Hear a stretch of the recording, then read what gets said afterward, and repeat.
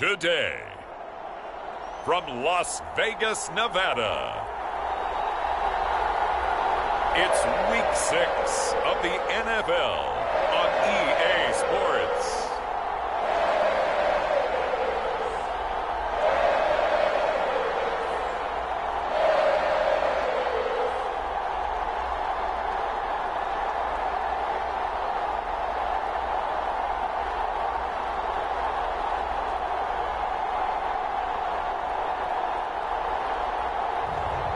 It's the Las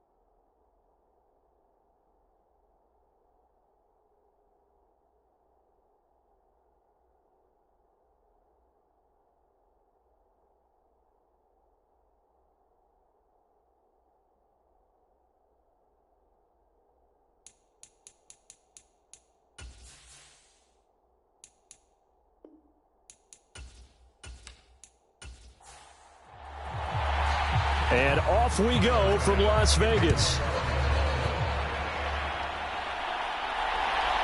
From a couple yards deep, he'll bring it out of the end zone. And ultimately cannot get this out to the 25-yard line as he's dropped it to 23. So here comes the Raiders offense now onto the field. And they'll be led out by their third-year quarterback. And it felt like in watching the game tape, he got everyone involved last week. He was a manager. He really was. That's a great way to put it because they ran the ball some. They threw it accurately. One touchdown pass, so he didn't, break the bank doing that. But he didn't throw any interceptions. That's the bottom line. That's why a defense loves a quarterback like that. Doesn't put them in bad situations. And an early how do you do right there as they're going to bury him in the backfield.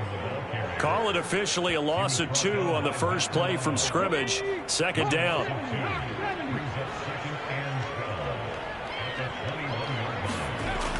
They'll look to throw.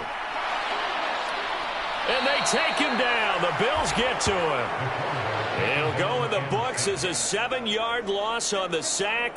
And it's third down.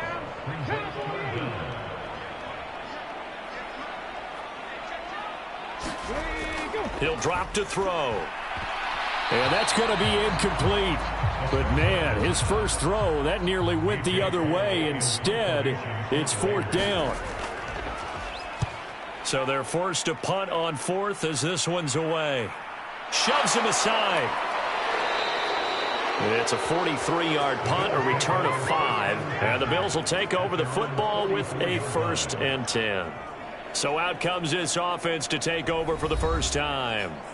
They'll be led out by the #1 overall pick back in 2020 from LSU. It's Joe Burrow. And when you come into the league as the #1 guy selected, a lot of hype comes with it, and sometimes that weight can be unbearable.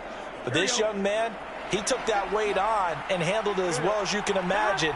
And I love his ability to make a second, third reaction play and create downfield. And this will be taken across midfield and into Raider territory. From just across the midfield stripe, here's 2nd down and 3. Man in motion left, that's Smith and Jigba. And they're going to give it to him on the jet sweep. 6 yards the pickup, and that's a first down.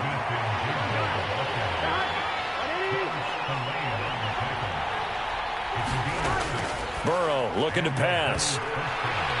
And his throw is incomplete. Try to get that pass to Khalil Shakir, but it'll be 2nd down. You look at this Raiders defense. They really played well a week ago in that win over the Jets. And they needed to be, because that game was a game you don't see very often anymore. Low scoring, slugging it out in the trenches. One play can make the difference type of a game, and they got it done. What do they have for this? 3rd and 11. Now it's Burrow. And he's going to be hit and taken down. Back right around the 48-yard line. Max Crosby able to record his 5th sack of the season. They just gave up a sack there, and if I'm not mistaken, they gave up 4 last week, didn't they? Yes. And just looking really porous, aren't they? They really are, and I'm wondering if they're going to have to start thinking about keeping the tight end in, maybe a back, someone to help assist, because right now, the quarterback's been getting hit a lot in the last couple of games. The Bills send the punter out as he's on here to punt it away. And he'll get off a fairly short kick here as this is toward the sideline. And this will be out of bounds at the what here? The 12-yard line. Second drive of the game coming up for this Las Vegas offense. These guys definitely hoping for a better showing than their last appearance. They couldn't really even move the football much beyond the shadows of their own goalpost, Charles. We'll see if they can get a better, more sustained drive going here. Yeah, and every team that we ever talk to says the exact same thing. When you start a drive from that deep in your own territory, the goal is a minimum of at least 2 first downs, because even if you have to punt then, you change the field position, right? You flip the field a little bit. They didn't get that done. This time they want to string together a nice drive and help themselves out. And he is going to be stopped cold behind the line of scrimmage. Just a loss of a yard there, but it's not going to help. Now they face a 3rd and 14. Sometimes you just sit back and marvel at what he can do defensively. Speed, strength, quickness, he's the whole package. And that package just wrapped up the runner for a loss. So here's a 3rd and 14. Looking to throw. It's a short one here, complete to the tight end. And he'll be stopped short of the first down, right around the 18-yard line. On 4th down, A.J. Cole comes on to punt. First kick, 47. This one looks good as well. He spins free. Call that a 45-yard punt, just 2 yards there on the return. And out will come the offense as they take over. So here come the Bills out for their second drive. The crowd may be losing just a little bit of the edge after back-to-back punts. They want some big plays. They want to see some offense. They want to see somebody break away, whether it's through the air or on the ground. Now it'll be interesting to see where the patience is on both sides. Each head coach, can you hang in there and not try and force something that could put your team in some jeopardy? Just need a yard here. 2nd and 1. Up the middle, here's Walker. And he'll go down right around the 47 this time.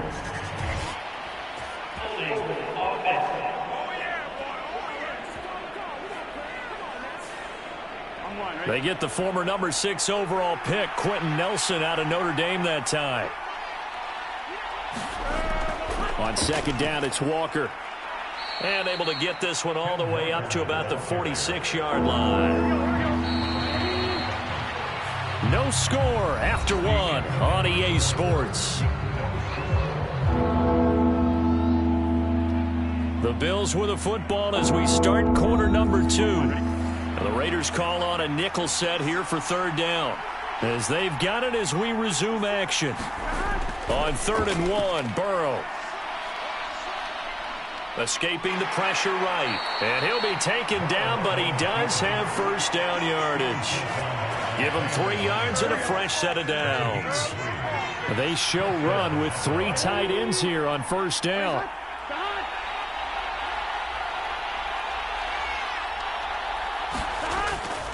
Straight ahead, Walker.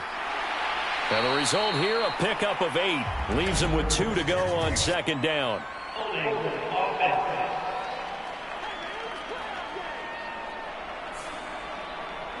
So that flag obviously takes away the good yardage that they had on the play. And talk about a momentum shift, because we can visibly see this celebration shifting from one side of the field to the other as soon as everyone saw the flag. That would almost intercept it, but it's incomplete. Not a good throw there, and it'll be second down. Now a dump off here complete. And he'll get it out a couple yards shy of midfield at the 48. We're backed up here. Tough spot, needing 11 yards to pick up the first. On third down, Burrow. And the Raiders have got him. Call it a loss of 4 there on the sack. And speaking of the number 4, it brings up 4th down now. The Bills send the punter out as he'll punt it away for the second time.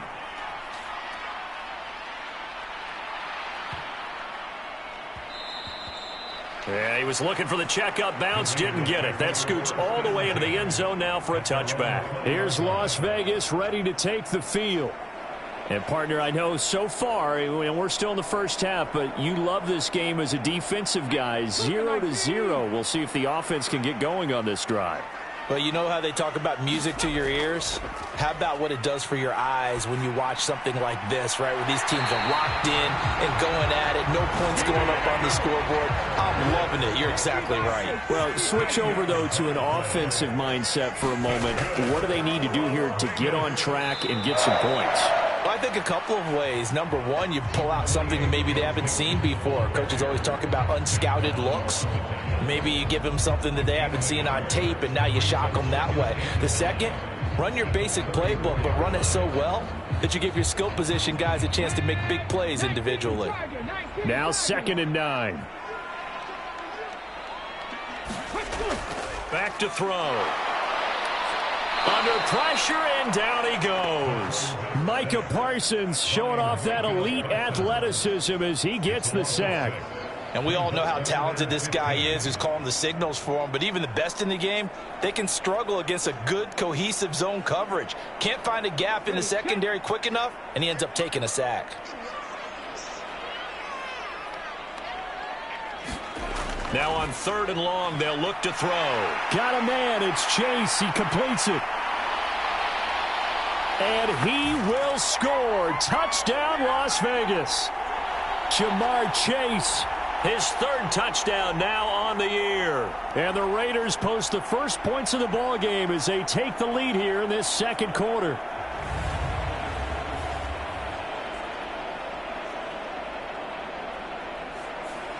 Now for the extra point, Daniel Carlson.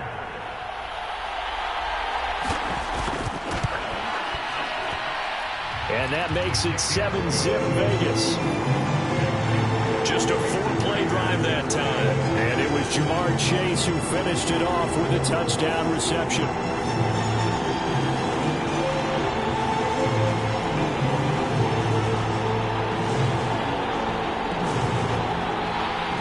The kickoff unit is out on the field, and they will send this one away. From a yard or two deep, here comes a return. And ultimately cannot get this out to the 25-yard line as he's dropped at the 23. Here's the Buffalo offense now as they get set to take over here. They'll be looking to match that touchdown from a moment ago. 7-0 is the score as they begin with a first down.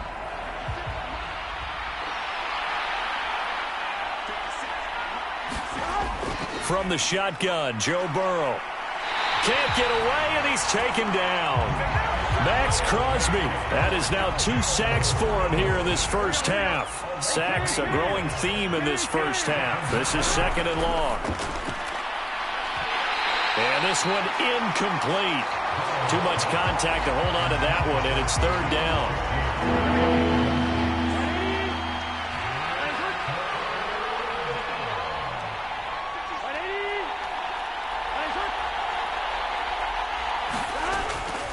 Up the middle they run. It's Walker. And he'll be about a full yard shy of the 20 at the 19-yard line. The Raiders going to use one of their timeouts as they'll head to the sideline and talk over what to do next. The Bills send the punter out as he'll come on to kick this one away. He's been a busy man here in this first half as he gets it away. It'll be a 39-yard punt, no return. And the Raiders will take over now, 1st and 10.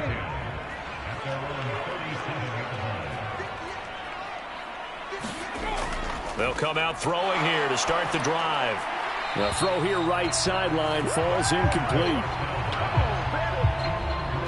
Here's 2nd and 10.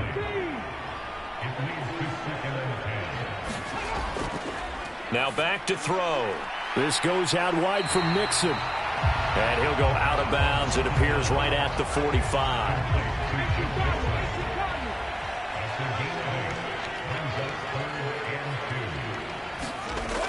They'll go to the air here on 3rd and 2. Now the Raiders going to go ahead and use the second of their timeouts. So that means they're down to 1 remaining here as we head toward halftime. They'll stick with the passing game as he looks to throw.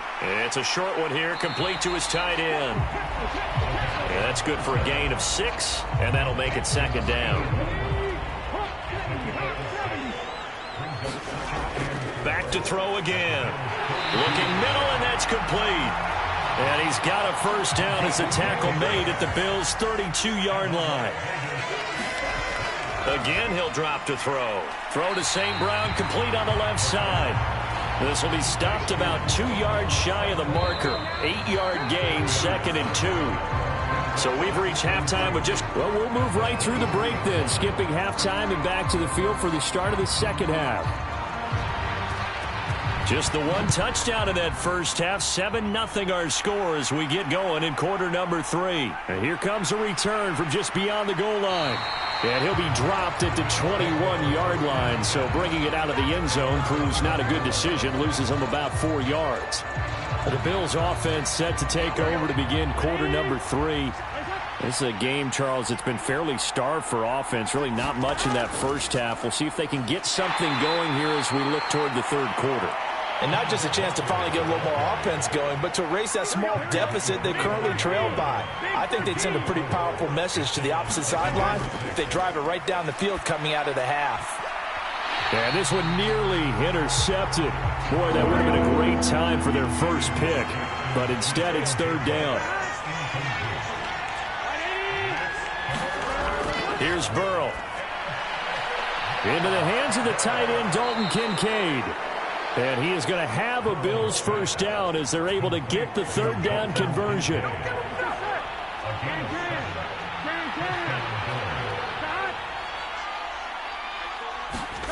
Now Burrow. Has it complete to Jackson Smith and Jigba. And they'll get it up just short of the 45 at the 44. A pair of first downs gives them a 1st and 10 up at the 44. From the gun, it's Walker. They'll get this up to the 47 and brought down there. From the 47 now, they'll work with a 2nd and 7.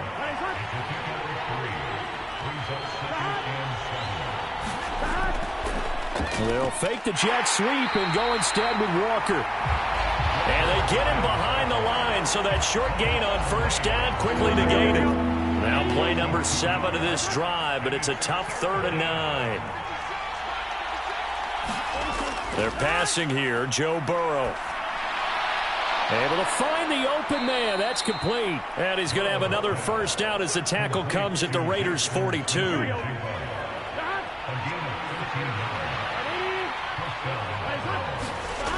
Burrow will throw. Throwing quickly there, but it's incomplete. Third quarter of a tight football game as we come up on a 2nd and 10. Here's Burrow setting up to throw it. He finds Smith and Jigba. 5 yards. Now it's 3rd and 5. They'll need 5 on this play to move the sticks. Now it's Burrow. A throw on the run, but that's going to be incomplete. So coming on now is the field goal unit. They're going to try for 3, and he'll need all the leg he's got here. And that's off the right upright, and it bounces away, no good. And this will stay at a 7-point game.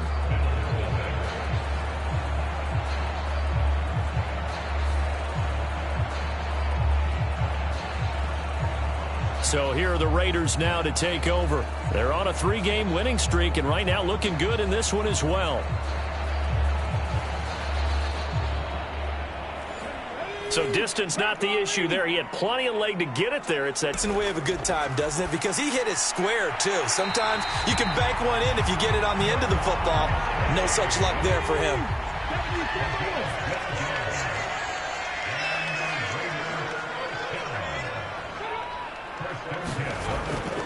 Mixon with a 1st down carry. And he's going to get stopped up quickly. Give him a yard down to the 43. From the 43, here's 2nd and 9. Again, it's Mixon. And the second wave of tacklers is going to get him as they stop him behind the line. They wind up losing a couple there, so they go behind the original line of scrimmage, and now 3rd and 11 coming up. This defense is just flat getting after it. They have not given up much of anything in the run game. Case in point right there. A 3rd down now. Those last 2 plays indicative of how things have gone for them. Just nowhere to go on the ground and struggling to put up points. And the Bills are going to get him as he goes down. And now that brings up 4th down there. A loss of 6 yards on the sack. A 3rd and long. You knew that he was going to throw it. He just couldn't find anybody to throw it to. Yeah, and it shouldn't have been a surprise, but that was perfect execution of their nickel defense. That 5th defensive back, the extra defender, he really tightened up things downfield in coverage, and they were able to get to him in the pocket.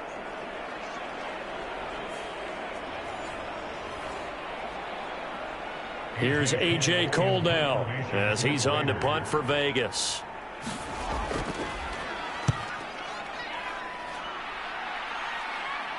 And this will be out of bounds. Now it's a question of where they'll mark it. And they'll say it crosses at the 11-yard line. The Bills come to the line to start their next drive. A surprise that they're losing. They just haven't been able to get much of anything going in the pass game. And as you well know, in today's NFL, if the passing game isn't working, usually not much else is working either. You're exactly right about that, partner. And I know that right now the easy answer would be, hey, let's run the football. But that might not be everything you need. So despite the fact that they've struggled throwing it, they've got to find some type of a play, multiple plays, that puts the ball in the air and allows for them to have some success.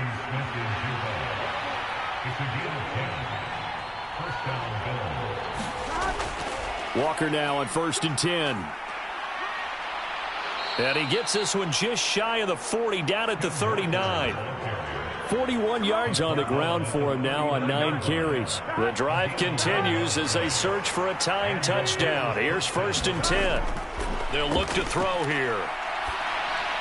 Shakir hauls it in. So the completion good for 6 yards. And that will bring up 2nd down. They'll send a receiver in motion to the right. He'll get it here on the jet sweep. And they'll get this just to the 47. 1-yard gain. As big of a play as we've had in this one so far. This is 3rd and 3. They'll set up to throw. Pass taken in by his big tight end. And he is going to have a Bills 1st down as they get 5 there on 3rd and 2. And the tight end is certainly a position built to move the chains because they can control space underneath. If they've got good hands, then, of course, they're a dynamic target. But one other thing is they're right in the sight lines of a quarterback on just about every play. And that makes it easier for the quarterback to pick him out and deliver. So 5 yards here, 5 on the play. And that's going to bring up 2nd down.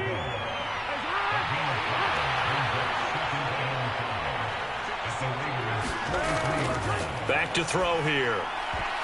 And that'll be incomplete. Took a pretty good shot as he tried to pull that one in. Couldn't hang on, third down.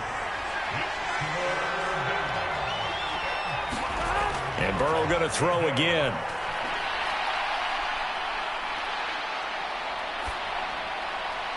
And that's going to be incomplete. Will the defense pressure or sit back?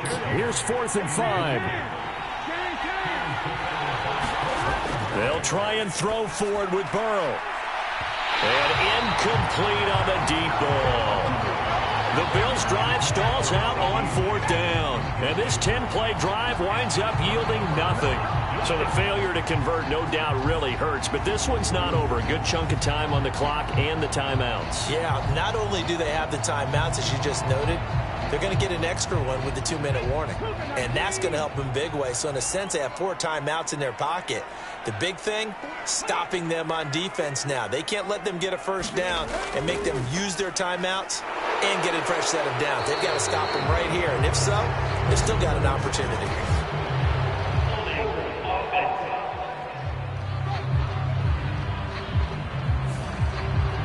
So following the hold, they're in a bit of a hole here with a 1st and 20. Here's a play fake as they set up to throw. And that's hauled in by St. Brown over the middle. 4th quarter, down to the final 2 minutes, and we've got a 1-score game.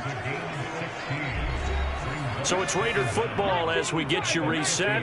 Ball right on the 50-yard line. Here's a 2nd and 4. Mixing up the middle. And he'll take it down shy of the 45 at the 46. And now right out of the 2-minute break, we'll get a timeout used defensively with 1:56 to go. And not totally home free yet, but it's looking good as they come up 1st and 10. They'll stay on the ground, mixing again. And a good push up front, and he's able to navigate his way down inside the 30. Now the Bills will use the 2nd of their timeouts. That'll leave them with just 1 remaining in this 4th quarter of play. 5 points of contact necessary at this stage as they'll run on 1st down. The Bills are going to go ahead and use their final timeout as they'll talk things over prior to this upcoming 2nd down play.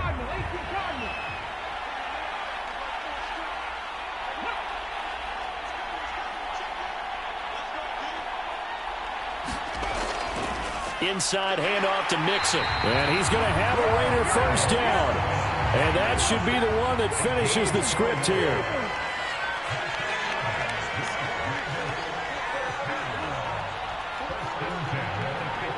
The Raiders likely going to get out of this with a victory as they take a knee.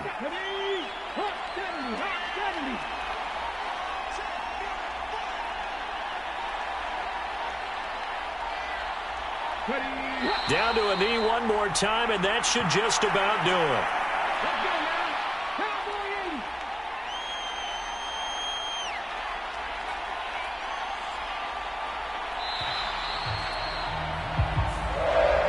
So this one a victory for the Las Vegas Raiders. And not all W's are created equal, CD, and this one came in shutout fashion. Well, their offense certainly didn't need to do anything, right? They could take the day off, and they did. But the defense, they carried them in a big way. Yeah, look, the offense, obviously stuff to work on, but they did enough, and the defense carried the load. But you know what they say, it's always fun to work on things if it didn't go well in your game with a victory in your pocket.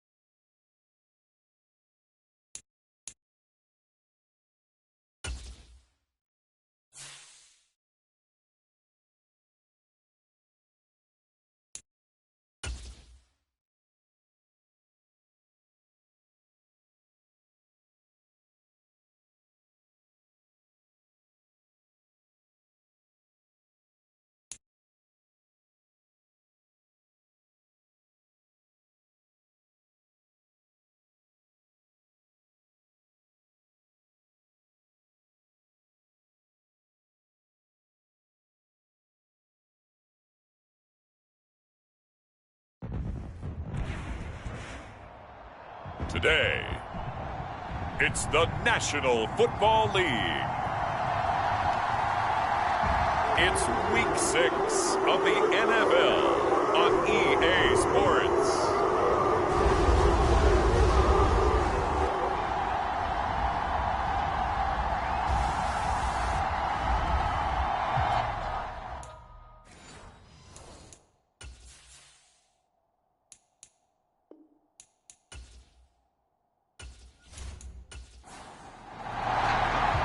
Set to go now in Week 6 of the NFL season, and we are underway on EA Sports.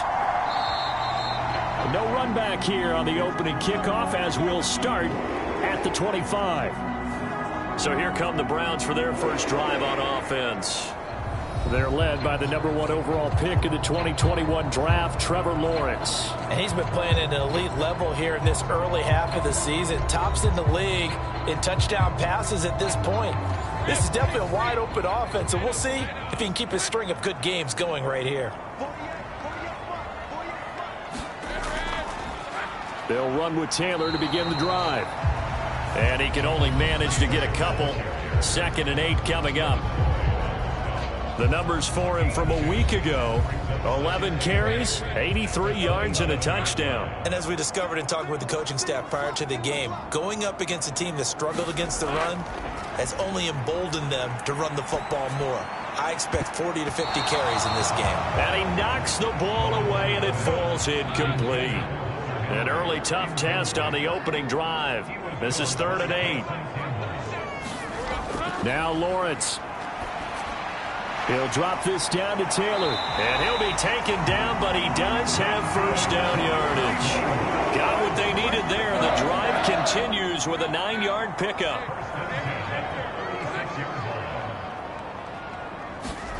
On first down, Lawrence. Short pass caught by Henry. And this will be good for a pickup of 9 to the 46. 2nd down and a little more than a yard here. Up the middle, here's Taylor. And he'll be taken down at the 46-yard line. Able to get the 1 yard he needed, but nothing more. 2nd and 1 is often an invitation to take the big shot downfield. I'll bet the offensive lineman said, "Are you kidding? We just get on our backs and they love being physical." Lawrence's throw into the hands of Pittman here. And they'll get to him after a gain of 7 to the 47. 2nd down and 3. They go play action now. Lawrence. And the Jags get to him as down he goes. Trayvon Walker able to record his 5th sack of the season. Now that was a passer's nightmare. The front door totally shut down by the defense, so he kept going backwards, hoping to find another avenue of escape. It didn't exist.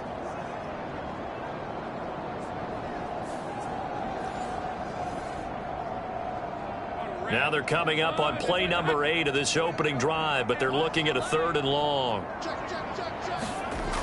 Now Lawrence. Throw taken in by Taylor, left side. And he'll be brought down right at the 45-yard line. Only 2 yards, and it'll be a punt on their opening possession. How about that strategy there, Brandon? 3rd down. They just said, we've got faith in our tacklers. We'll give you the short stuff, and just decided to protect the sticks. So every time I hear fans telling me tackling's not a part of the game anymore, plays like that, I can clip and save and show them you have to tackle well if you want to be a good defense. Now on 4th down, on is the punt team sending this one away. Fair catch signaled for and taken at about the 15-yard line. 36 yards on the punt with no return. And it'll be Jaguar football as they take over deep in their own territory. So now we'll get a look at the other offensive unit as they come out for their first possession. They'll be led out by the 7th overall pick in 2018 from Wyoming. It's Josh Allen. Brandon, it's always nice when you get recognized with an individual award. And he was the AFC Offensive Player of the Week last week. But when you do it in a win, so much the better. Absolutely. And he was all talking about that win, not so much the award he received on Wednesday. It's a nice-looking award. I wonder if he took it home, got out of the car, showed it off to the kids in the neighborhood, passed it around. I wonder what he did with it. Well, this defense for the Browns, they were very solid last week in the victory over Baltimore. Yeah, and what stood out to me on tape, the way they were flying to the football. So that tells me that they've got all their assignments down, and they're playing with extreme confidence. Allen now looks to throw. The catch made by DeAndre Hopkins. And he's got it past the 30 before he's hit and dropped. Line of scrimmage, the 31 now on 1st and 10. Straight ahead, Etienne. He's tackled a yard short of the marker. Good gain of 9 on 1st down.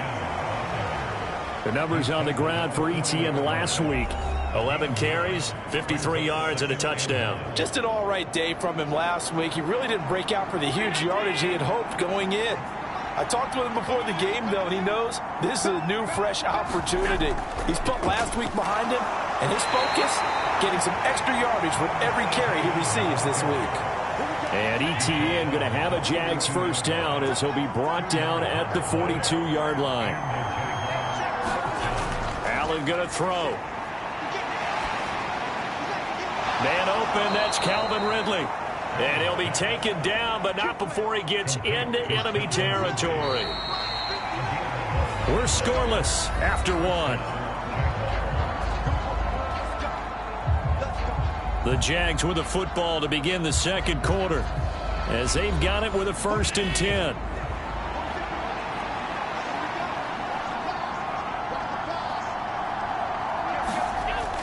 On 1st and 10, it's Etienne. And he is going to lose yardage here. Officially, it's a 1-yard loss. That's going to bring up 2nd and 11. They went with the run-pass option, and I don't know if the option really mattered there because the defense was ready. So many times you put the defense at a disadvantage because you have those multiple options, but when they read their keys and play it correctly, sometimes the result goes in their favor.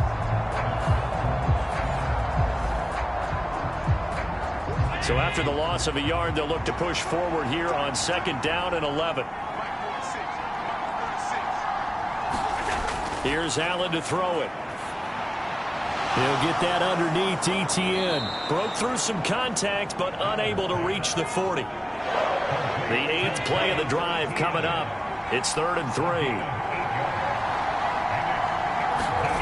Throwing now is Allen.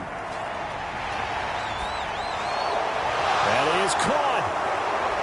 And he's going to be taken down, but there's a penalty flag in the backfield. Is this a hold, or did they rough the quarterback?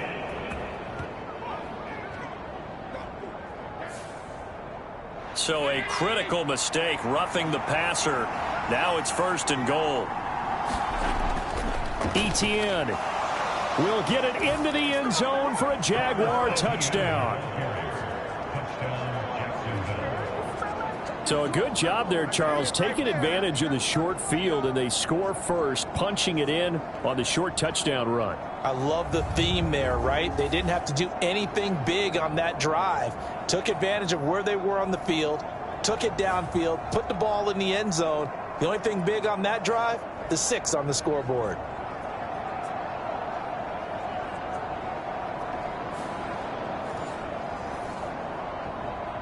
Now the extra point try forthcoming.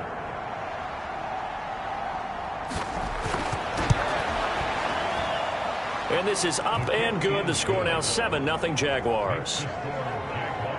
So that drive goes 8 plays. And it was capped off by a Travis Etienne touchdown run.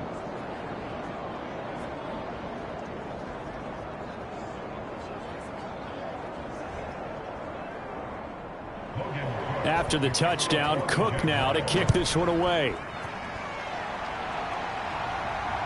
Taken at the goal line. And makes it across the 20 as his guys will set up shop at the 23-yard line. Second drive coming up here for Cleveland as they return to the field on offense. Well, partner, fast forward with me for a second. Remember, next week they have the open week, so they're going to get some extended rest. Does that change how they manage the rest of this one? I think it does a little bit, but not by too much, because you're right. You get the extra rest. You get a chance to heal up and kind of, do a little bit of a reset for this team. but it's also 7 extra days to think back to the last time you were on the field. So now, a little more importance on what they're getting done because they carry it with them for essentially 2 weeks. And that is incomplete. A lot of force bearing down on him there. He could not hang on. It's 3rd down. Looking to throw, Lawrence. Work in the middle of the field, and he's got a man complete. And he is going to have a Browns 1st down as they're able to get the 3rd down conversion. I don't care how many times we say it, I still get a kick out of watching quarterbacks and receivers do the pass tree in pregame warm-up. But I always remember that when we go to practices, we see that after practices as well. They really tune it up, don't they? They tune it up. They know why they do it for these situations. 1st down. And they build that trust, and that's why they're able to find him in this type of a situation. They go play action with Lawrence. And this is incomplete. Very lucky to get that one back. That nearly picked. It's 2nd down now. Running straight ahead, Taylor. And he went nowhere. Well, he went backwards, back to the 33. It'll go as a loss of a yard, so now they deal with 3rd and 11. Part of the thinking when you bring in extra tight ends, you're hoping that each of your guys gets those one-on-one blocks and creates a crease for your runner. You know what the converse is, though? You've got to win those one-on-one blocks, and when you don't, that's the result you end up with.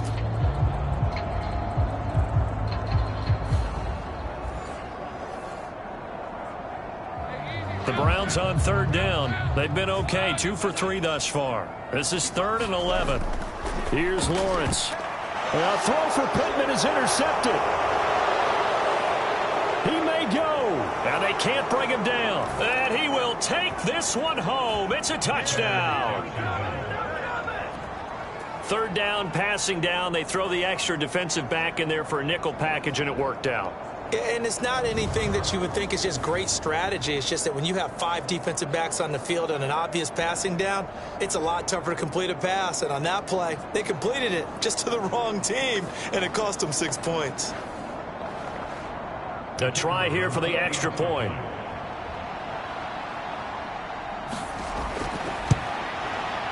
And it's good to make it 14-0. A heck of a play there defensively, getting the interception, navigating his way into the end zone for the touchdown.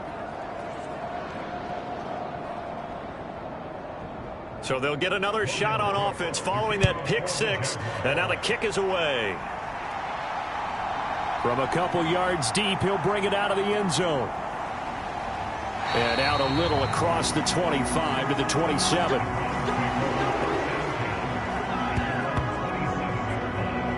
The football going back over now to the Cleveland Browns. And they have the game here followed by the open date on their calendar next weekend. And Charles, this is a crew that you have to think really is relishing the opportunity to be on the couch for a few days. Yeah, they certainly are. But let's face it, partner, they can't get caught looking ahead to that couch time while they're playing this one. They've got to take care of business first. And that's going to be incomplete. Too tough to hold on to that one. It's 2nd down. Here's Lawrence to throw. This one left side caught by Collins. They get 7 out of that, so they're left with a 3rd and 3. 2 minutes to play, 1st half. It's 14-0. They'll come up now, 3rd and 3.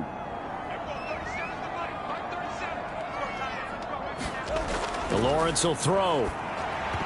And that's knocked away and incomplete. The Browns send out their punter now as he'll kick it away for the 2nd time.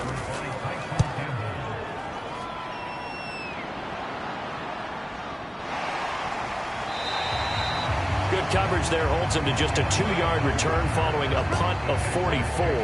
And the Jaguars go on offense, 1st down and 10. So time to see Jacksonville again on offense for the 2nd time here in this game. It's been a good 1st half so far. They're up 14-0. Points here that could really put them in command before intermission. Yeah, and it's all well and good what they're seeing and how they're feeling right now. But this is the NFL. How many times have we watched 14-0 leads evaporate and quickly? So how have we seen them combat it? Continue to run your offense, but don't back off at all. Don't start looking at the clock. Don't start thinking about, hey, just take care of the football. Keep attacking. Usually the best way to maintain control. Now the Browns will use the first of their 3 timeouts as they'll head to the sideline and talk over what to do next. On 3rd down, here's Etienne. And he coughed it up. And this is picked up by the Browns. And his guys are going to take over at the 34-yard line. All fumbles are costly, but that one really hurts because he had the first down. Yeah, that's all he needed, right? But the problem is we coach these guys to try and get more, but that doesn't count if you don't bring the ball with you, does it? Cleveland offense making their way out. And now they start in plus territory following that turnover as they'll try to get some points here before halftime. And now, as with every potential turnover, they're going to take a second look at this just to make sure. And the question, was the knee in fact down before this ball comes loose? And is the video convincing enough to overturn it? A lot of factors here. Remember, you also need clear possession of the football afterwards. This is a tough one to overturn.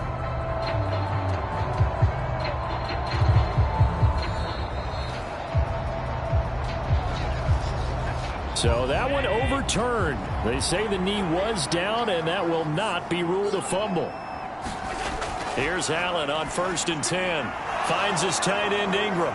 And they'll get it up just short of the 45 at the 44. The Jaguars going to go ahead and use their first timeout as they get the stoppage with a little over 50 seconds to go in the first half. Draw play, Etienne. And he'll manage to pick up about 4 at 2nd down. Now another timeout called for by the offense as they get the stoppage with just under 50 seconds remaining in half number 1. Now Allen throwing on 2nd down. And he's taken down. This will be a Brown sack. That winds up pushing him back 11 yards on the sack. And that'll bring up 3rd. Yeah, some real defensive resistance there, saying not so fast to a good drive. They had marched to the end zone the last time out.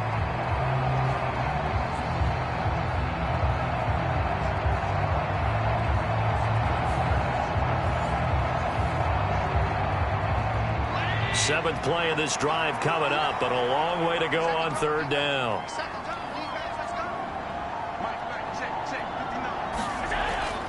Etienne up the middle.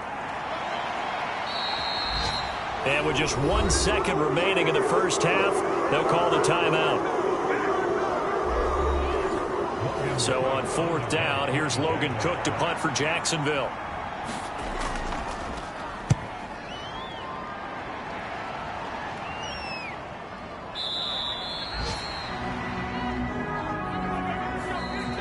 So we've reached halftime here with the visiting Jaguars out on top.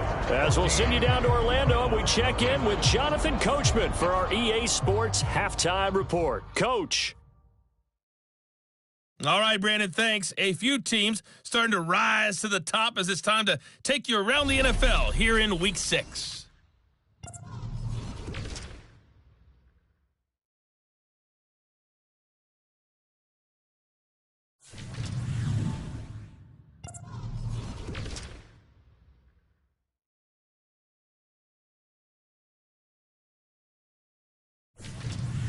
Lastly, let's check on one final game for you. And you can see they are scoreless as they play the second quarter. One of the top performers in that first half was the running back Travis Etienne.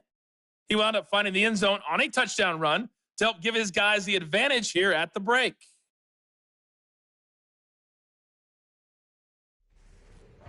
All right, Coach, thank you, and we welcome everyone back for quarter number 3. A 2-touchdown game, 14-0 the score as we get rolling again here in this second half. This taken in at the goal line.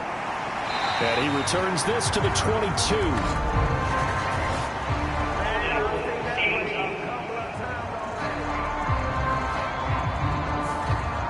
They were trying to create some space to run. They created the penalty.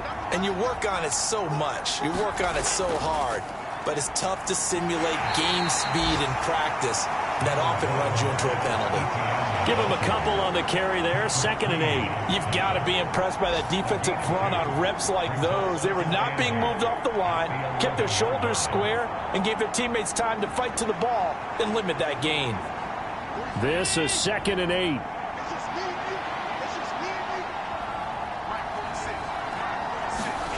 So the shotgun snap to Allen. Being chased out left. And he will slide to a stop. He does have the first down. A good pickup there, a 22. The defense did its job of taking away a quick throw, but that's only half the battle because they've got to get to him before he can make a run for it. A little bit late containing him there, so he makes a nice gain out of a play that looked like it was in trouble. So they'll come up 1st and 10 now from the 33. Allen. That's complete to Travis Etienne out of the backfield. And this will leave him a yard short. Nice pickup of 9 yards on 1st down. From the 42-yard line, here's 2nd down and 1. Etienne on the toss right. Nifty footwork at the 45. And they'll get this well past midfield before being stopped just before the 35. That good for 22 and a 1st down. I can say this from experience, especially from a defensive back's perspective. There's not many things more terrifying than a toss sweep or a pitch play and all that beef out in front of the runner. Yeah, I had an old coach say 3 words on those plays, toss or pitch. Set the edge. Heard him over and over. A lot of times they roll the edge, and when they do that, that's why you can go for a long way. On 1st down, right back to Etienne. And a solid run down inside the 30. Now 2nd and 3.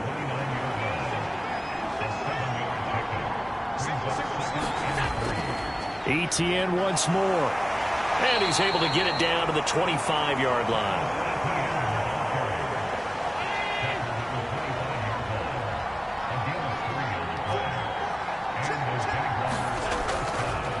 A handoff for Etienne. They get him to the ground right on the cusp of the red zone after a pickup of 5 or 6. Looks to me like maybe there's a little attrition setting in with this drive, because when you see that type of a run, I get the feeling the defense getting a little bit tired. And that's the last thing they need, especially when they look up at the scoreboard. From the 20, here's 2nd down and 5. Now Allen. Open man right side is Ingram. A minimal gain there on the 8th play of the drive. That was an okay hook up there with his tight end, but unfortunately, they didn't get the kind of yards they had hoped for. That's going to bring up 3rd down. Here comes play number 9 now as they come up on a 3rd and 3. Now Allen. Flush to his right. Allen, nifty footwork. And he'll be taken down at the 2-yard line.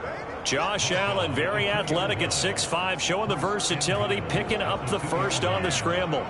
Brandon, that's a gamer move right there. Facing 3rd down, steps up, calls his own number, and nearly makes the house call. If I'm the coach, I let him take another one right here. Give him a chance to be the first one to hit the end zone after that effort he just gave him.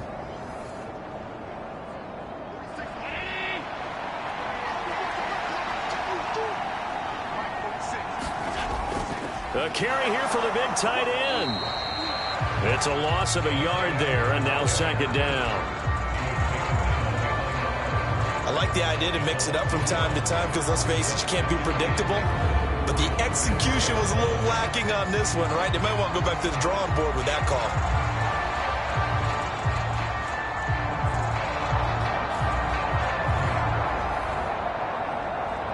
Two of their 3 red zone trips so far, they've come up empty on. They'll look to reverse that trend on 2nd and goal. Here's a fake on the jet sweep, and instead a give up the middle. They're able to get a couple here, but won't get across the plane as they stop him right around the 1. Well, Brandon, we always know that once you score 1 touchdown, you're without a doubt. And so far today, he's got 1, but was denied as he tried to get the 2nd one.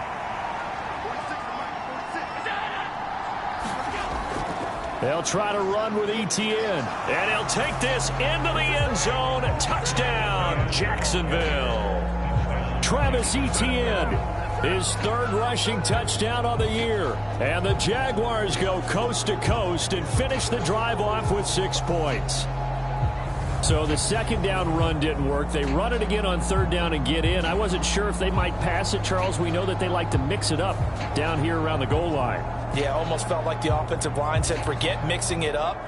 Let's call our favorite running play over our best blockers, and let's get this one in. Now they'll line up to kick the extra point.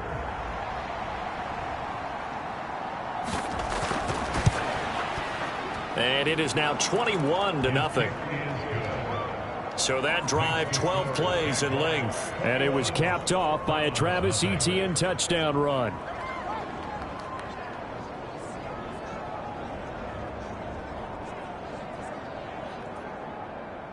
After the touchdown, Cook now to kick this one away. From a yard or two deep, here comes a return. And they'll get him down right around the 25, actually the 26 officially, so a net gain of 1 there. Here's the Browns now. They get set for their first possession of the third quarter. And here we are almost through 3 quarters of play, and this passing game still has not really found any kind of rhythm. Put it mildly, because they're not even over 100 yards yet. And in today's NFL, where it's a pass-first league, that is quite surprising. Not many teams patient enough to stick with the run. Everybody wants to advance the ball through the air. They've got to get their timing back.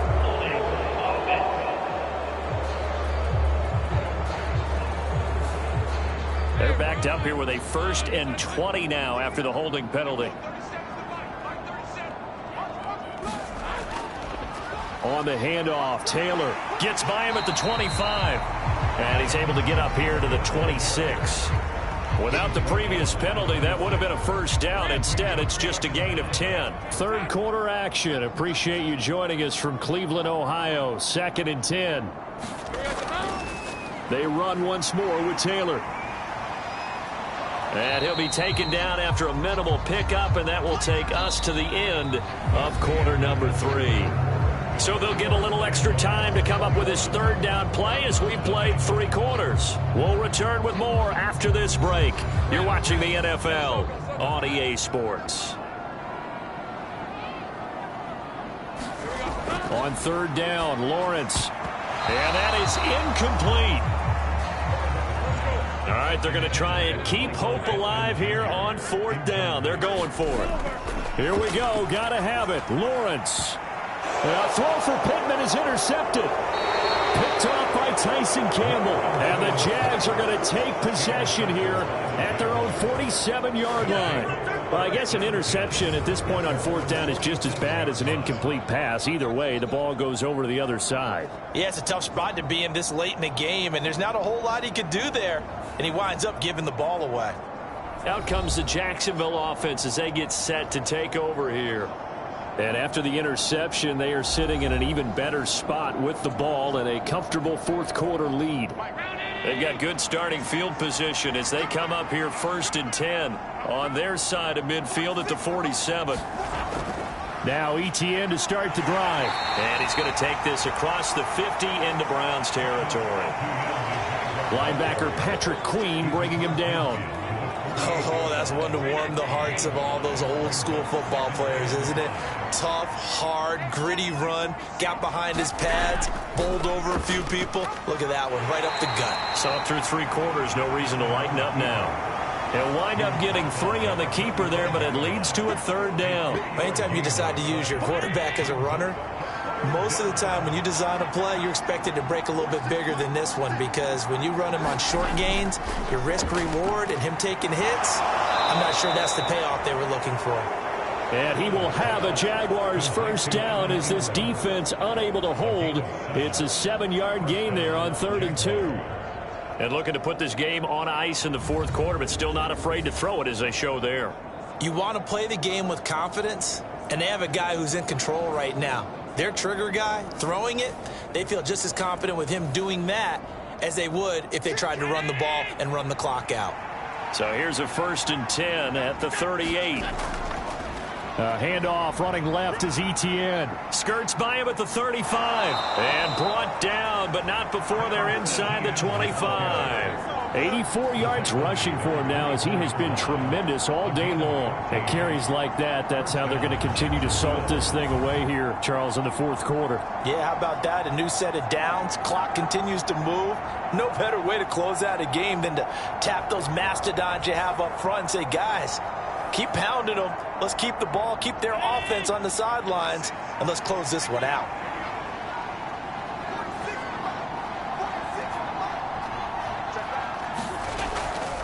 And they'll go again with Etienne.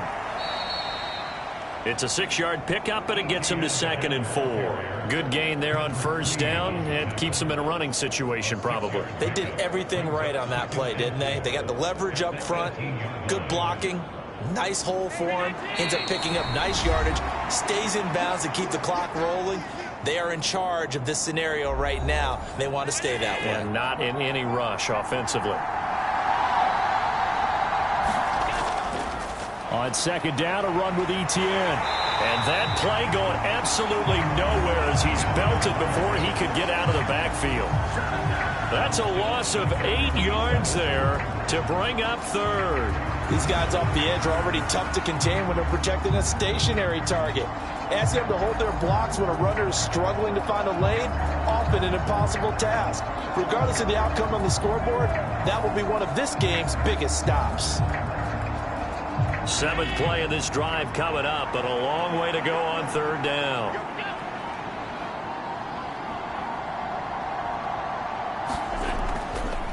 They'll try the left side with Etienne.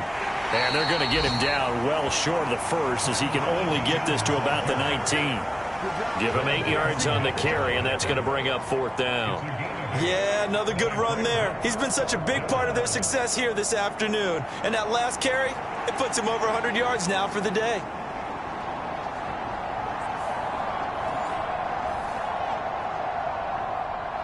Now a field goal try coming up here for the Jags. From the left hash, it's a 36-yard attempt.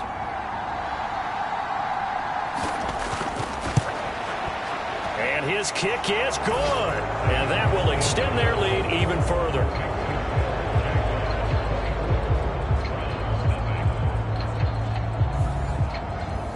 Well, ultimately not really sure that they're going to need those 3 points, but they'll take the 3 and they pad that lead. Yeah, this one's already wrapped up.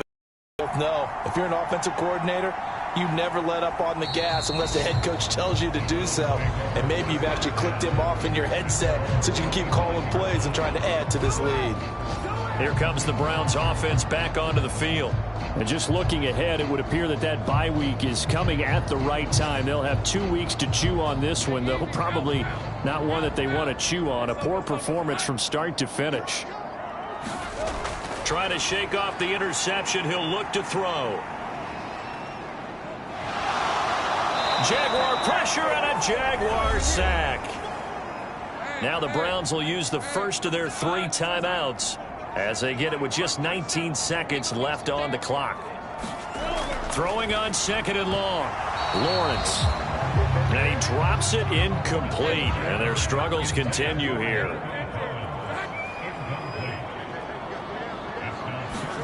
Now on 3rd and long, they'll look to throw. And that ball incomplete, nearly intercepted. Took a chance with that one. It'll lead to a 4th down. The Browns send out their punter now as the drive goes backwards, so he's on to punt it away. Fair catch taken just inside the 40-yard line. So possession goes over here on the punt. And control of the football switching hands here with very little time remaining in this contest.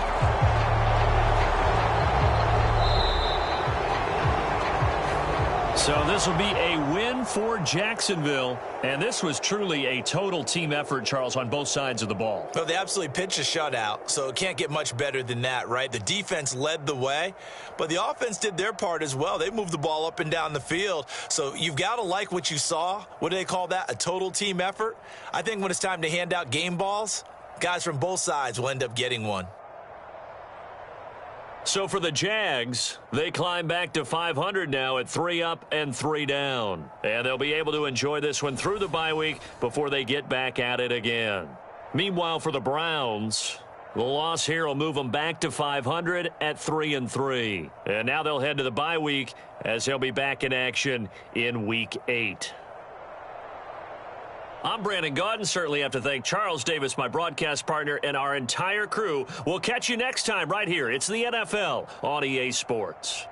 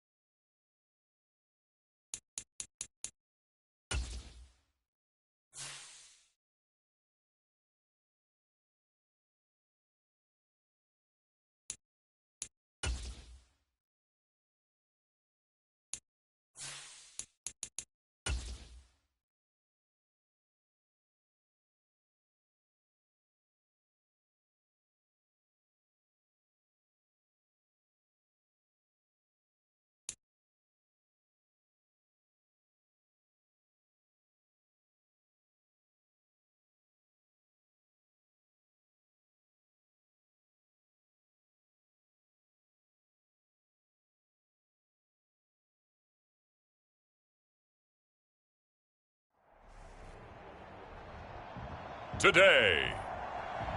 From Empower Field at Mile High in Denver, it's Week 6 of the NFL on EA Sports.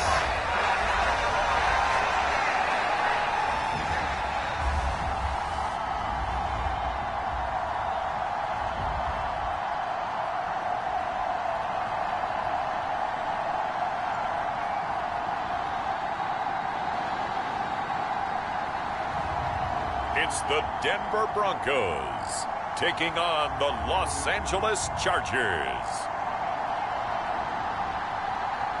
We find ourselves at the foot of the Rockies, Denver, Colorado, for this edition of the NFL on EA Sports.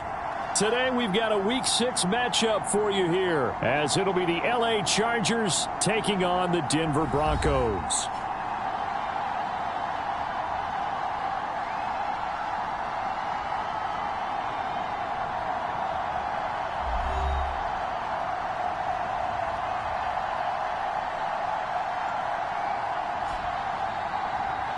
With Charles Davis, as always, I'm Brandon Gaudin. Charles, you talked about storylines in this one. I think it begins in...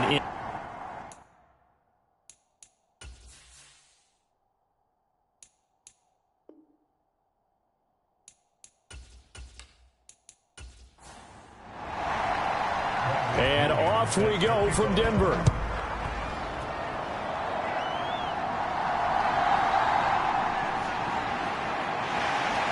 And the tackle going to be made right there at the 25-yard line.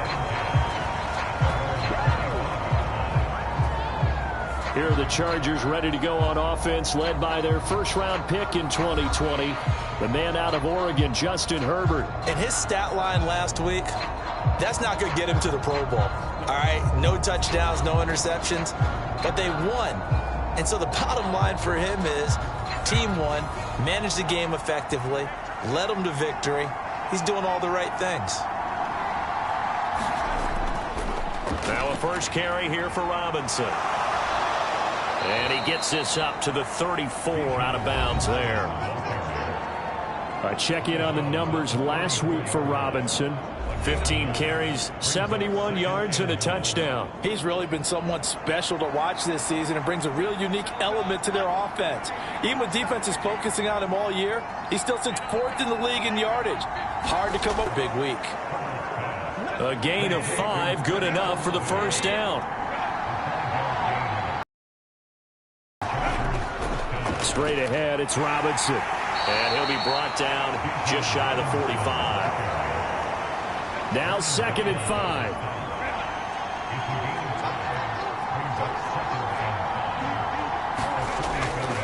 Again, it's Robinson. And this time not as successful as he'll get back to the line of scrimmage and no more. Now a 3rd and 6.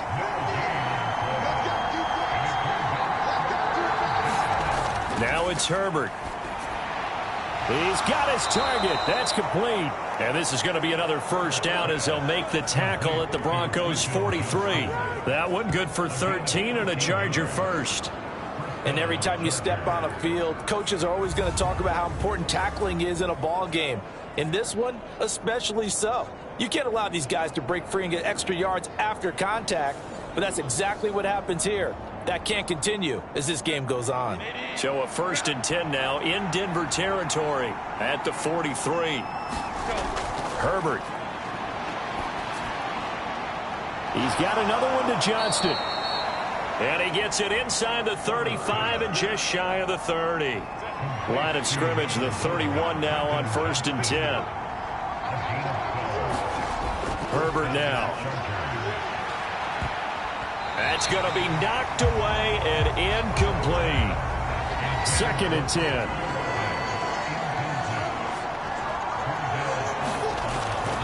Out of the gun, they give to Robinson.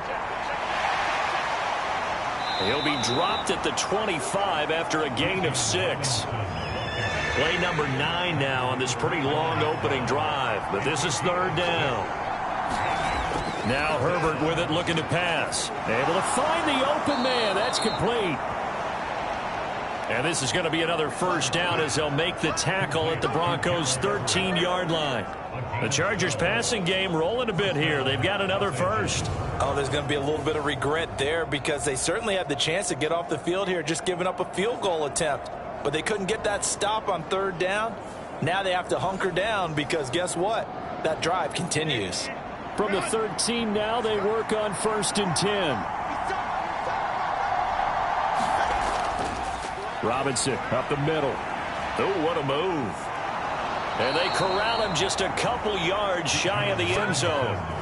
11 more on that one and another first down. The impressive opening drive continues and just space being created by those guys up front. We're seeing this the same way, aren't we? We are seeing an offensive line as this game gets started, as it starts to unfold. And he is into the end zone. Touchdown, Los Angeles.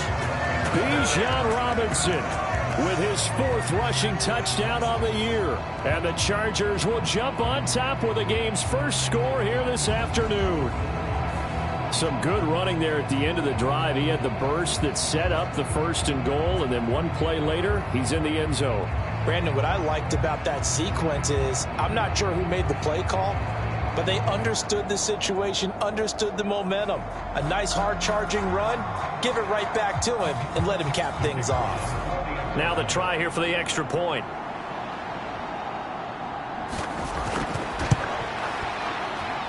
And the Chargers grab the 7-0 lead. So that one a long 11-play drive. And it was Bijan Robinson who took it home with a touchdown run. Set now to kick this one away, and off it goes. The return man down to a knee, and this will come out to the 25-yard line. So here are the Broncos now for their opening drive. And here's a look at their leader, standing 6'4".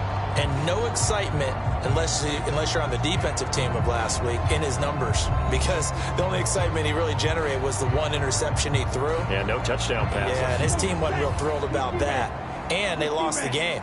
So I know this week has been tough on him because he's been working hard. Fundamentals, footwork, finding the right targets. And bottom line, how do they get a win? That play going for 16 yards to start the drive. First down. Defense gives up a touchdown on the opening drive. Offense, you got to want to get out there and get those points back right now. And that's a sharp throw there to get this drive off to a good start. Under a heavy rush, and down he goes.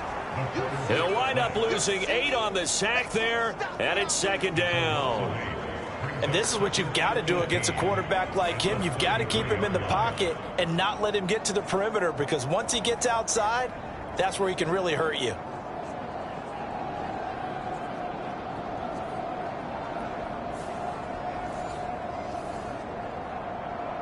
Got to imagine the pass rush will be equally intense here on 2nd down following the sack. It's 2nd and 18. Under pressure, and they got to him again. Joey Bosa in there for sack number 85 of his great career, moving him past Hall of Famer Howie Long on the all-time list. So now make that a 2nd sack for them on this drive. And, Brandon, we hear it every week when we go out to do a game. Everyone talks about playing complementary football. Their offense goes down and scores. They see that, and they want to back them up, and that they did, getting 2 sacks on this first drive. Oh, Hill, great grab. And he's going to be wrangled down quickly after the catch up at the 45-yard line. After one, 7-0 on EA Sports. Second quarter about to begin from Denver. It's the Broncos in possession of the football as they've got it with a 4th down coming up. The punt team on now as Pinion sends this one away.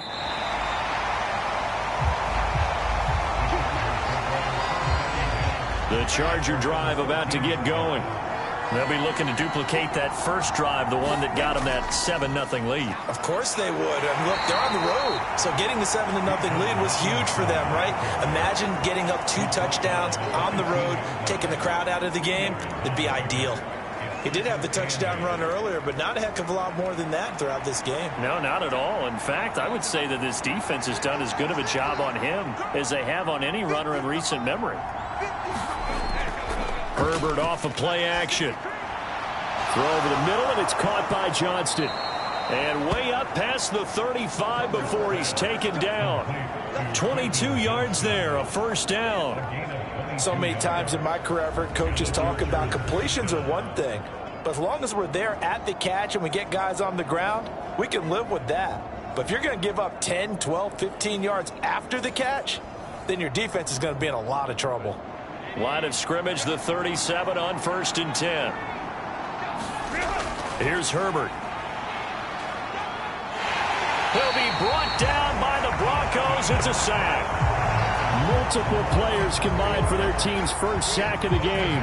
Tell you what, he did not have much time there to scan the field before he was ducking and covering. Did it appear to you, as it did to me, that the defensive front won their play really quickly? Meaning the guys in front of them had almost no chance to block them. They were on him in a hurry. 2nd and 14 as they've got work to do here after the sack. Justin Herbert looking to pass. And the pressure gets to him again. Baron Browning, he's the one that drops him this go-around. And that pass rush getting strong here. Back-to-back sacks.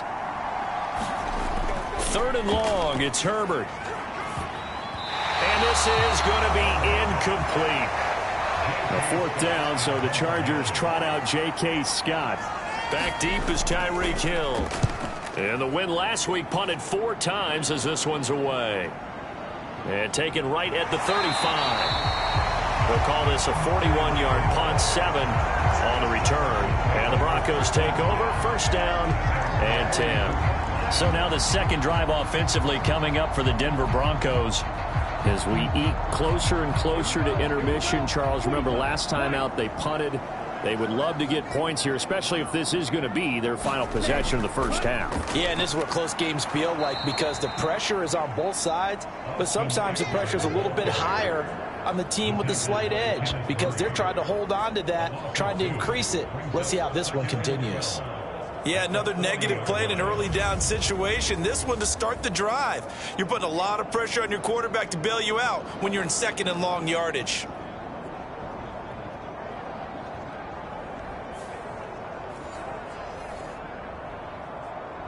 First play of the drive goes the wrong way. Here's 2nd and 12. He'll look to throw. Short throw caught by Dulcich. So give him 2 yards there on the completion. And that brings up 3rd and a full 10 yards.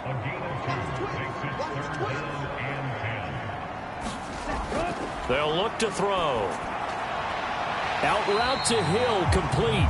And he'll get this up near midfield, but that's still a few yards shy of the 1st down. Give him a gain of 5 on the completion. And that'll bring up 4th down. So on now is the Clemson man, Bradley Pinion, to punt this one away. This is away, but boy, headed straight for the sidelines. And now where will the side judge stop his walk? That's the question. He says it crossed out of bounds at about the 17-yard line. Now the L.A. offense ready for this next possession. Obviously not the intended goal last drive. They had to punt the football, but still they've got the lead here and now a chance to add on to that lead if they can get points on this drive. 1st and 10 upcoming. The defense rising to the challenge and setting him back on the sack. Well, last game he had 2 sacks. Got another one here, picked up right where he left off. Brandon, he spent the entire offseason working on new moves, new techniques, trying to add to his arsenal of pass rush moves. Certainly paying dividends in what we've seen so far.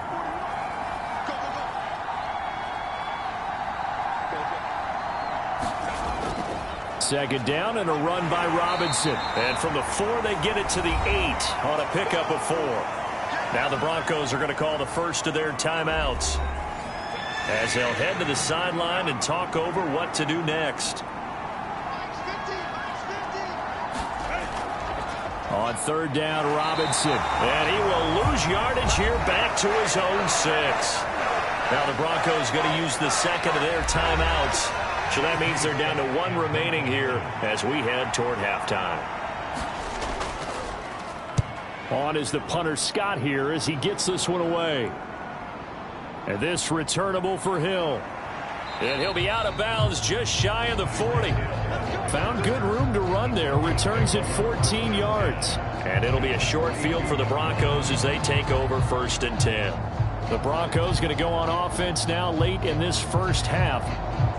They've had it twice. They've punted twice. Not the start they were hoping for. Not at all, and let's face it, every facility we visit, everyone talks about converting on third. Oh, into a sea of defenders and intercepted. Picked up by Talanoa Hufanga. And the Chargers are going to have great field position here as this is returned just shy of midfield. Oh, timing is everything on a route like this. He tried to drive that football into a tight spot.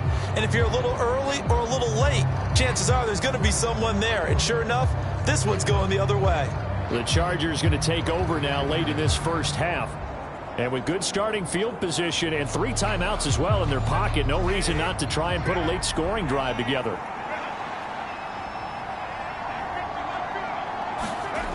After the turnover, here's Herbert. But now he's swallowed up and taken down. And the Chargers going to signal for the first of their timeouts as the clock will stop with 45 seconds to go in the first half. Throwing on 2nd and long. Herbert sets up the screen to Robinson. And he'll be taken down at the 46-yard line. Now the Chargers will use the second of their timeouts as they stop it here with just under 40 ticks to go in this first half. Out of the gun, Herbert. And that will be incomplete. On 4th down, J.K. Scott ready to punt it away. He'll get off a fairly short kick here as this is toward the sideline. And no return here. Where will they spot it? They say just outside the 20-yard line. The Broncos going to get one more possession in this first half. A slim deficit here in a one-possession game. Not much time left, obviously. We'll see if they can march this down the field, at least get 3 and take some momentum into the locker room. They go back to the air here after the INT on the last drive. And that one will fall incomplete. Clock here now just under 30 seconds to go in this first half. And 2nd and 10, he'll look to throw again. That's caught. It's Marvin Mims. Now the Broncos will use their 3rd and final timeout as the clock will stop with 21 seconds to go here in the first half. They go play action here on 1st down. Oh, and his early struggles continue. Here's another one intercepted. Picked up by Denzel Ward. And his guys have got it back at the closing stages of the first half. An unfortunate sequence there, trying to get points before intermission, but now the interception, and their opponents have a chance to possibly pad their lead. Yeah, they had an opportunity there, and they weren't able to capitalize on it, and that's something that could come back and haunt them later. They're begging their defense now to keep them from scoring before the half ends.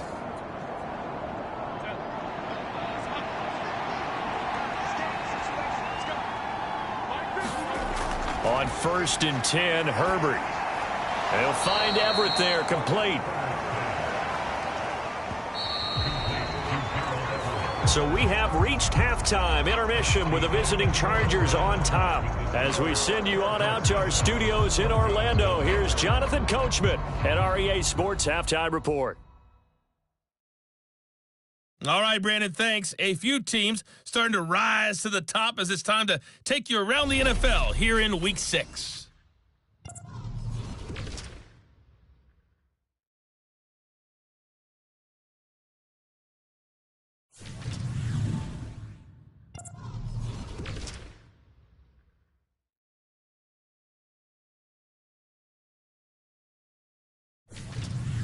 Lastly, let's check on one final game for you.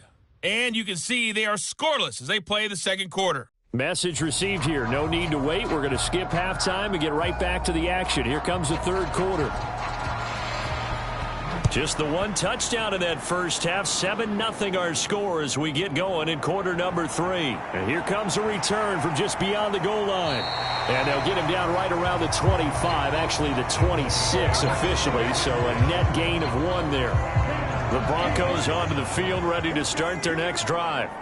It's been a tight game to this point. What do they need to do, Charles, to break through in the second half and take the lead? Well, I think the first thing they need to do is thank their defense for keeping them in this game. And you know what I think the defense is saying back to them? Why don't you guys focus on getting some first downs, put some drives together, give us a little bit of a break here. If we can get some rest, we'll play even better for you. And, oh, by the way, pay off a few of those drives with some points, too. From the 32-yard line now, here's a 2nd and 5. He'll drop to throw. He gets this to Devontae Adams. And they get it. Takes it across the 40-yard line.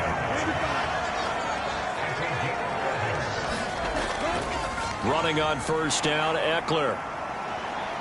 And a good burst there gets him 7 up to midfield.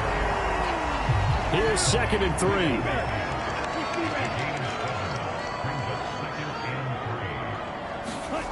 From the midfield stripe, they'll look to throw. And he's going to be intercepted for the 3rd time thus far.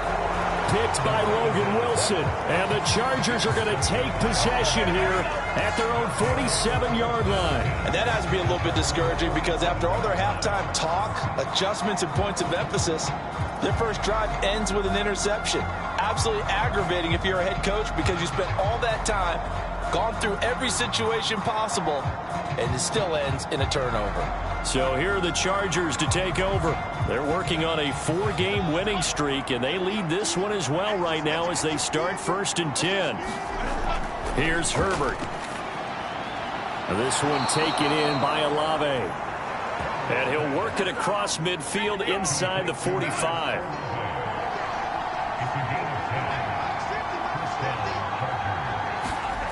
On first down, it's Herbert. A quick throw there going to be batted away and incomplete. 2nd and 10 now. 3rd quarter action in Denver. A shotgun snap for Herbert. A little short pass. This is Everett. And he'll go out of bounds after taking it a little further down inside the 40. They get 6. That'll leave them with 3rd and 4. Let's not quibble about the gain there on 2nd down. That was a positive play because that was a take-what-you-can-get situation. Got out to the tight end. Now it gives them a much better opportunity to convert on 3rd down. From the gun, Herbert on 3rd down. And the Broncos get there and take him down. The perennial Pro Bowler Aaron Donald gets the sack. This is a little hard for me to compute because I'm watching sack after sack happen, but somehow they're still behind in the game.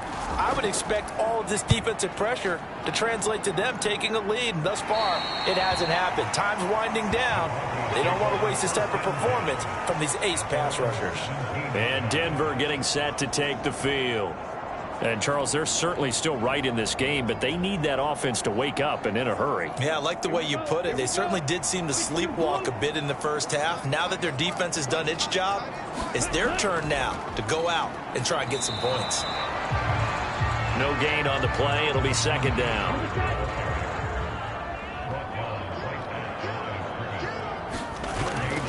They'll drop to throw. And going deep for Hill. And this is, oh my goodness, he pulled it in one-handed. A huge play there for Denver, and even 40 yards. So the big play gets him across midfield now for 1st and 10.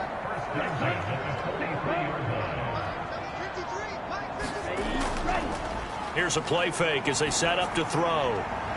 And this one is incomplete. Now a 2nd and 10.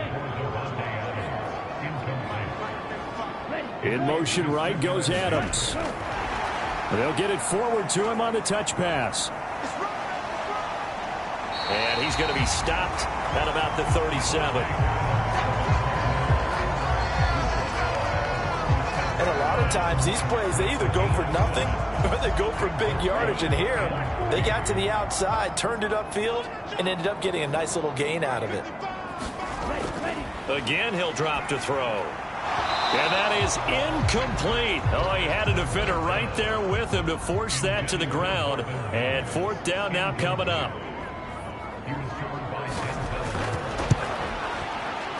And his kick is absolutely perfect. And they are on the board, but still trailing. It's 7-3.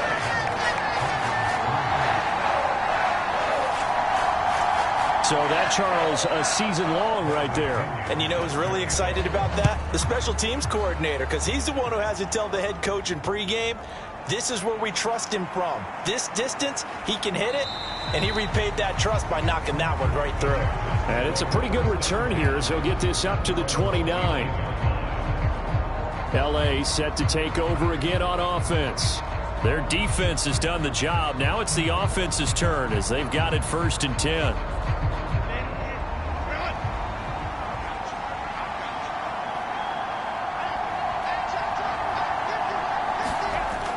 They start on the ground with Robinson here. And he gets this one just shy of the 40. They'll mark him down at the 39. 47 yards rushing for him now on what was his 10th carry of the ball game. 3 tight ends in the ball game here on 1st and 10. Back to Robinson now on 1st down. Nowhere to go that time. He maybe got a yard up to the 40. And they're not going to get to the line to run another play. So we will switch ends as the third quarter has come to a close. We'll return with more after this. You're watching the NFL on EA Sports. Ball on the 40 now. Here's a 2nd down and 9. Back to throw here, Herbert. And, he's unable to hold on to that defensively. A potential game changer, but it falls incomplete. They got the win last week despite not having any interceptions. Tried to come up with one there, could not. But there's a stat category called PBU, pass breakup. That's important too, and they got one. Yeah, there's no doubt about it because at least you're there, knocking the ball away. Offense isn't possessing it, making plays downfield. And you just continue to harass the receivers, harass the quarterback, and maybe the big play does occur down the road. And that certainly appears to be a critical conversion right there because not only do they keep the drive going, they take valuable time off the clock as well. They have to feel really good about that last completion. Sean Payton not liking that last call. He's going to go ahead and challenge it. Did he keep those feet in bounds? That's the question they've got to decide. And I got to say, watching it in real time, it was awfully close. Yeah, it certainly looked like a heck of a catch because he didn't appear to bobble it, which could complicate things. But even with the benefit of replay, that's pretty tight. Well, here's the call. So the challenge there does not go their way. This will indeed remain a completed pass. And they'll send the slot in motion left. Now he's going to get it on the jet sweep. Fighting his way down to about the 35-yard line. Now 2nd and 9.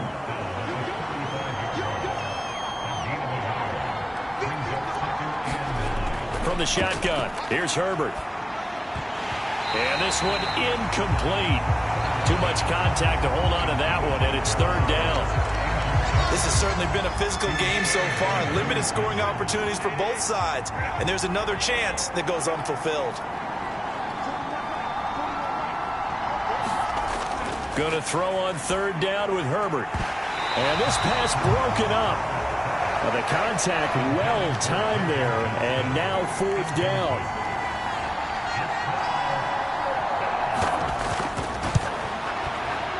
And this is right down the middle as he puts it through. And they push the lead up to a touchdown now at 10-3.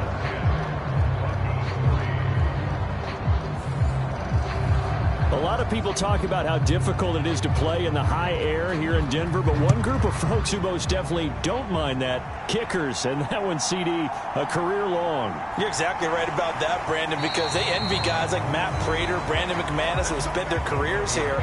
They get to spend a bulk of their time kicking at altitude, and they absolutely love it. So when you get a chance to visit and do it yourself, you feel great about that opportunity. Here's the Denver offense now as they get set to take over here. This game, it has obviously been all about the defense on both sides of the football. Which offense is going to break through here? We'll see if they can do it on this drive. And nothing much materializing there on the first down run. He'll get a couple, and that's it. Under 4 to go now as the clock runs, and they come up on second down. Now they'll throw here out of the gun. They'll be brought down on the 30-yard line after a gain of 6. One thing I think that's safe to say defensively, the tackling's been really good. And because of that, it's been very, very hard for them to move the ball because you're not getting the benefits of run after catch. They're tackling them almost on the spot. That means you have to run extra plays, harder to move it. This is 3rd and 2, maybe the biggest play in this football game. They'll try to pick up the first with Eckler, and he's able to take this one up to the 35-yard line. The pickup there, 5 yards. I don't know about you, but that almost felt like old-time football there. 3rd and 2 is not necessarily just a running down anymore. A lot of times they want to throw the ball. They went back to the roots and powered forward and got the first down.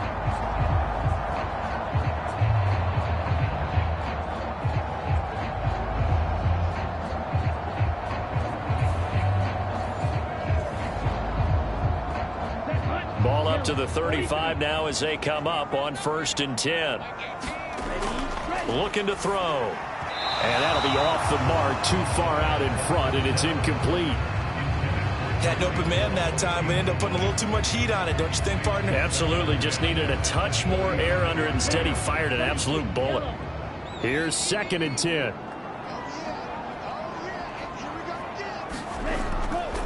He'll look to throw. Gets this one to Hill.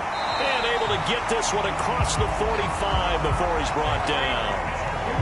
The drive continues as they search for a tying touchdown. Here's 1st and 10. Back to throw here. Throwing the out route, incomplete. It's Hill. So give him 5 yards there on the pitch and catch, and it'll be 2nd down.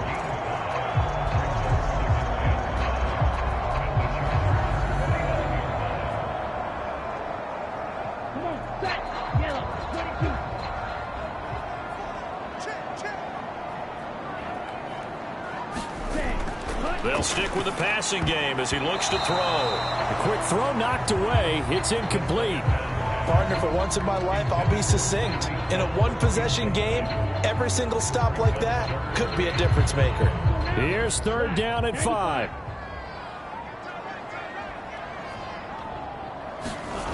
Back to throw again.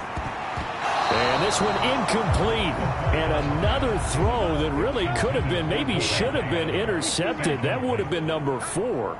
Instead, it's 4th down. As expected, they're going for it to keep the drive alive. And he is going to have a Broncos first down by a good 3 yards as they convert on 4th and 5. They keep the game alive, at least for the moment, as it's a first down. So it's Bronco football as we get you reset here. They come up on a 1st and 10, desperately needing a score here on what could be their final drive. And that one drops down, incomplete. Good coverage there, forced the ball free, and it's 2nd down. He'll look to throw. It's caught here by Adams.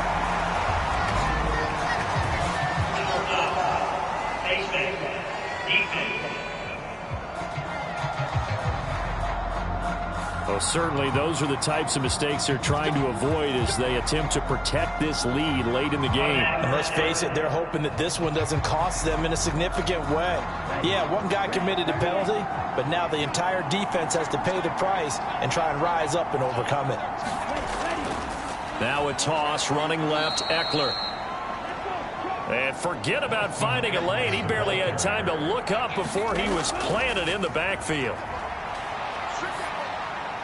That's taken in by Dulcich. A big play here. 3rd and 2. Back to throw. Work in the middle of the field, and he's got a man complete. And the Broncos are going to have 1st and goal coming up as they're able to convert there on 3rd and 2. And it's caught. Here now, 2nd and goal. Back to throw. And he can't get a throw off. He's taken down. What a huge play at this point in the game. A lot of tired bodies on that field, but this is a big play, 3rd and goal. Oh, and that's going to sabotage their comeback plans. It is intercepted. Picked up by Denzel Ward. And the Chargers have just about sewn up this football game. What a stand there defensively. They force the 3rd and goal, force them into what they think will be a passing situation, and then they make sure to lock up all the receivers and come away with the interception. Sounds simple, but that was really well done. The Chargers offense back out and ready to go. And still 2 timeouts defensively, but even if they choose to use those, 3 kneel downs should be enough to get out of here with a victory. And that's exactly what's being stated into the head coach's headset. Oftentimes they have a guy upstairs who monitors this at the end of the game. Little clock management 101. Now the Broncos going to use the 2nd of their timeouts as the clock will stop with an even 20 seconds left to go. And they take a knee. Now the Broncos will use their 3rd and final timeout. And as the 2 teams talk it over on their respective sidelines, we take a break.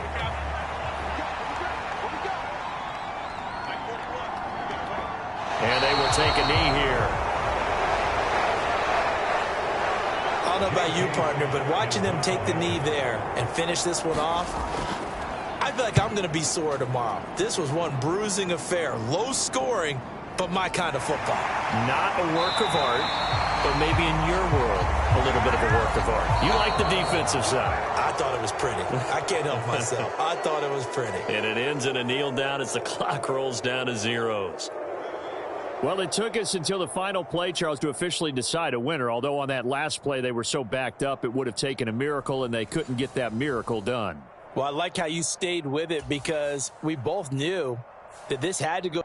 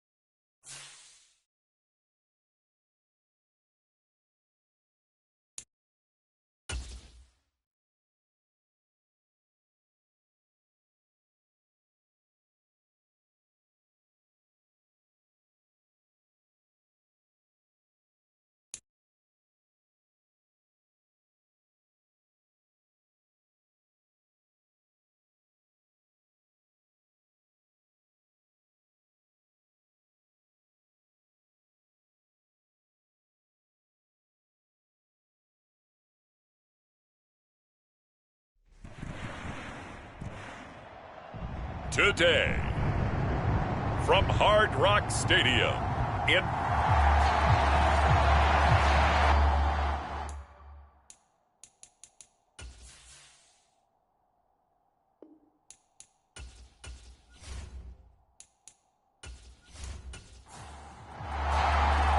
Set to go now in Week 6 of the NFL season, and we are underway on EA Sports.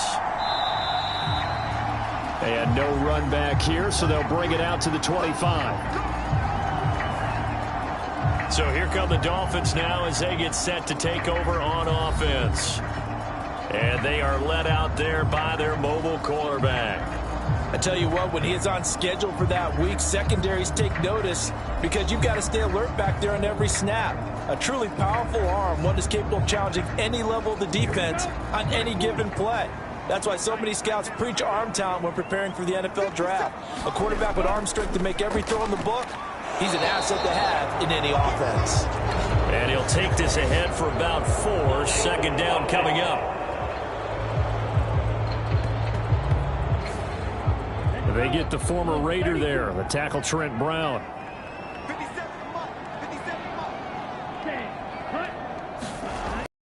Up the middle, Achane.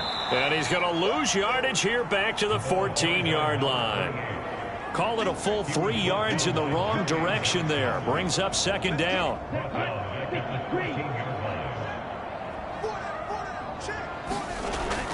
Achane here, they stay on the ground.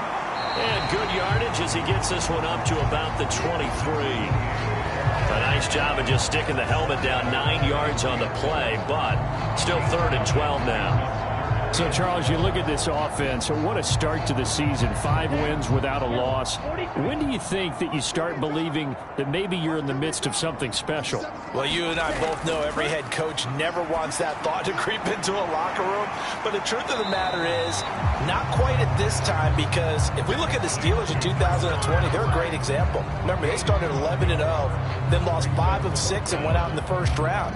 But I think if you get toward mid-November, the Thanksgiving time frame, and you're still doing this, that's when things start to get real for a ball club. The Dolphins will send out the punter now. He'll kick it away after a 3-and-out on the opening drive of the game.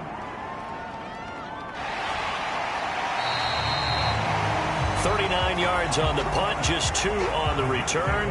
And the Jets will take over. So out comes this offense to take over for the first time. It's the Mississippi State product at quarterback. Calling the shots will be Dak Prescott. And how about the toughness of Dak Prescott? We see it all the time on the field. And remember when he had that serious ankle injury, would he return to form? Boy, did he ever. And he was better than ever, and that's great for the NFL. Terrific resilience, playing at a high level, capable of winning. And this intercepted on the first play of the game. And he will bring it back. It's a pick-6 and a Dolphins touchdown. Well, a pick-6 on the first play of the drive. And, Charles, we have our first points of the game, making it 6-0. And while it's only 6 points in the first quarter, it certainly takes a lot of pressure off of them, doesn't it? They're in the lead. They have control. Now they just want to settle in and play their game and defend that advantage. So they throw the pick-6. They'll get another shot at it now as this one's in the air.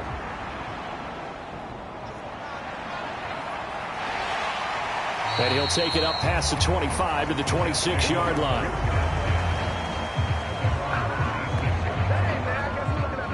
Back onto the field come the New York Jets for their second drive. Now remember, they were just out here a moment ago through the pick-6, so we'll see if they can take better care of the football this go-around. Yeah, and sometimes, partner, I think it's almost better that you just throw the pick-6 and you come right back out on the field. You're not over on the sidelines dwelling for it for very long.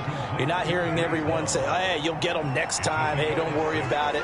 All that stuff just goes right out the window.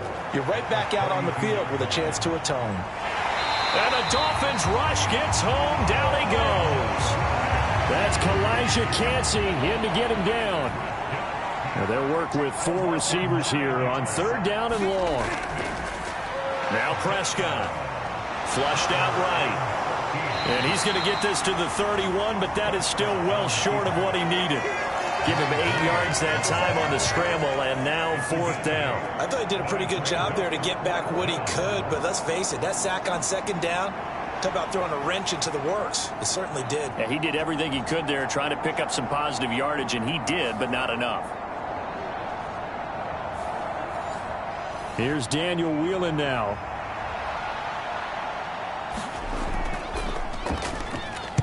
And just a single punt for him in the loss last week as he sends this one away. It'll be a 51-yard punt that time.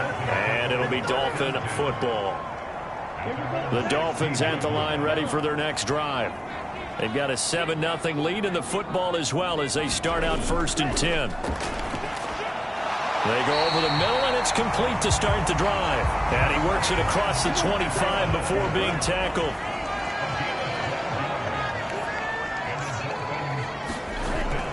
Now Achane on 1st and 10.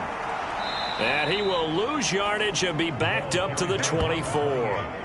A loss of a full 3 yards, and now it's second down. I like the strategy. Extra tight ends, extra beef. They want to run the football, but that means they probably want to run it inside. If you get strung out on the perimeter, you're in peril. Yeah, we saw the result, negative yardage.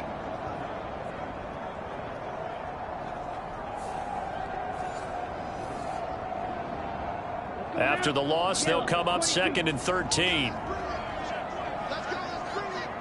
The slot man in motion right. Right back to Achane on 2nd down. And he's able to plow forward up to about the 29, just shy of the 30. They'll be in search of 8 yards here as they hope to convert the first down. On 3rd down, he'll drop to throw. Pass taken in by his big tight end. And he is going to have the Dolphins first down as they're able to get the 3rd down conversion. And that's well executed there on 3rd down. And I love the confidence that they had to let their tight end try and find some space in the middle of the field, right in their quarterback's line of vision. And QBs love to make that easy throw, and they hooked up there for a first down.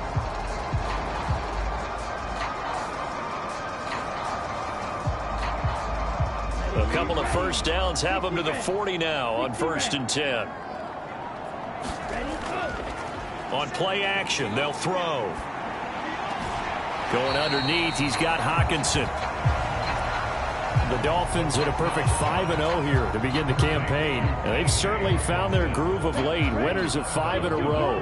And this team is absolutely playing their best football right now. This is the best that we've seen them play in a long time, partner. Sky's the limit as far as they're concerned. Their confidence really soaring. And that is incomplete. Nearly intercepted. The free safety couldn't quite get his hands around it, and it brings up 3rd down. Ready, 45, wide. Screen, watch the screen. Ready. Achane gets it from the gun. And this won't be enough. A good secure tackle, and they stop him a few yards shy at the 46. It's a gain of 5, but it'll lead to a 4th down.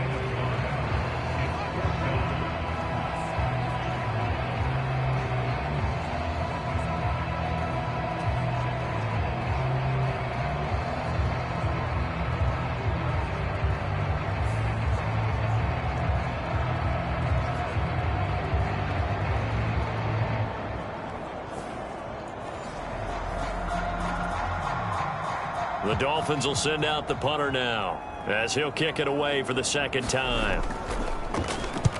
And the kick's away as he angles this one for the sideline. And this one will not be returnable as it sails out of bounds. Now the Jets offense, they get ready to head back onto the field.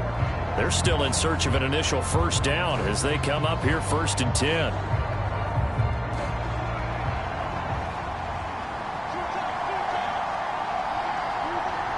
They'll send a receiver here in motion right. And they're going to give it to him on the jet sweep. Oh, and this one may need to go back to the drawing board. He's going to be swallowed up right away.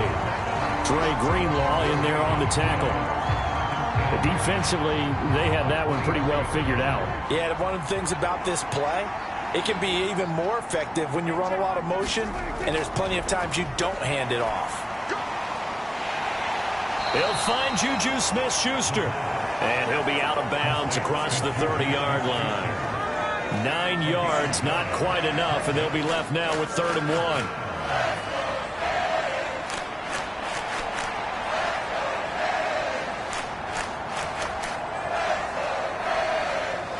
So they just need 1 yard here to pick up the first down. They'll run with Hall. And he's going to have the first down, yardage to the 35. Only 3 there on the pickup, but that's enough to move the chains. That's quite a spot there for his first carry of the game, but obviously they had plenty of faith in him, didn't they? No question about it. And here, why not go with the fresh legs? Able to push forward, pick up that first.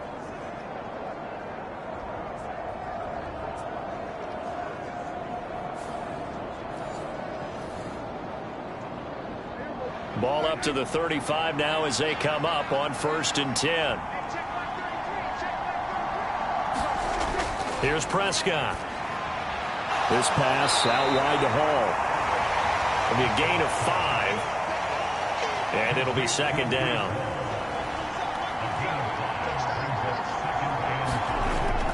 Prescott on play action. Quick hitter here. It's complete.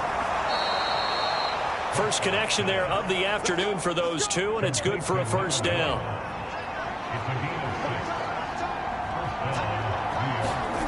Now Prescott. He'll find Smith-Schuster. That's complete.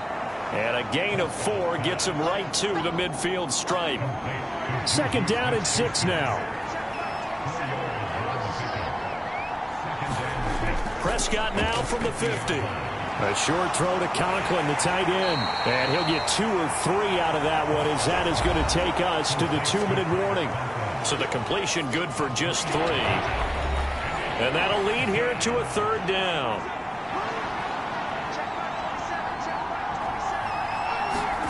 To the air again, Prescott.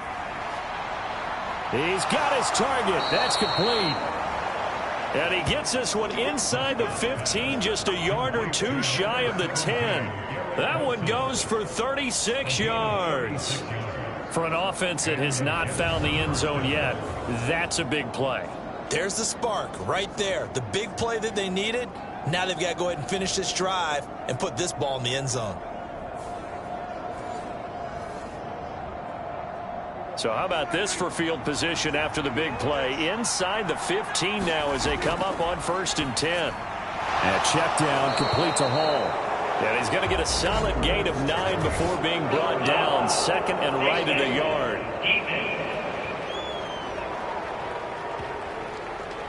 So give them the yardage on the pass and half the distance to the goal line. Because they're inside the 30. So now you don't march off the full 15, right? You have half the distance to the goal. In any event, that's precious real estate given up. So now after the face mask penalty, here's 1st and goal. A toss left side for Hall. And he is in. Touchdown, New York. Breece Hall. His second rushing touchdown on the year. And the Jets are an extra point away now from tying this ball game. I tell you what, this was a much-needed drive and a much-needed touchdown at the end of this drive. They had not done much of anything in this first half, but here they put all the pieces together, and they get the score right before the half.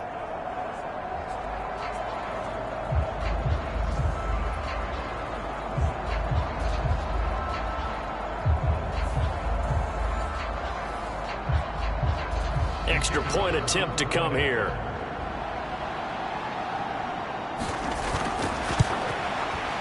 It's up and good, and we're tied at 7 here in quarter number 2.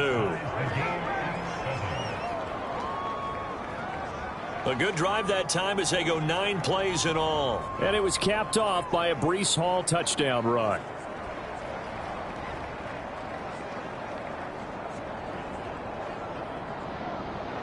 So all even at 7 now as they kick it away.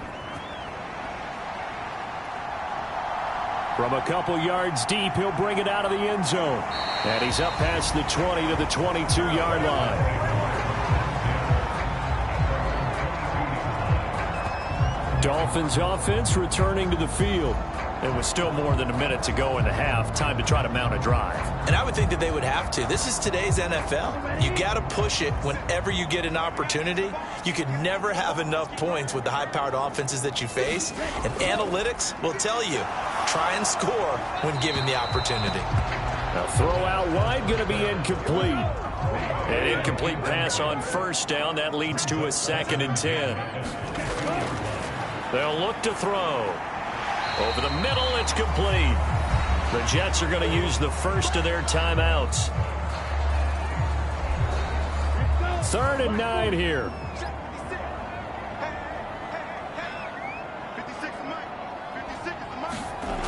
They're going to look to throw. And the Jets pressure too much as down he goes.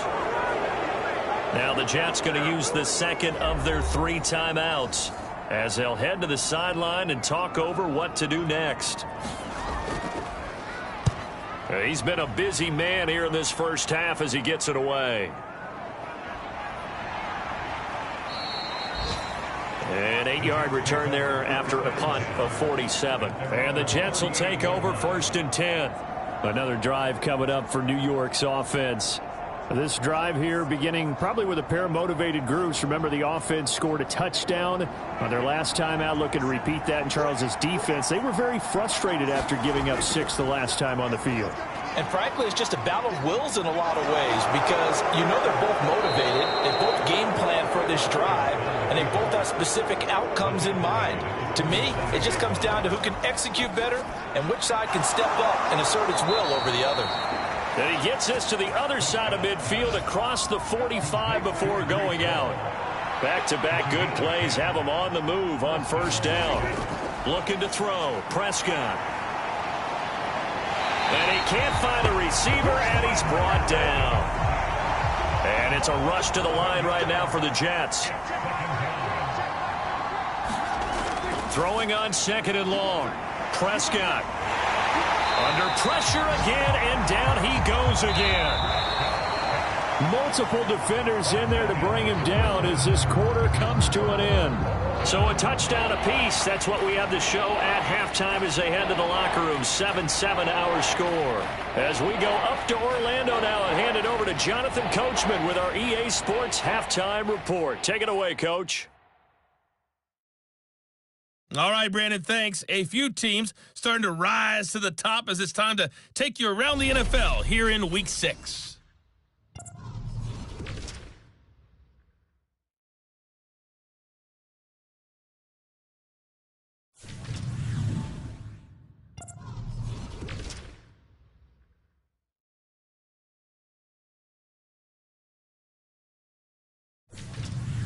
Lastly, let's check on one final game for you. And you can see they are scoreless as they play the second quarter. Meanwhile, in our game, each team able to manage just one touchdown apiece. 7-7 is our score. And for the call of the second half, we send it back to our commentators, Brandon Godden and Charles Davis. Okay, Coach, adjustments likely going to play a big role in this third quarter in what's been a tight contest so far.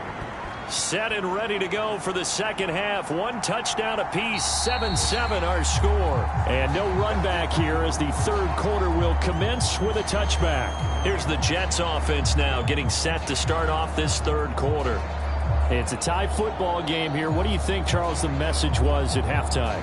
Well, I think that they probably just looked at things and said, we're fortunate that this is a tie game. No need to panic, no need to change a whole lot. We didn't play anything close to our best in the first half, so we don't have to go out and win one for the Gipper.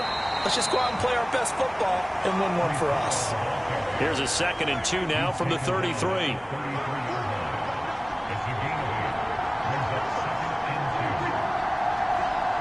They'll bring one of the tight ends in motion right here. Ball again on 2nd down. And this carry not as productive. He's swallowed up at the line of scrimmage.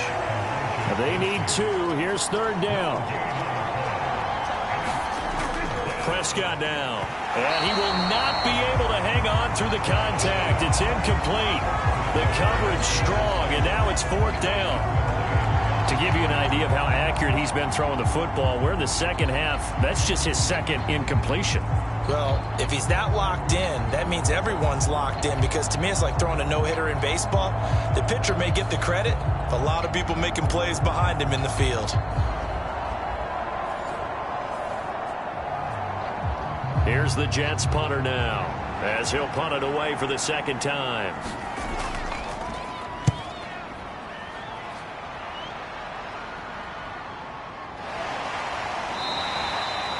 So a change of possession here on the punt. And it will be 1st and 10 as they take over. So here are the Dolphins now. They get ready for their first possession of the second half. We have not seen much on offense here from either side these last few drives. We've hit a wall, so to speak. And have hit it hard, haven't we? Because the defenses right now, they seem to be a step ahead, don't they? Beating them to the point of attack, beating them to the punch. These offensive guys are tinkering like crazy. What's it going to take to get back on track? Yeah, both sides searching for adjustments. 2nd down and inches. And this throw incomplete. Now the defender all over him that time, and it's going to lead to third down. They'll run for it with Achane. And he gets it to the 32. Good enough for a first down. Give him the third down conversion. 5 yards on the play. I'd say they've got to find a way to get him going. He's such a big part of their offense. I wonder if they might throw it a little and come back to the run. Anything, because you're right. He's pretty much been completely neutralized.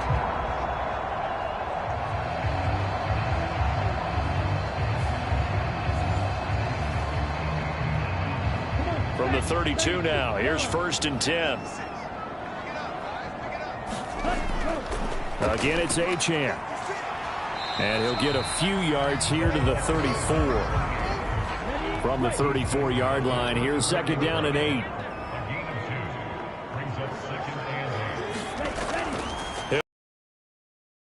And that'll be incomplete. Took a pretty good shot as he tried to pull that one in. Couldn't hang on, 3rd down. We saw this a lot in the first half, and it continues. These receivers just not able to get much separation. So that means they have to win the 50-50 balls. They've got to go up with the defender and find a way to start coming down with them. And this time, contact and another incomplete pass. And this time he's got the hook up. It's complete. And he is going to have the Dolphins first down as they're able to get the 3rd down conversion. And that's one of those where it feels like backyard football in a sense. You say, forget about the route. Just run to the open spot in the middle of the field, and I'll find you. Good throw, good concentration on the catch, and they pick up the first down. So 2 first downs, and that moves the ball to the 42 now, 1st and 10. Back to the ground, Achane. And he'll be taken down at about the 45. Ball spotted at the 45. Here's 2nd down and 7. Now he'll try to run with this. On a determined run there as he's going to take this all the way down near the 40. 14 yards that time and a first down on the keeper. Well, partner, for a few years there, we thought this read option play was going to take over the whole NFL. It seemed like everyone was using it, but it has been scaled back considerably in the last few seasons, mainly because people are worried about their quarterbacks getting hit. But when you call it at the right time and you use it properly, you see the type of gains you can get. A nice chunk of yardage there by the quarterback. On first down, he'll drop to throw. Dancing to his left. He'll wind up getting right about 4 there on the scramble, and it's 2nd down.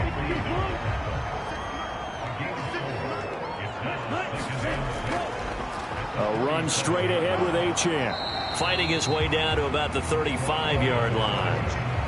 2 yards the gain there, and now they're left with a 3rd and about 4 for a first. Defensively, we always know that he is tough in run support, and I think the way that he gets there is he understands what an offense is going to do before the ball's even snapped. A great job of scouting prior to the game, then reading, reacting, and taking the right path to the ball carrier. On 3rd down, Achane. And he's going to be a yard short. Needed 4, but got 3.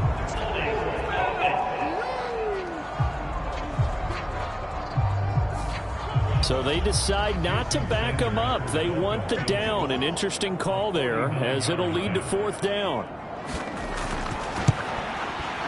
Sanders' kick is good, and that will finish off this 3rd quarter of play. 3 quarters have come and gone. This is the National Football League on EA Sports. Back now in Miami, where the 4th quarter will begin with a kickoff following the score on the final play of the 3rd quarter.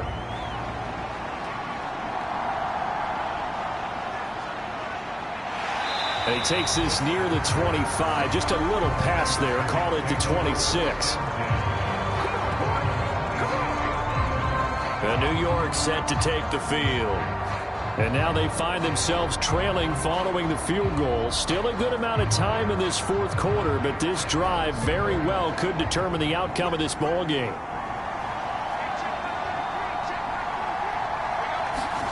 A first down throw for Prescott. And hitting Juju on the slant. And he's taken down but able to slip across the 35. So here's a 1st and 10 at the 38. Wilson in motion left. He'll get it here on the jet sweep. Give him 3 on 1st down. It'll set up a 2nd and 7.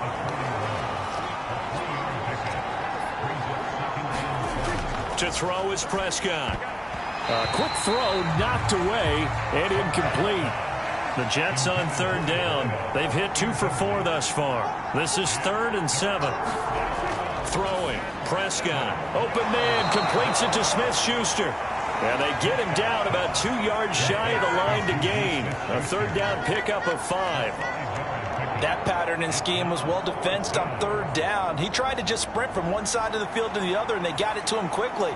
But no chance at yards after the catch there, and they stop him short.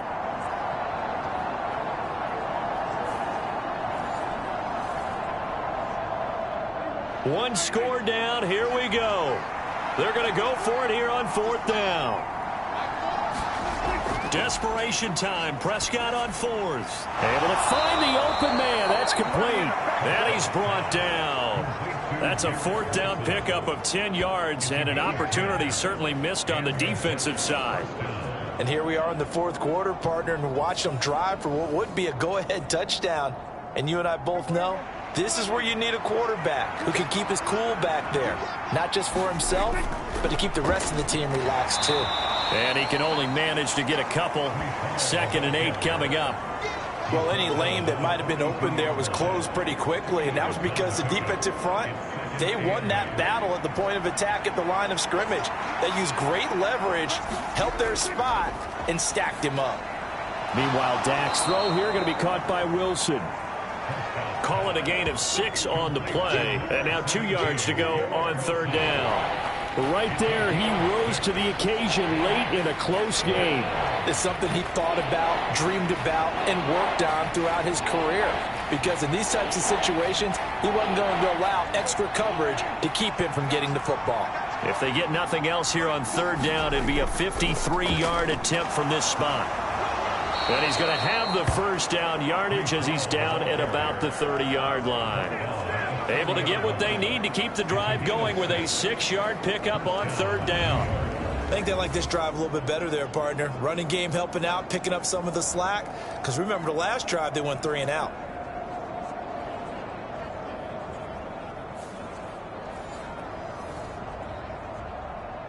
All 3 timeouts plus the 2-minute warning. Here's 1st and 10. Here's Prescott. Firing quickly here, and that's complete. 3 points separating these two sides with 2 minutes left to go in the 4th. So it's Jets football as we get you reset here. 2nd and 6 coming up.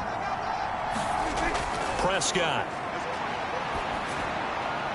And a quick throw here, that's complete. Here's 1st down. Prescott. Throwing for the out route, he finds Wilson. And he'll be out of bounds, taking it just shy of the 10 at the 11 or the 12.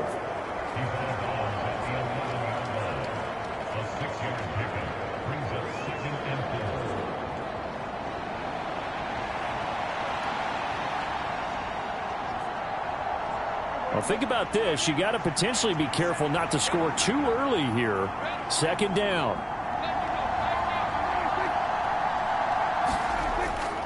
There's a fake on the jet sweep, and instead a give to Hall up the middle. And once again, the Dolphin defense holds firm as they'll stop him behind the line of scrimmage. A throw left sideline falls incomplete.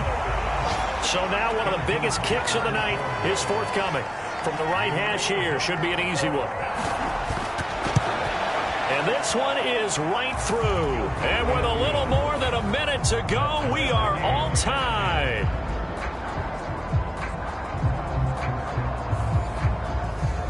So a big kick to get this back to even. Now the worry is, did you leave too much time on the clock? Because another field goal the other way, that does you in. You're exactly right. You didn't get it to overtime yet. So now as a defense, you've got to think to yourself, you can't play prevent defense and just give up big chunks of yardage in front of you. But you also can't let anyone behind you. So you sit right on the line between the two, play the best defense you can, and not make it easy for them to move the ball downfield. This is 1st and 10.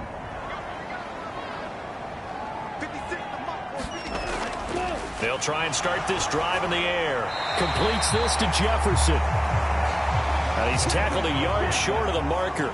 Good gain of 9 on 1st down. And that is incomplete. A lot of force bearing down on him there. He could not hang on. It's 3rd down.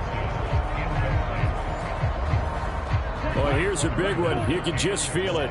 This is 3rd down now. They'll look to throw here. And he'll be taken down, but he does have 1st down yardage. The Dolphins moving with a sense of urgency here. Gets this to Myers. And he slips up past the 45 before being tackled. 2 timeouts still in their back pocket. It's 1st and 10. And now we won't see a play on 1st down. We're going to get a timeout instead as they stop it with 22 ticks to go in the 4th. They'll look to throw again.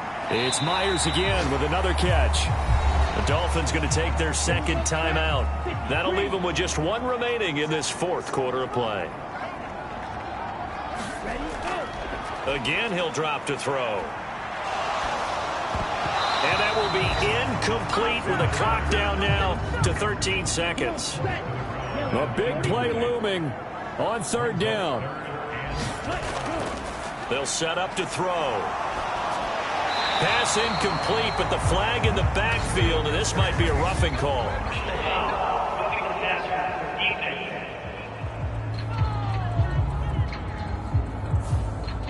Well, Charles, sometimes we talk about the lengths officials sometimes go to protect star quarterbacks, but that one, that was tough to argue against. Yeah, and I'm sure that everyone's going to say, hey, we're going to administer the penalty the same way for all quarterbacks. But when it's a star back there, even more so are they going to be diligent about throwing the flag. And his kick here is good. And it's celebration time on that sideline as they have taken the lead in the final seconds.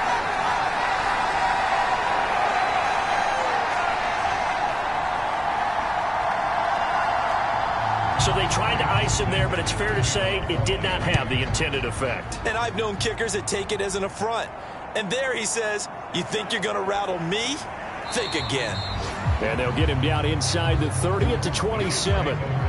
They'll come up 1st and 10 here. One last shot now for Prescott. Fly. And it's incomplete. So their final drive comes up empty. And with that, the ball game is over. A fun, close ball game comes to an end. On that last play, Charles, they were on the wrong side of midfield. They needed something near a miracle, and they couldn't get it done. Yeah, the effort, that was good. Very good, in fact. They were just a little too far out to get a decent look at the end zone for that last opportunity. Couldn't get it done, but a nice game overall. So for the Dolphins, they remain as hot as anyone, 6-0 now through the first month and a half. And they'll hit the road next week to take on the Buffalo Bills. Meanwhile, for the Jets, the losses are piling up as they drop to 1-5 now. And they'll try to rebound next week on the road in Nashville. And for Charles Davis and our entire crew here at EA Sports, I'm Brandon Gaudin saying so long, everybody.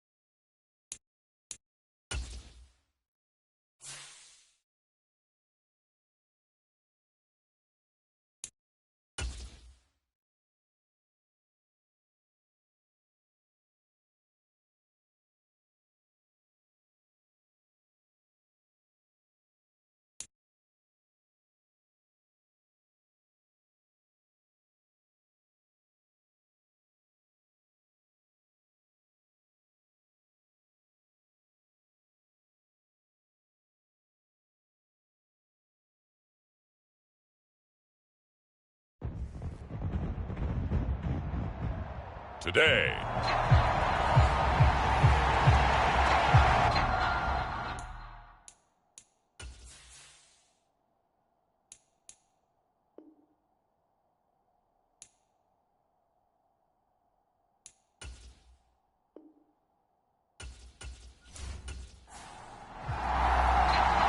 Set to go now in Week 6 of the NFL season, and we are underway on EA Sports.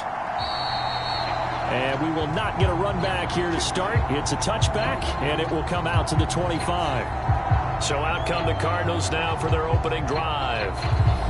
And they will be led out by their rookie quarterback. We're seeing it more and more in this league, how teams love to have athletes back there taking the snaps, guys who can throw it and move around and get yards with their legs if needed. He's one of the best examples that we see out there right now. He can throw for hundreds of yards one week and then run for 100+ the next. He adds an extra dimension that really confounds defenses when he puts it all together. And he is met at the line of scrimmage, and he goes down right there. They had the run for no gain. Now they'll try again from the 25 on 2nd and 10. He'll drop to throw. Now he'll dump it underneath to his running back, complete.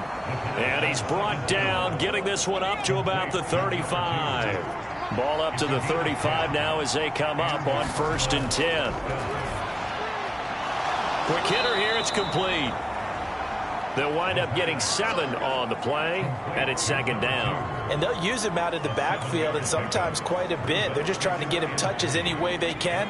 4 catches a week ago, there's another one right there. 2nd and 3. A quick throw there going to be batted away and incomplete. So the incomplete pass on the last play, and that leads us to a 3rd and 3. And they'll run it here. And he fumbled it. It's on the ground. And the Seahawks have picked it up. And the return here is stopped at the 35-yard line. Not only a fumble loss there, but a fumble lost on your first drive in your own territory. Now you're dealing with a lot of stuff here because you feel bad going off the field because you gave up the football. How does your own defense feel now having to go out there and stop them when the momentum is clearly shifted in their favor? Now here are the Seahawks in great shape to start their first drive. And trotting out there leading them is their 4th-year quarterback. If you ask coaches at any level to design their ideal leader of a team, I think they're going to check every box with this guy. He's got the poise to handle responsibility. He stays calm under any kind of pressure, and he brings out the best of his teammates each and every week. And running room scarce here. He's going to be stopped in his tracks at the line of scrimmage. Now a 2nd and 10. Here's Richardson to throw. Short throw caught by Pitts. And he gets it down a yard or 2 shy of the 30 before he's out of bounds.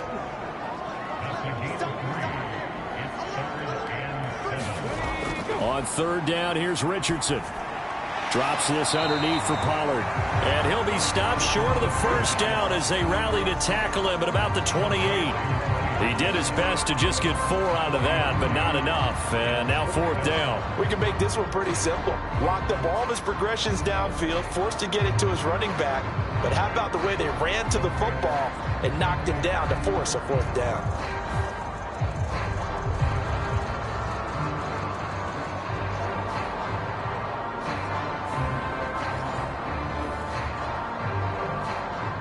Cameron Dicker on now to try the field goal.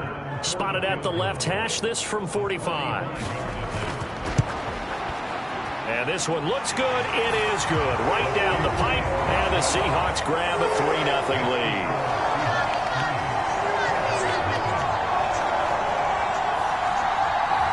So the fumble recovery had him set up in ideal field position, but they can muster only 3 points out of it. Yeah, when you're able to force turnovers, especially when it results in field position like they had, you really want to make it hurt. Here, they take the field goal. That's definitely not what they were hoping for. So the Cardinals offense back onto the field here for their 2nd drive of the game.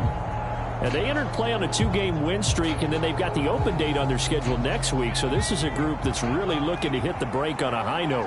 And this will obviously be a tough game for them, but go ahead and play this out with me, partner. If they win here and make it 3 in a row, they get to heal up after that. You've got to think that's an ideal setup and a worthy goal to play for in this one.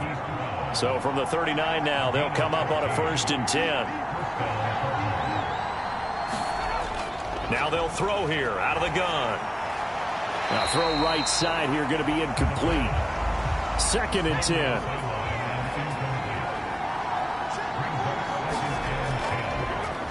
One back in the backfield, he'll get the carry. And the big boys up front, they're going to stop him right at the line. Calling no gain on the run there, and now they'll be looking at a 3rd down. Here's 3rd and 10.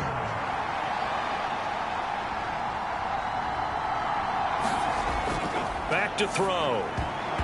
That ball nearly intercepted, but he could not hang on. Oh, pick there certainly would have been nice. Instead, at least, it'll be 4th down. They only punted twice in the win last week as he gets this one away. Fair catch called for and made at the 16 or maybe the 17-yard line. It'll be a 39-yard punt, no return, and it'll be Seahawk football, 1st and 10. Seattle's offense coming back onto the field, ready for their 2nd drive. They've got a 3-0 lead and the football as they start 1st and 10. Richardson looking to throw. And he can't get rid of it. He's taken down. A loss of 4 that time on the sack, and it brings up 2nd. And no matter what the situation, the O-line just hates that because they feel like they didn't protect little brother back there, right? Man, that's just so difficult for them because just think about every single play. When you decide to throw the football, you're dealing with some of the best athletes on the planet. You talk about guys, if they weren't playing football, they'd be starring in the NBA at power forward. It's a really difficult task. So after the sack, here's 2nd and 14. Richardson. And pressure coming, and they got him once again. It's Zaven Collins who got in there to get the sack. So, Brandon, we sat in with a lot of coaches, and when they talk about things they want to accomplish offensively, I'm not sure that sack and sack are on their play sheet.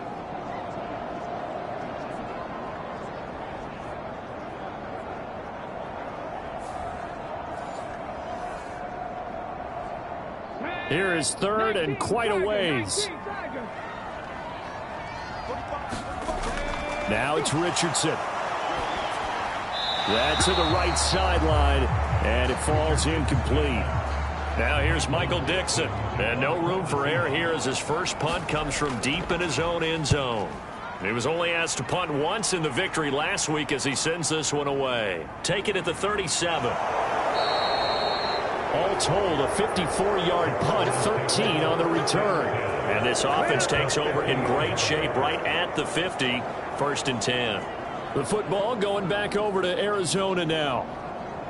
And it's been a rocky start for them thus far. They had the turnover and then the punt on those first 2 drives. So there is optimism because they've improved, right? Turnover, you just noted it on the first drive. Punt's better than the turnover. The punt is better on the second one. Now they're hoping to turn into first downs and hopefully points. And he is met in his tracks behind the line of scrimmage. After the loss to start out, here's 2nd and 11. From the gun, they'll try to run it. And he will possibly get back to the line of scrimmage. That's it. On the other hand, it will definitely take us to the end of the first quarter of play. Cardinal football here to start quarter number 2, as they've got it with a 3rd down coming up.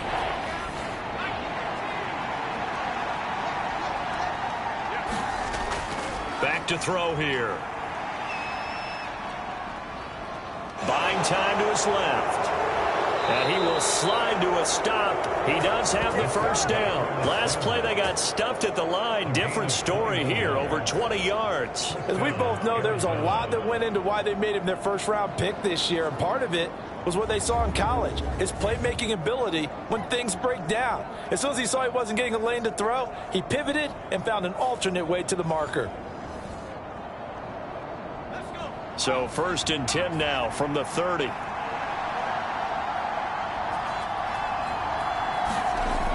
And they'll go on the ground.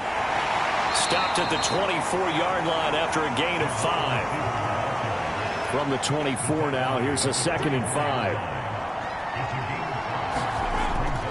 Now they'll switch it up here and look to throw. High throw, but the catch is made.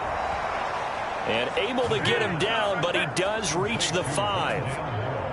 That puts him in excellent position, 1st and goal after a gain of 19. Charles, to move the chains that time, they had to complete it into double coverage, and they got it done. And it's never easy overcoming multiple defenders, but he sure made it look simple. Found the right spot to exploit and won his 1-on-2 matchup.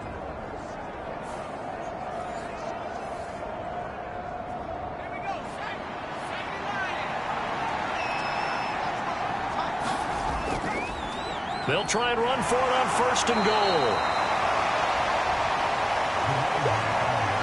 So the ball position now at the 3. Here's 2nd and goal. They'll set up a throw. He's got his man. It's caught in the end zone. Touchdown, Arizona. A great effort there. His first touchdown on the year. And the Cardinals have taken the lead. Well, with this rookie QB, we talk a lot about his ball placement and how good he can be at laying it right in there. I think we just saw, Charles, though, the strength of that arm. That was an absolute rifle for the completed touchdown. It absolutely was, and let's face it, you think he was really ready to get that first touchdown? Absolutely. He threw that pass with authority, just as you described. Big-time arm right there, and let's face it, a lot of quarterbacks used to be pitchers in baseball. The fastball was usually their best pitch, and we saw it there.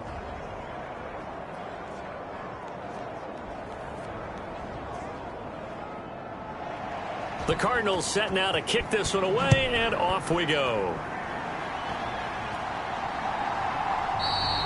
And he'll just sit on this one as their drive will start at the 25.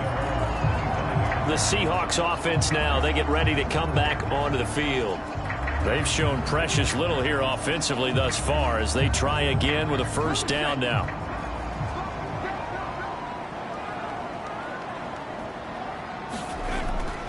They'll run with Pollard to begin the drive. Good footwork at the 3rd. They'd love to just strike back with a touchdown right here, and if it's a long play, so be it. But the main goal, get a couple of 1st downs, run some plays, run some clock, allow their defense to get a chance to catch their breath, settle down, and relax a little bit after they just gave up a score. Meanwhile, Richardson's throw into the hands of Pitts here. 2nd catch for him today, and it'll wind up a 1st down.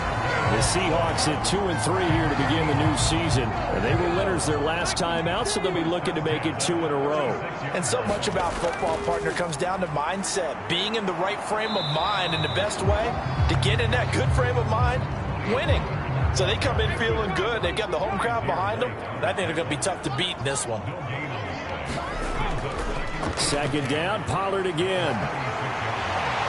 They'll take this to the other side of midfield before going out of bounds.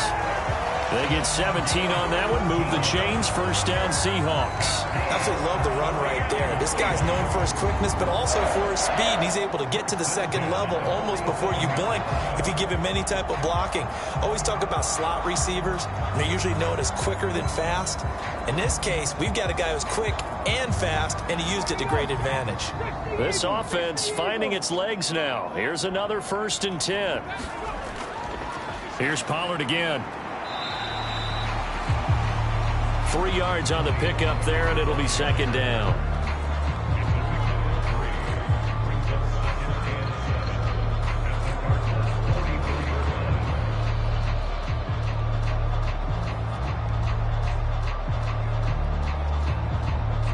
Two minutes to play in this first half. 7-3, our score.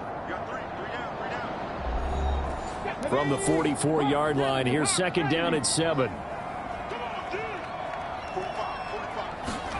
Richardson out of the shotgun. Throwing the out route incomplete. It's James. 7th play of the drive now as they come up on a 3rd and 3. Richardson looking to throw this. And that's going to be incomplete. The coverage too good there. The contact popped the ball free, and it's 4th down.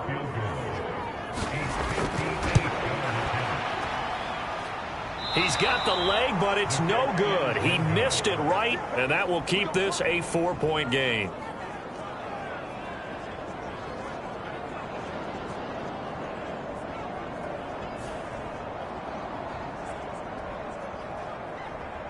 Arizona getting ready to go as they take the field.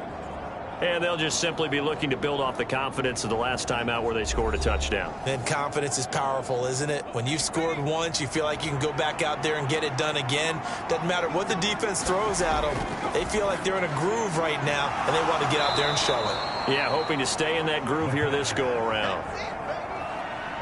So not quite a first down just yet as they come up on second and less than a yard. Here's a quick hitch route, and the throw complete. 7 yards there and a first down. Creeping up on a minute to play in this first half. They'll look to throw now on first down. And this will be incomplete. Physical play on the football there, and it's second down.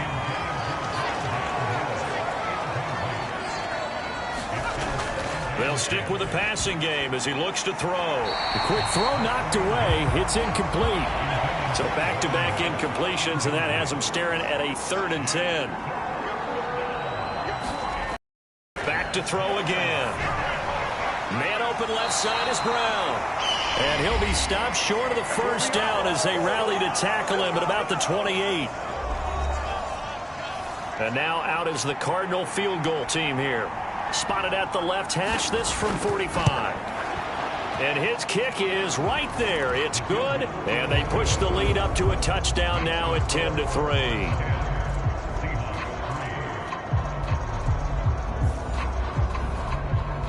So a nice kick there as they add 3 to the lead. And from what I've seen so far, Brandon, I think they've been the better of the two teams here in the first half. So even though you want the touchdown, I think that's a nice job there to put 3 points on the board. The Seahawks going to take over now late in this first half. With this slim deficit closing in on the end of the first half, we'll see if they can move this at least into field goal range and try to get 3 out of this drive.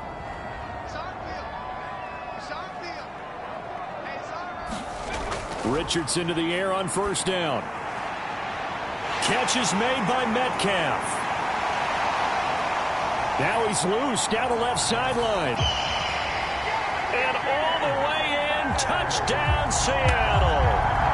DK Metcalf halfway to 100 now with career touchdown number 50. And the Seahawks are an extra point away from tying the ball game here in the final minute of the first half. I don't think you can get any more efficient or tidy, whatever word you want to use in that. And one play, 75 yards in zone. Yeah, efficient, tidy, excellent words. How about explosive? 75 yards, one play. That means everyone handled their assignment, doesn't it? It doesn't just mean that the defense broke down. They really executed the way that was drawn up on the whiteboard. Big-time play, big-time result. All level now at 10 apiece as the kick's away.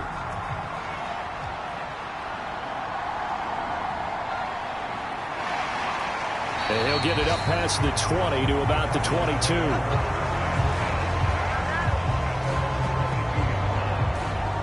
Well, the Cardinal offense going to take over late in this first half.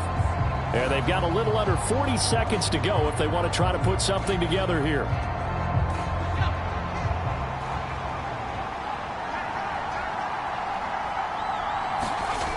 They'll come out throwing here on first down. And a dangerous throw there, incomplete. He threw that into coverage.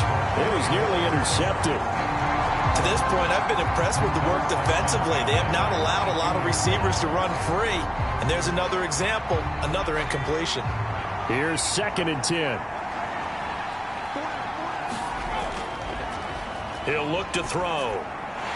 And this one incomplete. Too much contact to hold on to that one, and it's 3rd down.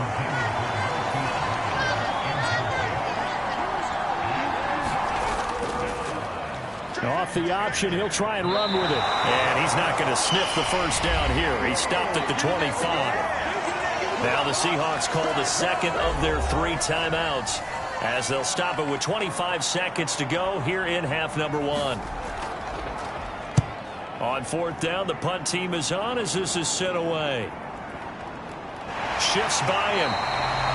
Well, there was a 42, making a 43-yard punt. 6 on the return. And control of the football switching hands with very little time remaining until the half. And the Seahawks offense going to get one final possession in this first half. And with time quickly fading here in the second quarter, not sure how aggressively, offensively they want to play this. I think we'll find out just how much they trust their guys in this situation if they decide to take a shot. And defensively, they're just looking to keep him contained as they're able to get him down. Second down and 3. Now Richardson. Steps away to his left. Nifty running there, but it'll come on what should be the final play of half number 1. So we have reached halftime here at a good one. 10-10 is our score. As we send you cross-country to Orlando, Jonathan Coachman is there and has our EA Sports halftime report. All right, Brandon, thanks. A few teams starting to rise to the top as it's time to take you around the NFL here in Week 6.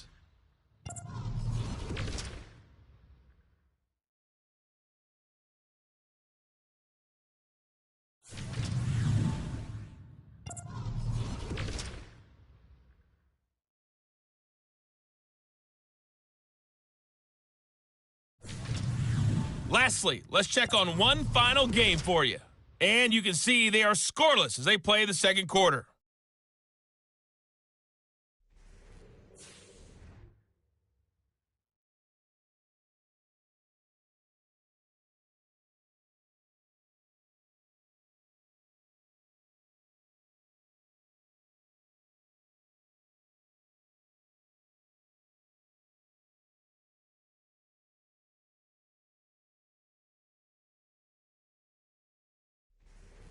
Okay, Coach, thanks as always. This one's still anyone's game as we welcome you back for quarter number 3.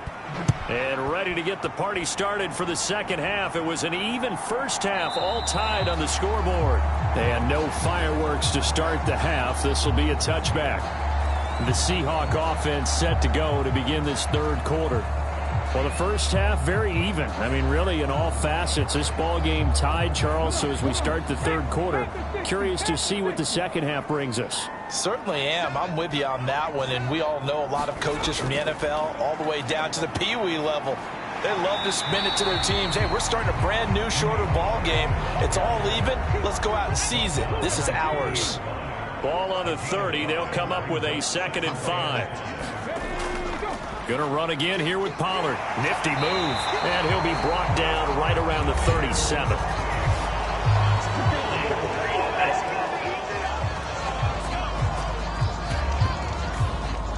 Now they face a 2nd and long following the holding penalty. Pollard going to try the right side. And he'll manage only a couple here up to the 25. Right where this set of downs started, they need a full 10 here to pick up the first down and move the chains. Richardson shotgun on third down. And he's going to be brought down short of the first at about the 31-yard line. Decent gain on the scramble to 6, but now it's 4th. Oh, partner, just a second earlier, and they might have had him because they certainly thought they were going to close in and drop him behind the line of scrimmage, but he had just enough time to dodge the pressure, and he ends up getting yardage before being stopped. Now here's Michael Dixon as he's on to punt for Seattle.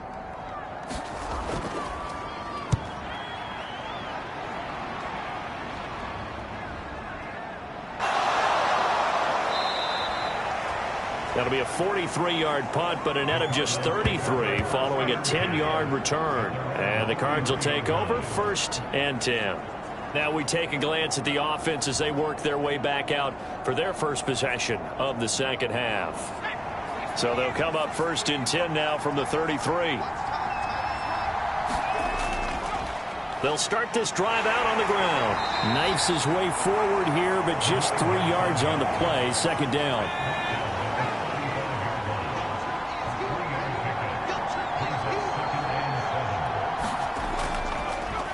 hands it off out of the gun. And he is going to be stopped cold behind the line of scrimmage. Now they're staring at a 3rd and 8. That last play backwards a yard. Well, we saw a lot of negative plays that resulted in plenty of lost yardage in the first half, and that trend is continuing here.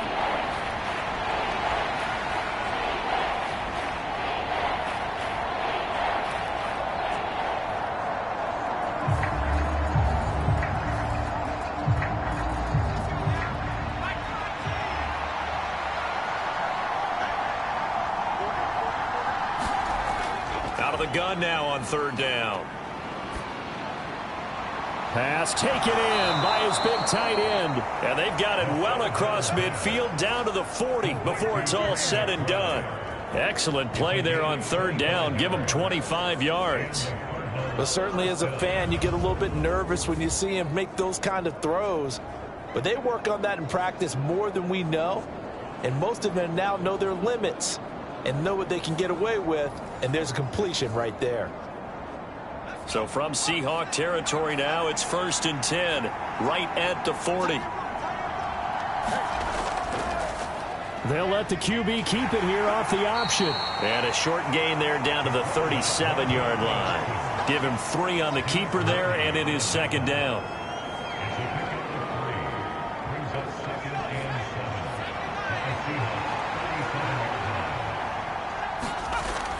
They'll drop to throw. Forced out to his left. And they move this all the way down to the 9. Big yardage there on the scramble. It gets him a 1st down. Brandon, you know I'm all about quarterbacks protecting themselves, but I have to admit it. I liked what I just saw there. That rookie wasn't afraid of absorbing a big hit. Now, you don't want to see him taking those shots all game long, but he picked up the 1st down, kept fighting for yards, and was willing to embrace some contact to keep the play moving.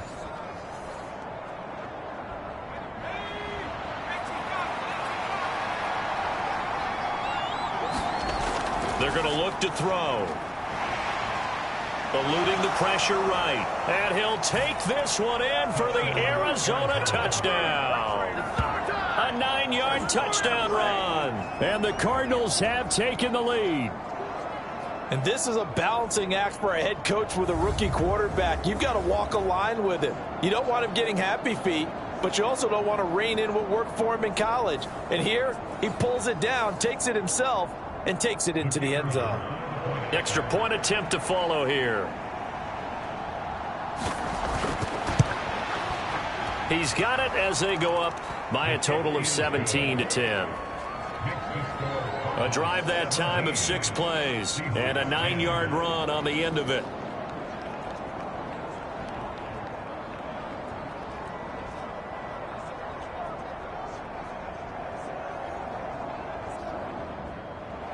The kickoff team on the field now as they will send this one away.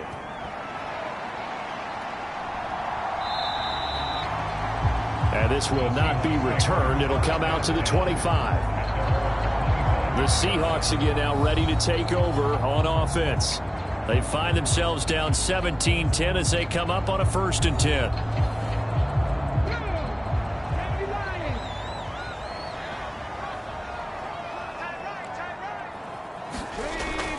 So the drive's going to start with Pollard. And he will lose yardage here back at the 23-yard line. 2 yards the loss, 2nd and 12. Continues to be a struggle for this offense and this home crowd. They're growing a little restless here in the second half. And I think they've just got to look at how they're trying to move the football. Yeah, you want to run it, but maybe you spread it out, maybe some swing passes that can take the place of runs and give you a little more space.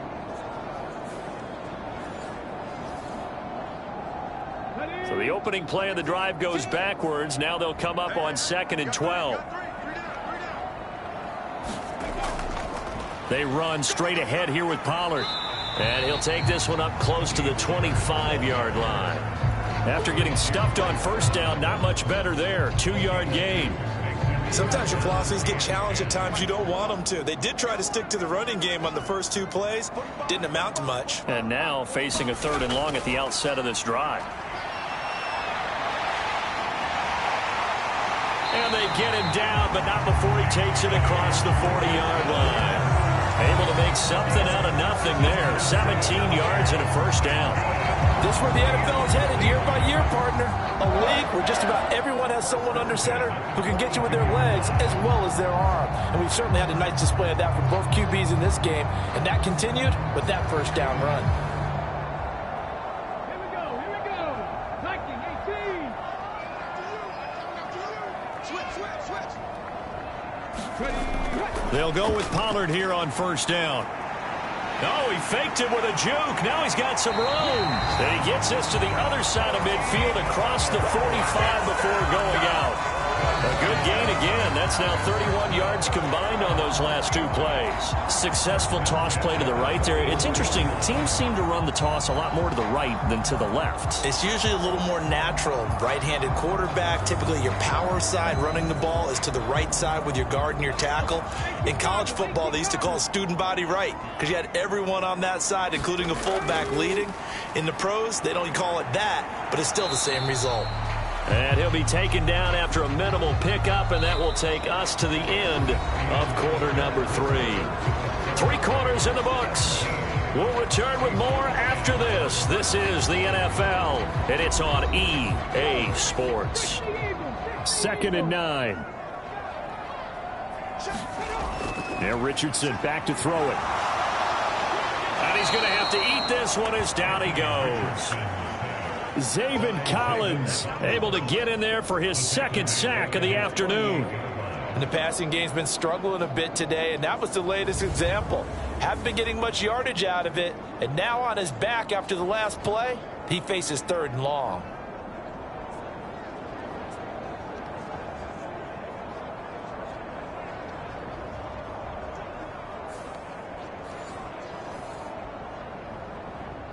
And this offense on 3rd down today, just 1 for 5 to this point. This will be a tough 3rd and 18. Back to throw. Here's Richardson.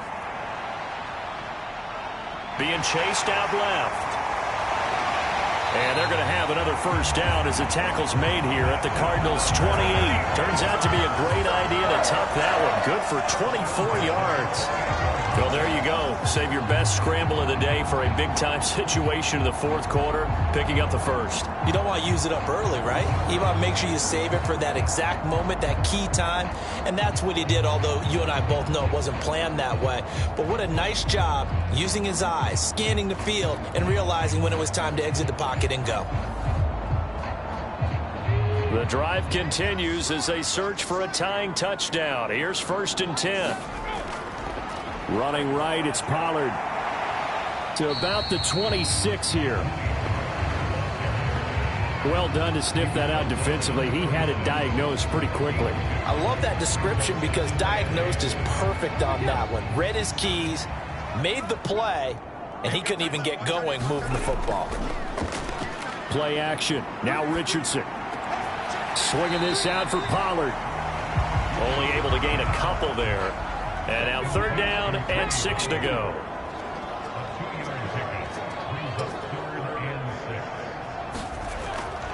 Looking to throw.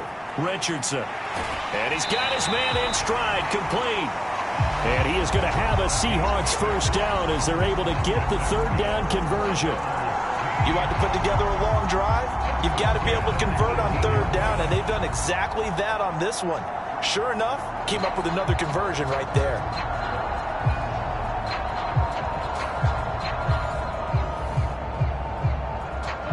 So from inside the 20, here's 1st and 10 at the 18. Operating from the gun, Richardson. They'll drop this underneath to Pollard. And he'll take it from the 18 to the 15, a gain of 3. All defenses worry that whenever anyone catches the ball and has a head of steam come out of the backfield, it can turn into a big play with missed tackles or he runs through people. But they were right there waiting, and they stopped him for a minimal gain. Here's 2nd and 7. And Richardson looks to throw once more. That's complete right around the 8. And the Seahawks are going to be looking at 1st and goal as they move this down to the 4-yard line. Here we go, 1st and goal.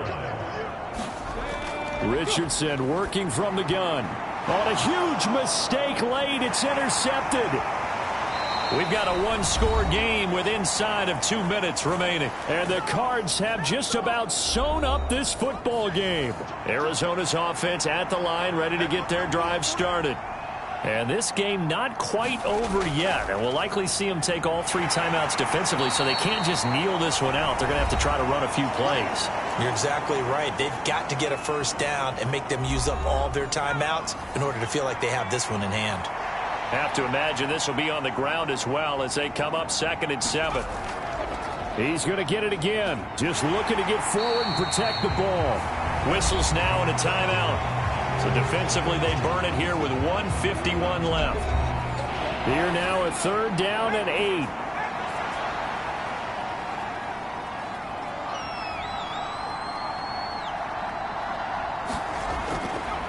Looking to throw. And that is incomplete. The coverage was good, but I just wonder if they absolutely fooled the quarterback on that play. I think he was expecting something else. Ended up with nowhere to throw the football successfully.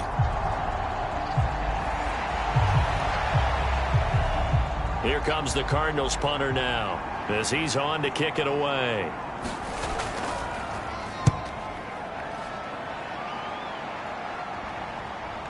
That's pulled in at the 32. And he goes out of bounds just shy of the 45. A good return there. Call it 13 yards. And they will take over 1st and 10. So all eyes on this Seahawks offense. Trailing 17-10. A minute 38 to go.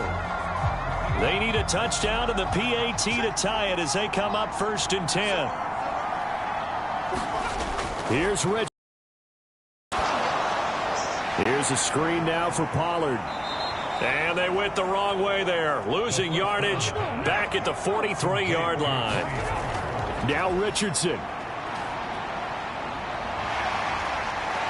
And he will slide to a stop. He does have the first down. Richardson to throw it. He finds his man, Pollard. And he'll go down here at the 35-yard line. Now 2nd and 4. Richardson. Man open. He's got it complete to Cortland Sutton. And they're going to have another first down as the tackle's made here at the Cardinals' 26. And this is caught at the 8. Now the Seahawks forced to use their 3rd and final timeout as they get it with 16 seconds remaining on the clock. Throwing now is Richardson. And this ball is caught. It's a touchdown. And now in the final seconds, they're a PAT away from likely getting this thing to overtime. Obviously, the excitement level here is almost a fever pitch. Down 1. It's tempting to go for 2. I say you go ahead and kick the extra point. You got the home crowd carried into overtime. I'm with you. I do see some fans holding up 2 fingers. Easy now. Yeah, but they're not the ones who have to actually make that call, are they? Extra point try now from Dicker. The Cardinals going to use the first of their timeouts. That'll leave them with 2 remaining. We'll be back after this. Dicker now to tack on the extra point. And we may very well be headed to overtime.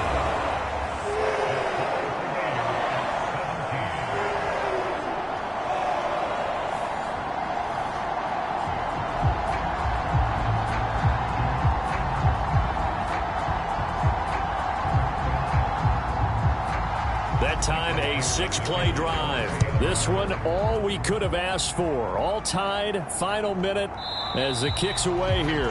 And with time a factor here late, he'll just take a knee and they'll start things out at the 25. Ready to go with their next drive, and at the line, the Cardinal offense. They'll start on the ground here on 1st down. And he fights forward for a modest 2-yard gain, 2nd down.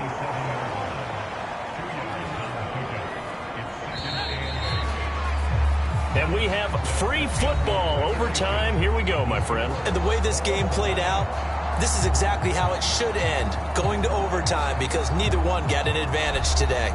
And here in overtime, if the team that receives the ball scores a touchdown, it's over. If they don't, we can still have some more football. That's exactly right. If they go down and kick a field goal, the other team gets a possession to either match it or score a touchdown to win the ball game.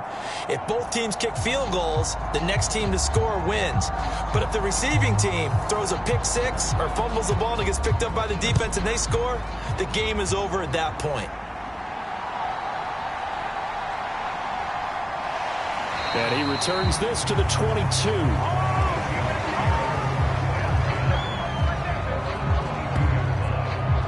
Seattle now ready to march onto the field. And everyone knows the OT rules, Charles, but pretty simple formula. They go down and get a field goal, we continue play, but if they can find the end zone on this possession, ball game over. And as meticulously as all teams plan for a game, I don't doubt for a second on that offense coordinator's play sheet, he's got some overtime plays that he wants to run. I know it sounds crazy, but they plan for everything. 1st and 10 all the way throughout the game, 2nd and 7, whatever. Right now, he's looking at that play sheet saying, if we get to overtime, what can we break out that they haven't seen? From the 32 now, here's 1st and 10. Back to throw. Richardson. Throw out wide is incomplete. We'll play only the one overtime here. If time runs out, it'll be a tie as they come up on 2nd down. From the shotgun, Richardson. And he'll slide to a halt here, still a little shy of the 1st down marker. Give him 7 there on the tuck and run, and they're in better shape now for 3rd.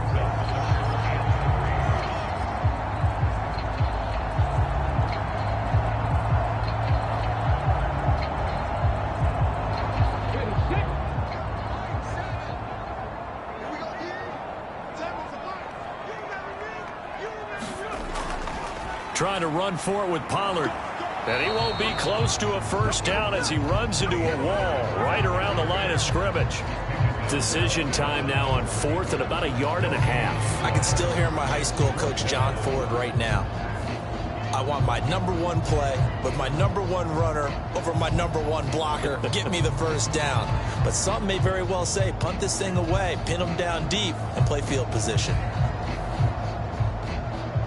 Now here's Michael Dixon on for a very important punt here in overtime. Averaging over 50 yards a punt so far as this one's away. And that one hits a little too close to the goal line, and it continues into the end zone for a touchback. Here's the Arizona offense now as they get set to take over. Well, their defense did the job, got off the field without giving up any points, and now, Charles, all they need here is a field goal, and they get the victory. Yeah, and this is the way I love overtime. I'm one of those really, really old school guys that like sudden death right from the beginning. Well, we've got it now because any points wins the game. On defense, get a safety, a pick six, fumble return, you can win it as well. So I'm really looking forward to this series and see how both sides play it. Oh, they're going to run a little pop pass here.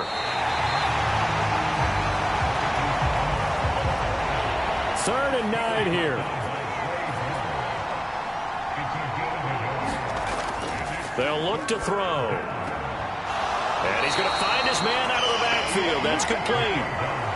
And he gets it here to right around the 24 before he's out of bounds.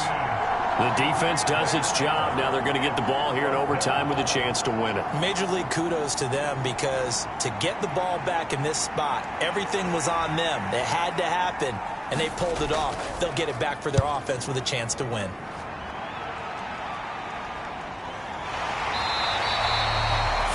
Yards on the punt, give him just 1 yard on the return. And that will come the offense as they take over. And Seattle now ready to march onto the field. All right, Charles, so this offense, they need to mount something here. Time is dwindling.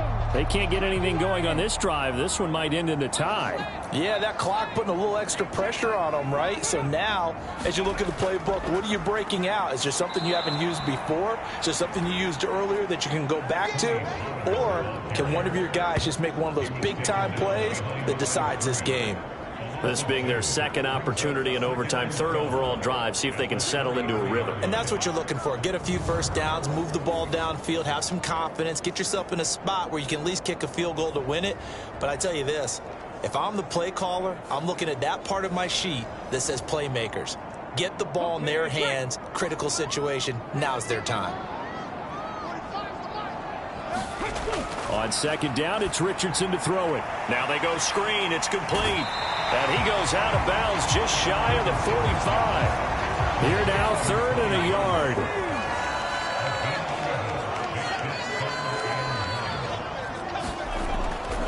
Looking to throw. Richardson.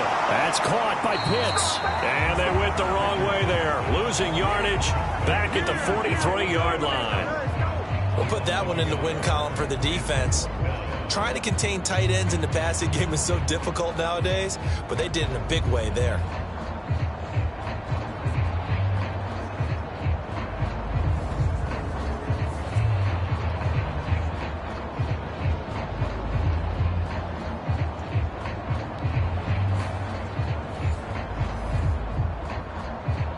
Now here's Michael Dixon. He's been terrific so far.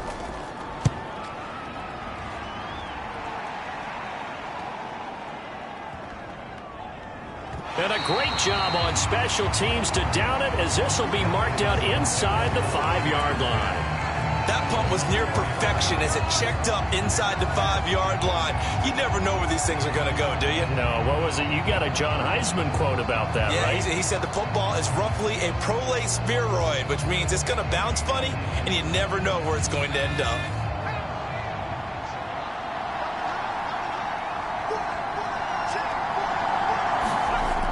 From deep in their own territory, they look to throw, escaping the pressure right. Oh, and a nice tackle, a 6-yard pickup, but they need more than that. Now a timeout called for by the offense. They'll be left with just one remaining here at OT. This 2nd and 4. Now back to throw. He's got McBride. And he's going to pick up a first down here as that clock continues to run. Now a timeout called for by the offense. It'll be their second and final timeout, remember, here in overtime. We'll be back. And they'll let the quarterback keep it here on 1st and 10. At 5 yards, not going to cut it here. That clock continues to run. Well, how about this? The very, very rare tie that we just witnessed. Hard to believe. You don't see it very often. A bonus period of football, yet both teams go home a little bit unsatisfied. So that's it. No double overtime until the playoffs rolled around, so that means this one ends in a tie. Yeah, that's ultimately unsatisfying for both teams, the fan bases. Heck, for us. True. We came here to see a winner, right? We did. Winner and a loser. We didn't get it. We end up with a tie. Everyone walks away. A little bit cranky on this one. Meh. Yeah, MEH, man. So for our entire crew, alongside Charles Davis, I'm Brandon Gaudin. Thanks for watching, everybody. We'll see you next time.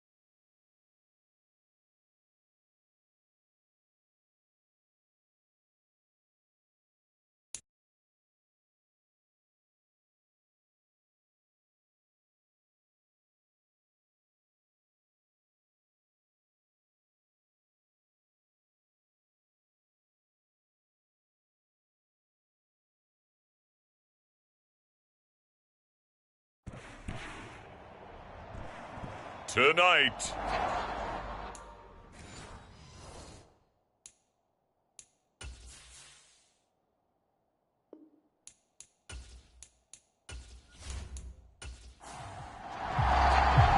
Set to go now in Week 6 of the NFL season, and we are underway on EA Sports. This fielded right at the goal line. And beyond the 20, but not by much. In fact, just a yard pass there to the 21. 6'4" Jordan Love taking the field for the first time. The 2020 first-round pick from Utah State set to lead Green Bay. And at the start of Jordan Love's NFL career, he had one of the best seats in the stadium watching Aaron Rodgers work. But now he's looking for more than that. Rocket arm, big play potential. And he wants to show this organization that he's capable of being a dependable starter for the foreseeable future. They start on the ground with Nick Chubb. And this will leave him a yard short. Nice pickup of 9 yards on first down. Up at the 29 now, they'll head to the line, 2nd and a yard. They toss it left side to Chubb. 2 yards on the pickup, and that's all they needed to move the sticks.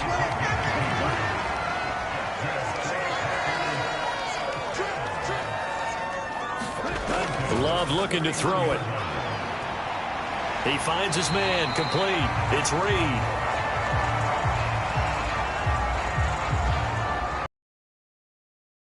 And it'll be 2nd down. Love. Going out wide, finds Chubb. So that'll be no better than an incompletion. And now 3rd down and 6 to go. Love, they go play action now.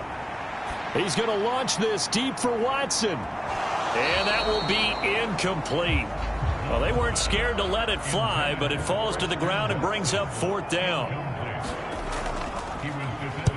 And on 4th down, on is the punt team sending this one away. It's a 42-yard punt. They keep him to just a yard on the return. And the Patriots take over. So out comes this offense to take over for the first time. And they'll be led out by a guy who has a couple years under his belt in the NFL, their 3rd-year quarterback. And it felt like in watching the game tape, he got everyone involved last week. He was a manager. He really was. That's a great way to put it because they ran the ball some, they threw it accurately, 1 touchdown pass, so he didn't, break the bank doing that, but he didn't throw any interceptions. That's the bottom line. That's why a defense loves a quarterback like that. Doesn't put them in bad situations. Credit him with a 1-yard gain there to make it 2nd and 9. Hey, look at this Packers defense. And this unit, very tough to throw against, currently 2nd best in the NFL. And I'm struggling a little bit trying to really categorize this crew. They're top 10 in the league against the pass, but the bottom half of the league in sacking the quarterback. That doesn't make sense. Imagine if this group ever put pressure on the QB, it'd easily move into the top 5. And that nearly an interception here on this opening drive, but he gets a reprieve. It's 3rd down. Pass to the sideline and pulled in. And he gets this up just shy of the 30 to the 29 before he's out of bounds. It's a gain of 9, but it's also going to mean a punt here on their opening drive. Now, that's going to be a tough one to explain when they get together and watch the game film, isn't it? I mean, they had the right call, had the out route. He's got to know where the first down sticks are, yet he steps out of bounds that close. Not their best play. He was called on 3 times in the win last week as his first one here's away. It's a 45-yard punt and 8 on the return. And it'll be Packer football here. 1st down and 10. The Packers offense here coming back out for their 2nd drive.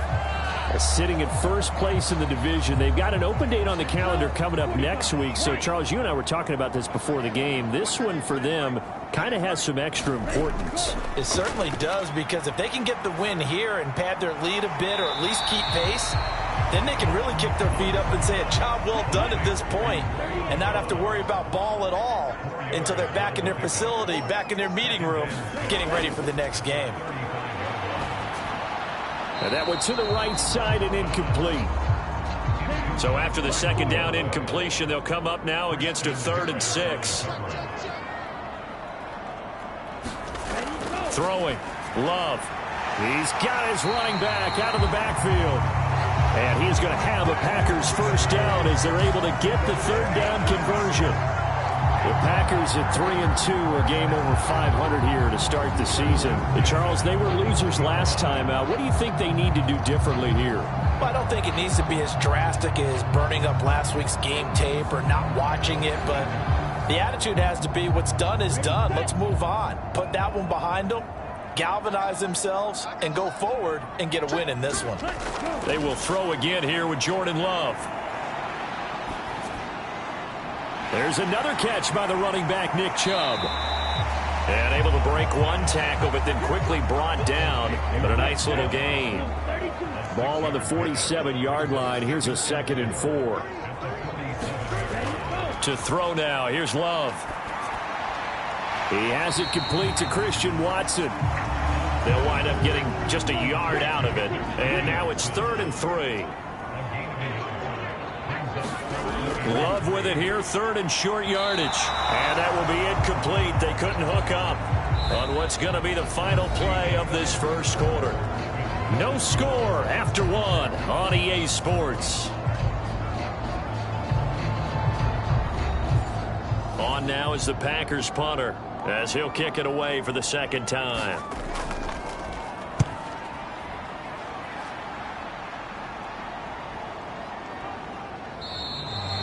Yeah, he was looking for the checkup bounce, didn't get it. That scoots all the way into the end zone now for a touchback. So back onto the field come the Pats for their 2nd drive. The crowd may be losing just a little bit of the edge after back-to-back punts. They want some big plays. They want to see some offense. They want to see somebody break away, whether it's through the air or on the ground. Now it'll be interesting to see where the patience is on both sides. Each head coach, can you hang in? The ball comes out, and the Packers pick it up. We have seen this before, and we know coaches preach about this and work on it all the time. Catch the ball. You know there's going to be some traffic somewhere. They've got to put it away and secure it as they try and get downfield. The Green Bay offense now about ready to take possession here. Well, partner, fast forward with me for a second. Remember, next week they have the open week, so they're going to get some extended rest. Does that change how they manage the rest of this one? I think it does a little bit, but not by too much, because you're right. You get the extra rest, you get a chance to heal up and kind of, do a little bit of a reset for this team. But it's also 7 extra days to think back to the last time you were on the field. So now, a little more importance on what they're getting done because they carry it with them for essentially 2 weeks. The line of scrimmage, the 7 now on 2nd and goal. Play action this time with Love. And that'll be incomplete. Took a pretty good shot as he tried to pull that one in. Couldn't hang on, 3rd down. Going back to Love. And that's going to be incomplete. The contact there enough to jar that ball free. And it brings up 4th down. Oh, that's going to hurt a bit because they needed to come through with a completion there. Now a drive that started with great field position is facing 4th down. Chase McLaughlin now for the field goal try. From the left hash, should be a fairly easy one here. And his kick is indeed good. And the Packers are off to a 3-0 lead.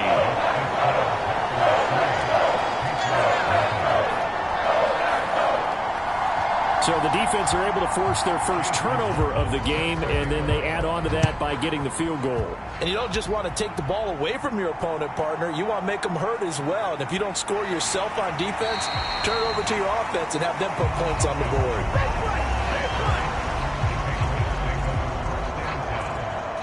So the Patriots coming out now. Not only are they in search of their first score, they're in search of their first down in this ball game as they come up 1st and 10.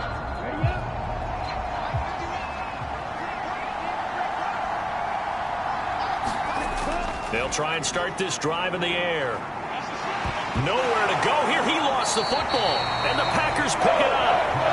And a 1st and goal coming up here inside the 10-yard line. Whenever I see a team turn it over on back-to-back drives, fumbles on their last two, I know one person's blood pressure who is starting to rise, and that's the head coach. Absolutely. And when's it going to go down? When they stop fumbling? When they stop fumbling and after he's assessed the game film, and only if they manage to win the game. The defense gets him the ball via the turnover. Now can this offense cash in? 1st and goal. Dobbs goes in motion. And now a fake on the jet sweep and a give to Chubb. Only about a yard there as he takes it from the 9 to the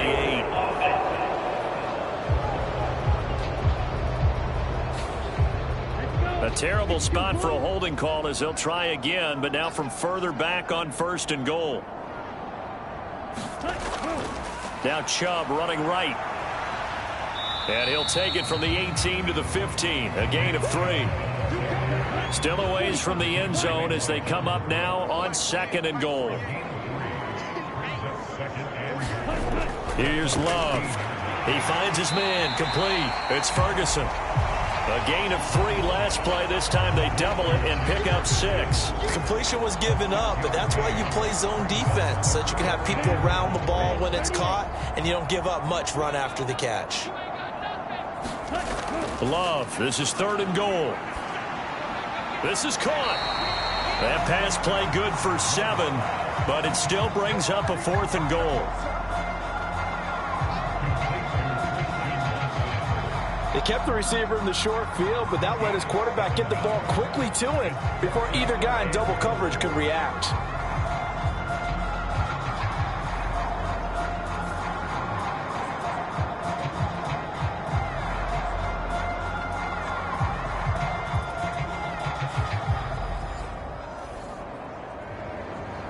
The offense is staying out there. Here we go on 4th and goal from the 1. Love now. And it's incomplete. They cannot convert, and they turn it over. They throw for it on 4th and goal at the 1, and the Patriots get the football back. And they've now made 2 trips to the red zone and still looking for their first touchdown. Not able to punch it in, and if you're on defense, your confidence is sky high. Because mentally, you're saying, hey, you're in the red zone. We're thinking we're giving up 3. We just want to give up 6. In this case, they end up not giving up the touchdown at all. They've got to feel great about what they got done. And not a whole lot of room to operate there on the first down run. He gets maybe 3. A gain of 3, 2nd down. 2nd quarter, 2 minutes remain. 3-0 our score. We remind you that coming up at halftime, we'll take you to Orlando and Jonathan Coachman. Coach will have highlights and analysis of this first half, one that's featured no touchdowns as of yet on either side. So his job's a little bit easier for this halftime report. Need to give the coach some highlights here. Yes, we do. It'll go as a gain of 7 on the play, and it sets up a 3rd and inches situation. Back to throw here. In trouble, and the ball's out. It's in the end zone loose. And this will be scooped up in the end zone. The defender gets there, and it's a touchdown. Once that ball was loose, the question was, would this be 2 or would it be 6? It's 6. The defense able to pounce on it. And for the offense, the training didn't really kick in, did it? Once that ball comes loose, you got to get on it, make sure that you recover it, or make sure you punch it out of the end zone. Anything but give it to the defense to score a touchdown. Chase McLaughlin on for the extra point.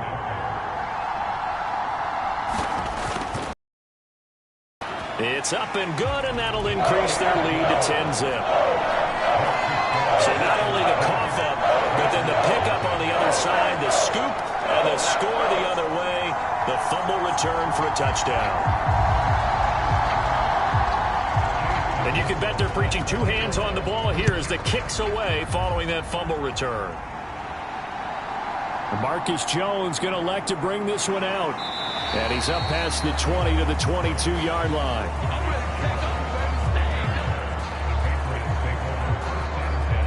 The Patriots ready to try again on offense. They are looking to make a bit of a 180. They are sputtering right now. And frankly, I think it's time to call your playmakers together. and say, all right, guys, we're going to lean on you through this patch. We need you to get us back on track and get us going in the right direction. So you're calling plays geared to them. Not necessarily what you look at your plays, oh, this hurts the defense. I want the ball in the hands of X, Y, and Z and see if we can move forward. So don't get too cute. Go to the playmakers. And they get him down, but not before he takes it across the 40-yard line. Now the Patriots going to use one of their timeouts, as the stoppage will come with a little under a minute to go in this first half. They'll look to throw here on first down. It's a short one here, complete to the tight end. Now the Patriots will use the second of their timeouts as they get the stoppage with a little over 50 seconds to go in the first half. He'll get this underneath to Stevenson. And he'll be brought down at the 45-yard line. Another catch for him there on this drive, Brandon, and it looks like they're going to utilize him out of the backfield any way they can. And that time they pick up a first down. So now on defense, do you assign a man to him and try and cover him before he gets going? A 1st and 10 here, and you know, if they could just get 3 out of this, something about whittling it to a one-score game at half that might provide a psychological boost. Checking this down to Stevenson. And he'll go out of bounds right around the 40. Ball at the 40 here for 2nd and 5. Back to throw again. He'll go underneath here to Stevenson. And he'll get it inside the 40 to the 39. 5 yards on first down, but now just a 1-yard pickup there on second. As a defense, you're more balanced when you're in zone coverage because you're able to keep your eyes on the quarterback and see the play develop in front of you. They're able to keep the quick pass in front of them and stop it right at the line of scrimmage.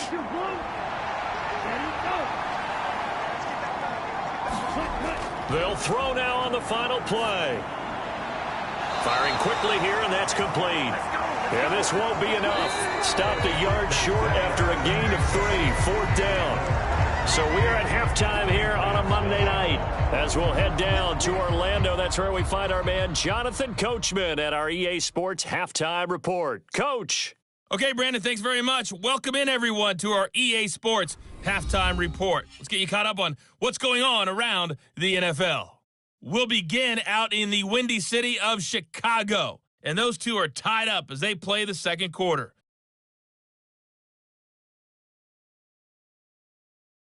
Next, we head off to check out another game, and you can see they are scoreless as they play the second quarter.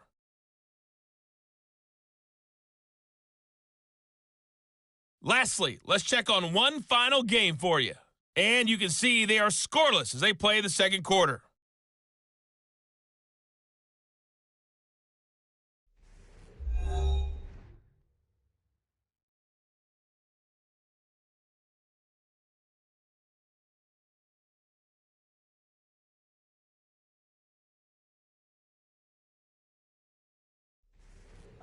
All right, Coach, thank you, and we welcome everyone back for quarter number 3. 10-0 is our score as we get started again on EA Sports. And he'll be stopped up at the 25.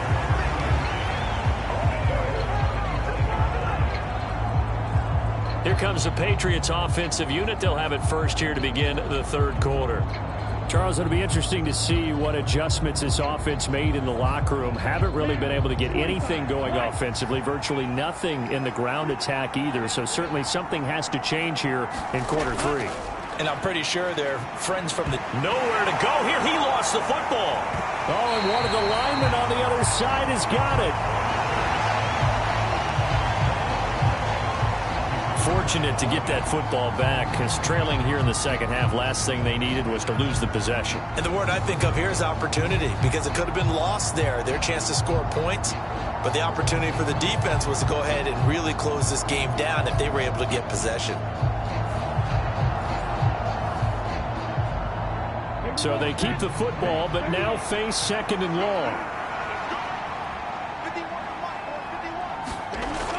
Back to throw. Under pressure, they got him again. Loss of 10 as multiple defenders get to it. I'd say it's not panic time yet, but let's be honest about it. Empty possession here, not what you're looking for when you're down a couple of scores. Absolutely not. Trying to start the second half off on the right foot. Unfortunately, going to give the ball up.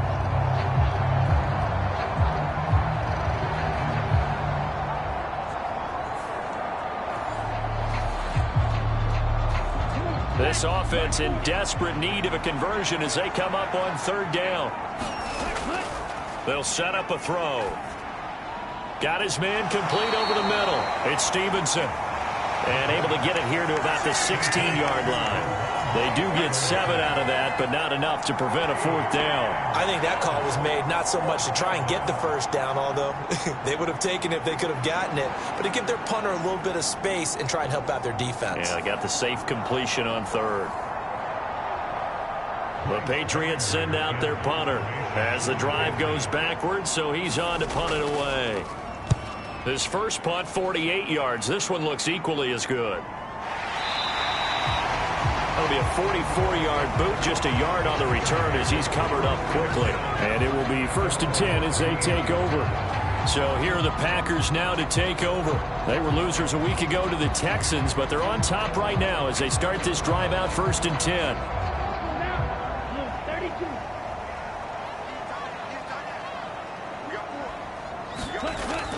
They begin this drive with Chubb. And nothing much materializing there on the first down run. He'll get a couple, and that's it.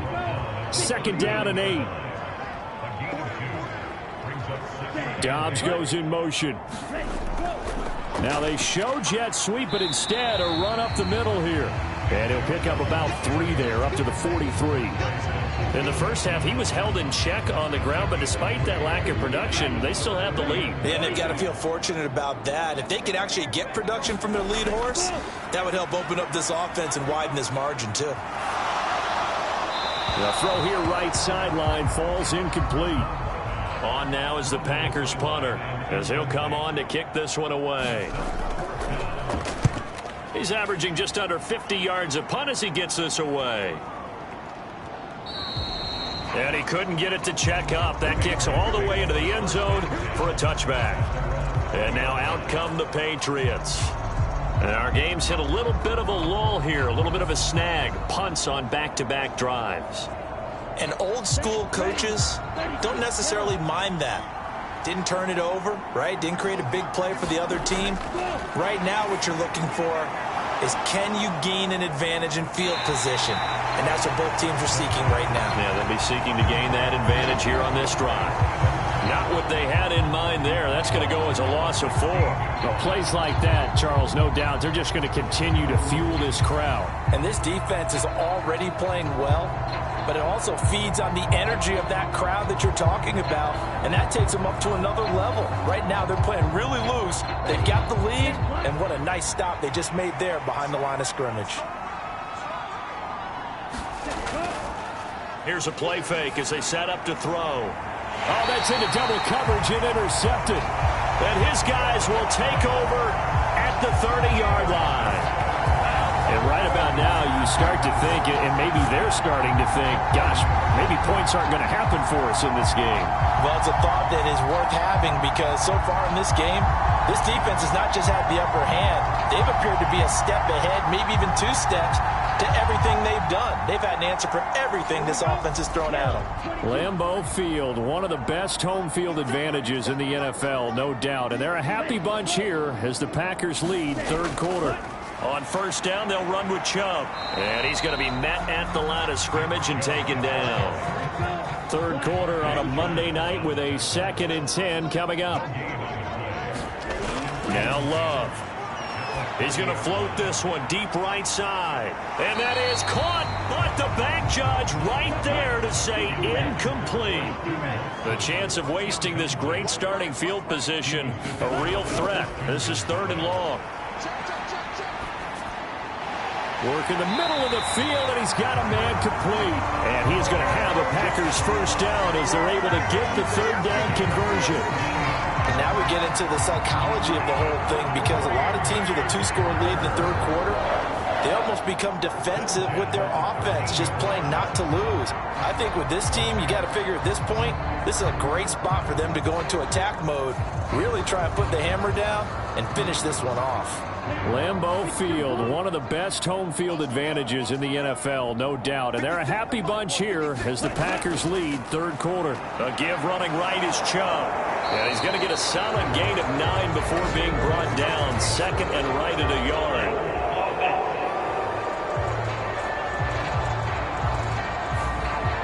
So that time they get the tight end on the hold. Normally he's a pretty good run blocker, but this time he just didn't get his arms extended and let go quickly enough. The flag came out as a result.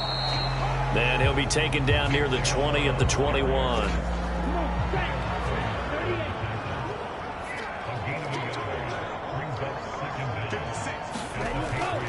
Second down, here's Chubb again. And he'll get it here to the 10-yard line. Now a 3rd and 6.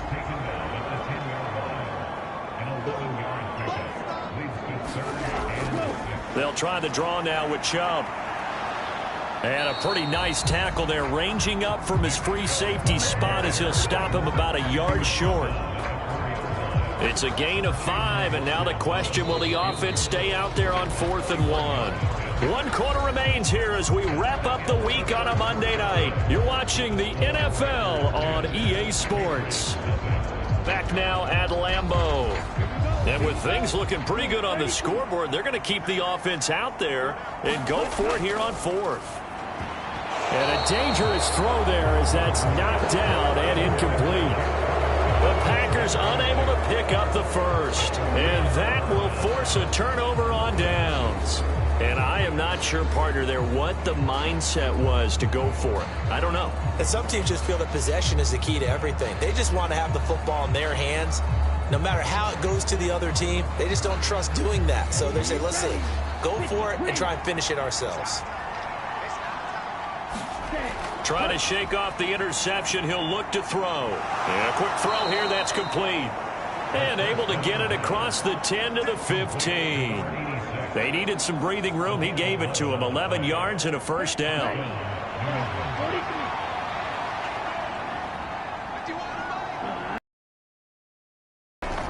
Straight ahead at Stevenson. Just a yard on the pickup there, and it'll bring up a 2nd and 9.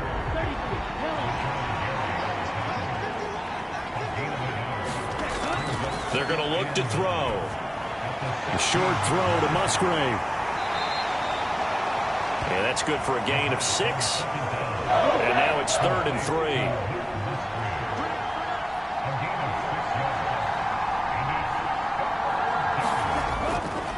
They'll try and run for the first with Stevenson. And he'll get to the 29-yard line, brought down there. 7 yards there, good enough to move the sticks. The job one to pick up the first down is complete. That was a big 3rd down conversion, but they got to watch the clock. It's starting to become their enemy a bit here in a 2-score game. Which means they have to pick up the pace, right? The tempo has to be upped. And what they do is they tell the quarterback in his helmet, hey, listen, when we pick up the first down here, tell everyone we're going. We're moving now to 2-minute offensive phase, and everyone on the bench area, they're waving them along too. Let's go, let's go, let's go. Back to Stevenson on first down. And he's going to take this ahead for right around 3 yards, but no more than that. 2nd down.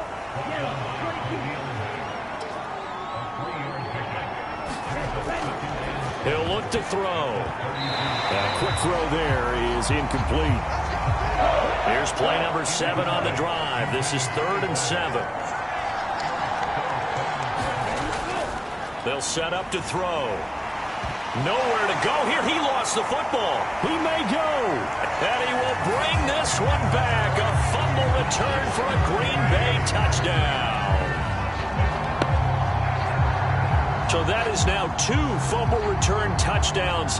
You talk about something that's going to drive a head coach crazy. Without a doubt. But for the defensive guys, once you do it once, you create a frenzy. Everybody wants to get involved, and they got it done a second time.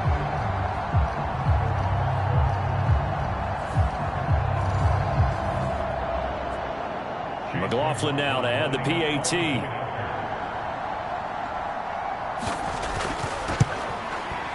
He's got it, and it's 17-0. The scoop and score, always an exciting play in football, and we witnessed it there, grabbing it off the ground and then rumbling it into the end zone for 6. So here's the kickoff now as he'll get it again following that fumble return for a score. Oh, the return is Jones from the end zone. And he'll be stopped right around where he would have been had he gone down to a knee, maybe a yard shy of there at the 24. New England trying to get a place on offense. Remember, they have won 3 straight, but getting to 4 straight does not appear to be in the cards as they are in a big fourth quarter hole.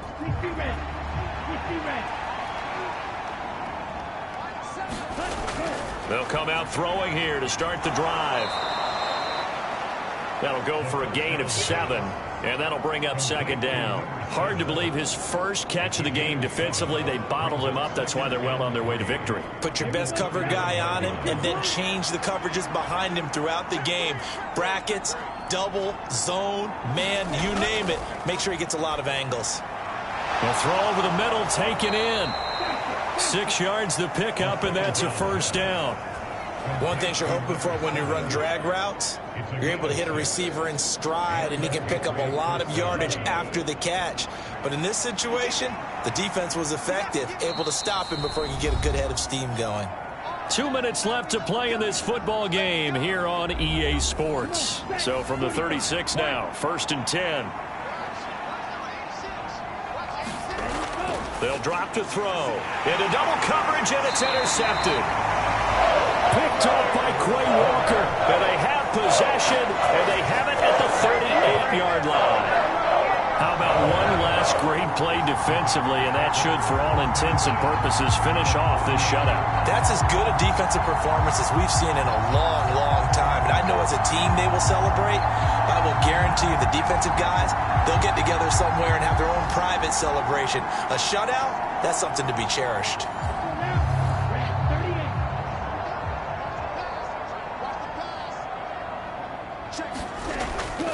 From the gun, it's a give to Chubb. And that one opened up for him well as he'll take this down to the 26-yard line. It's a gain of 12, and the Packers have the first. Another example of this offense really having their way, Charles, and another big chunk play there on the ground. And when you look at the defense, they've got to do a much better job of wrapping up when they tackle. A lot of great opportunities continue to slip through their fingers, as do the runners.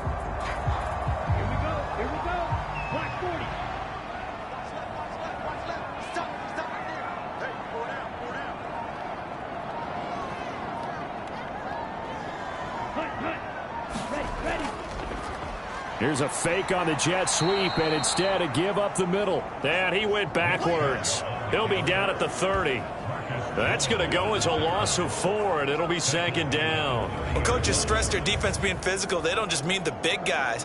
How about the guys on the outside, the cornerbacks? It's not just their job to patrol the airspace. They can get involved in the run game as well.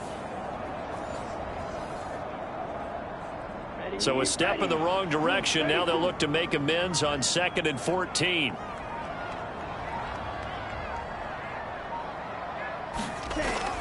And again, it's Chubb. Give them 4 on the carry there, but that only takes them back to where they started. 3rd and 10.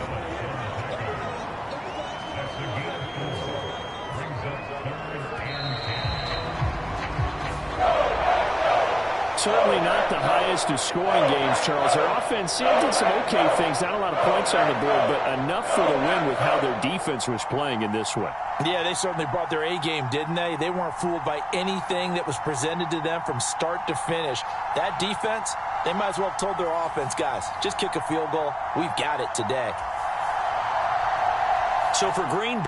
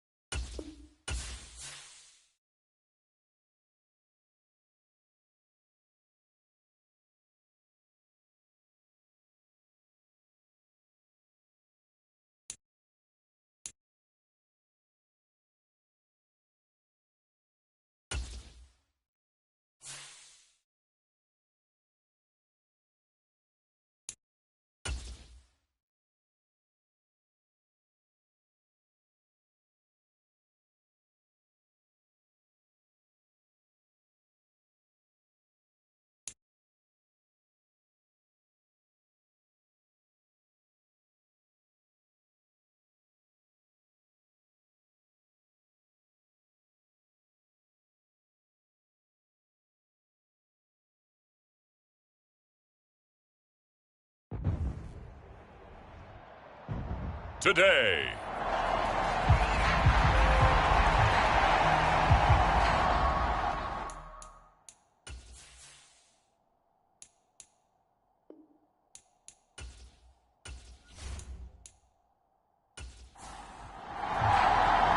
Set to go now in Week 6 of the NFL season, and we are underway on EA Sports. And a decent return out to the 27-yard line.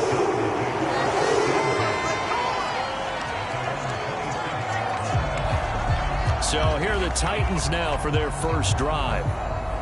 And they will be led out by their 6'3" quarterback. And you'd think as a young QB there'd be some nerves leading an offense out to start a game, but haven't seen any sign of them right now. And speaking with him earlier this week, sensed that the pressure wouldn't get to him. He feels comfortable being the face of this offense and shouldering the expectations on game day, even if he doesn't quite have the years of experience other quarterbacks do. A quick throw knocked away and incomplete. 2nd and 10 now from the 27.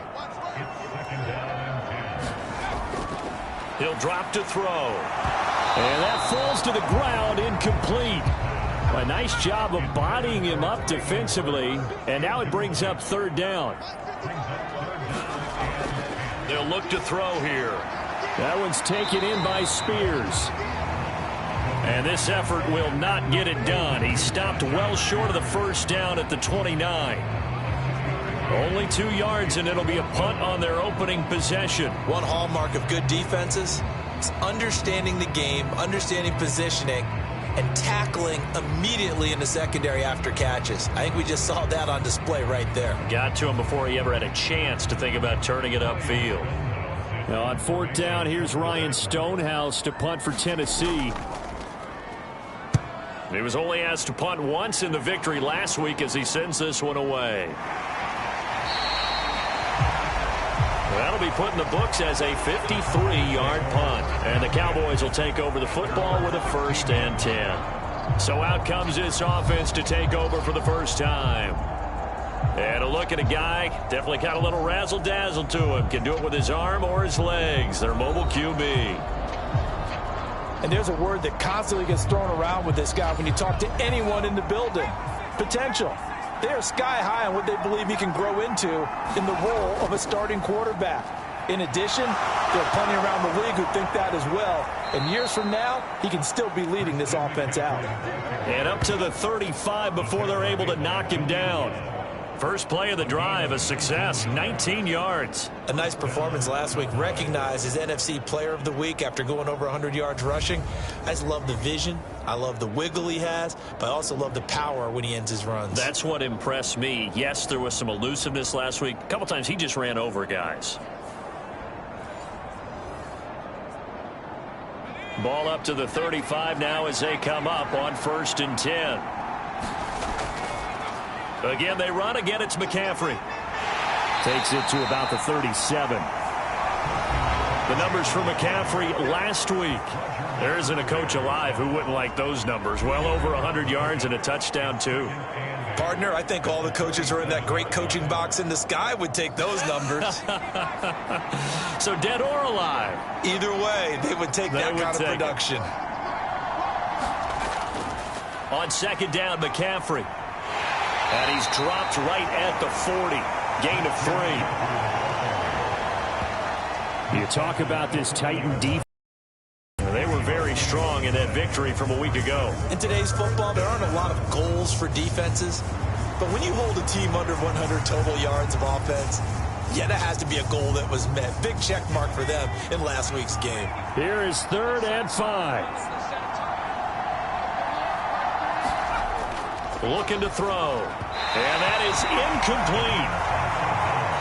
And the Cowboys going to bring on Brian Anger to punt on 4th down.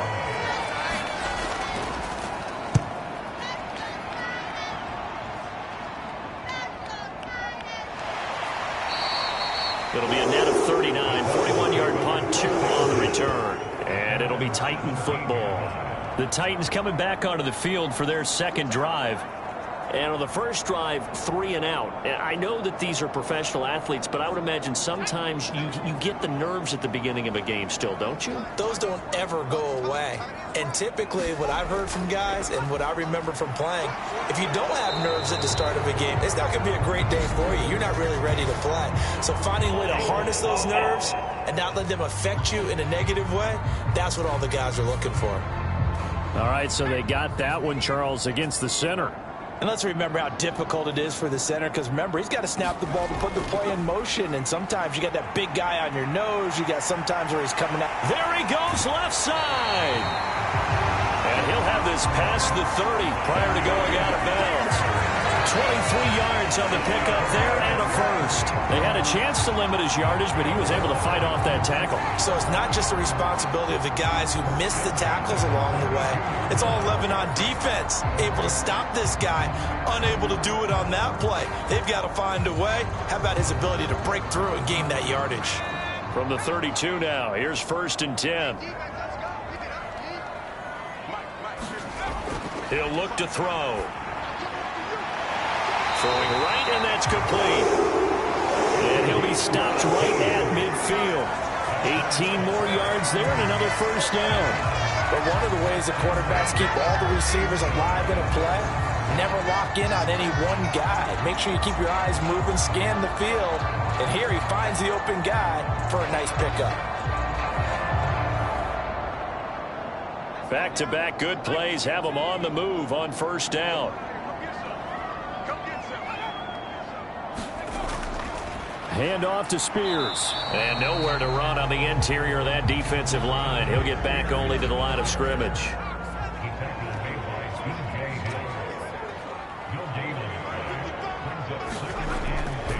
Here's Spears on 2nd down. And he's got this pretty close to a first down at the Cowboys' 42. So 3rd and 2. This quite possibly 4-down territory, though, if they're stopped. Right back to Spears.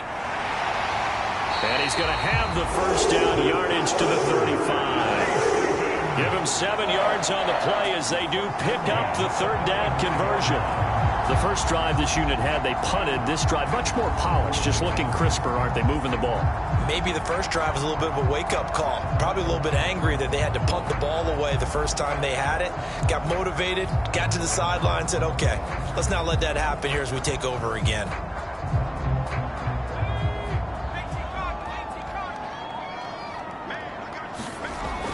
Now they'll switch it up here and look to throw. He'll let this go for the end zone. And it'll be incomplete. Good job staying with him defensively. And it'll bring up 2nd down.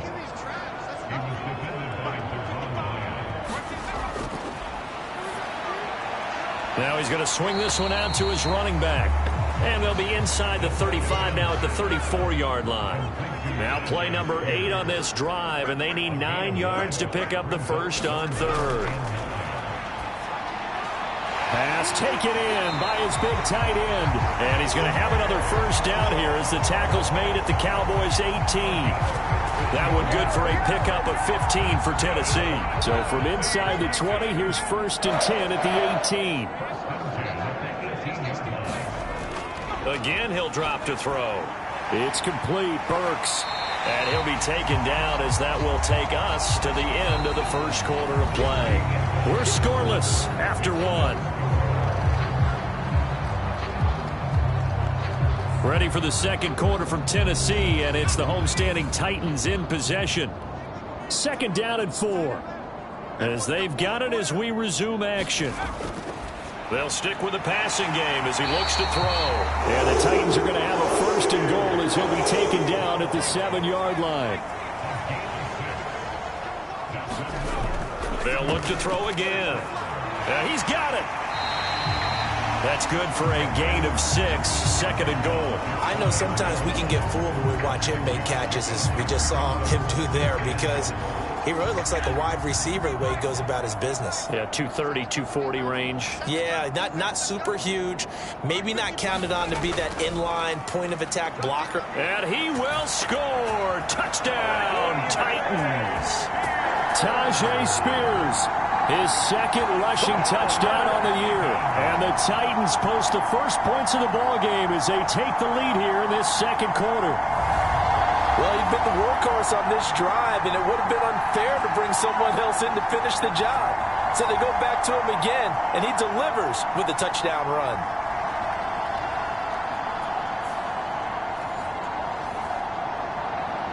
Out comes the kicking team here for the extra point.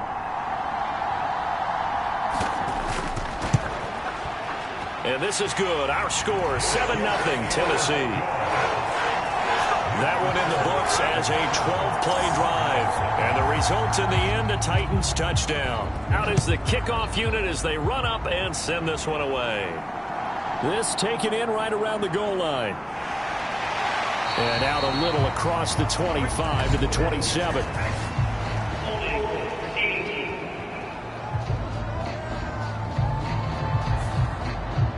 That flag accepted, and it backs the offense up a little bit. McCaffrey running up the middle, and he is going to lose yardage here. 2 yards the loss, 2nd and 12. That's a tough one right there. He ran right into the teeth of the blitz as the linebacker was freed up in order to stop that one for a loss. I think quarterbacks got to see that. Got to find a way to audible into something a little more advantageous.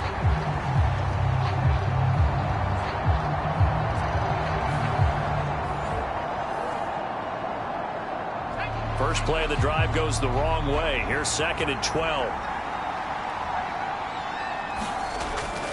They stay on the ground. McCaffrey again. It's a gain of maybe 3, but it's going to leave them with still about 8 or 9 to go on 3rd down. They'll look to throw. Quick hitter here. It's complete. And he's going to get this one across the 30-yard line. 13 yards and a first down, Cowboys. When the hitch route is run really well, that jab step off the line of scrimmage by the receiver, which is designed to back up the defender and give him a little bit of space, all you want there, get that space, catch the football, and then make a move and pick up extra yardage, and that's exactly what he got done there. Line of scrimmage, the 31 now on 1st and 10. Up the gut, McCaffrey. And he'll manage to pick up about 4. It's 2nd down.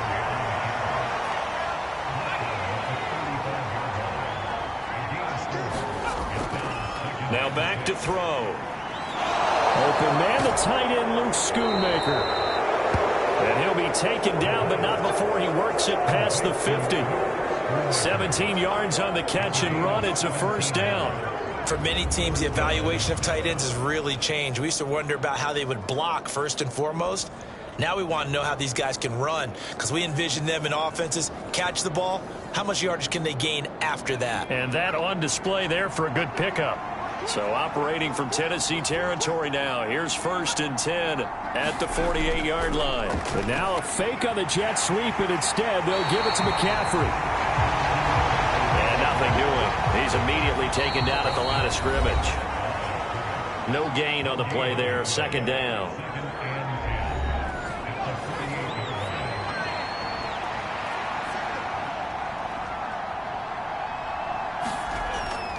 From the shotgun, he'll look to throw. He's going to drop this down to McCaffrey. 5 yards. Now it's 3rd and 5. And I like the idea here. Get the ball in his hands, even if it's in the passing game. 3 catches a week ago, and he does a nice job here to pick up yardage.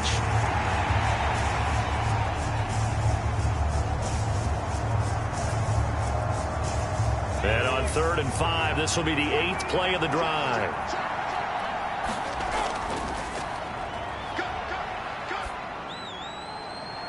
Able to find the open man. That's complete. He's going to go out of bounds, but he takes this one down just shy of the 20. A good pickup there, a 22. Boy, everything clicking on this drive. He's 4 for 4 now, and that throw, maybe the best of the bunch. This offense is really humming, and they pick up another first down.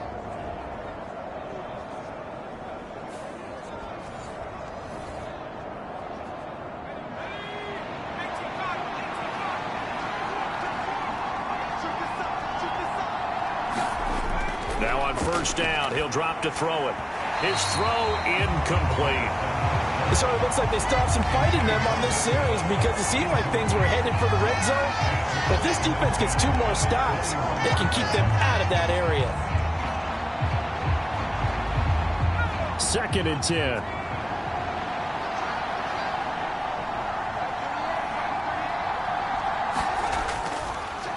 Now a shotgun snap as they'll look to throw. And he comes back with one complete. 9 yards, not quite enough, and they'll be left now with 3rd and 1. And that is incomplete. Oh, he had a defender right there with him to force that to the ground. And 4th down now coming up. Here we go with McCaffrey. And he's able to pick up the 1st down before he's tackled right at the 10. Now a timeout called for by the offense as they'll stop it with a tick under a minute to go before half. Out of the gun, they'll look to throw. His pass caught at the 4. Touchdown! A great play there. His 2nd touchdown on the season. And the Cowboys are on the board here in the final minute of the 1st half. After nearly 30 minutes of football, that touchdown puts us in a position where if they make the extra point, we're right back to even before we start the 2nd half.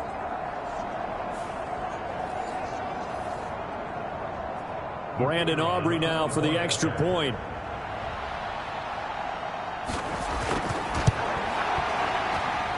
It's up and good, and we're tied at 7 here in quarter number 2. So that one a 13-play drive in total, and it's capped off with a Cowboys touchdown. So all even at 7 now as they kick it away.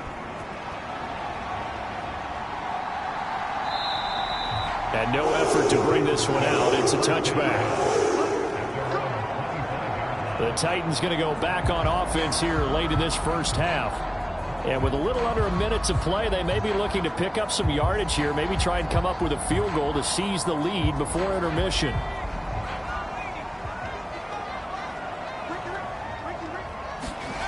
They'll come out throwing here on 1st down. And that is incomplete. He couldn't hold on through the contact. Brings up 2nd down.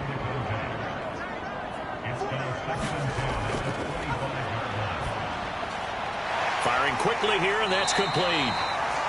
The Titans going to use the 1st of their timeouts as the clock's going to stop with 47 seconds to go in half number 1.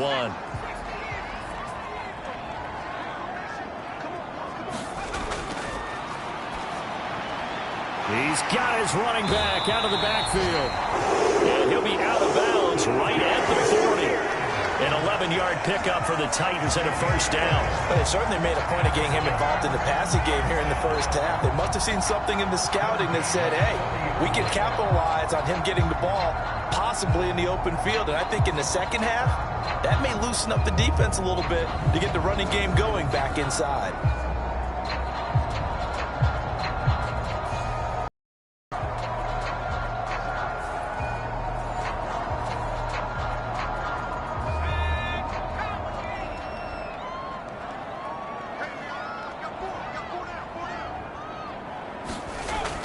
On 1st down, he'll drop to throw. And a quick throw here, that's complete.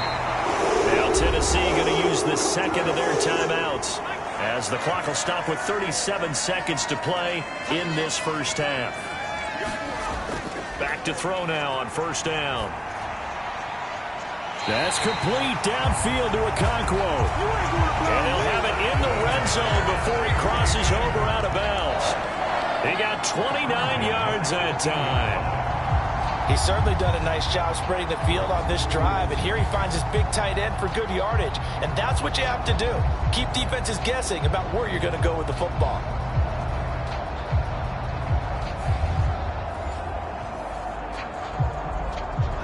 So from inside the 20, here's 1st and 10 at the 18.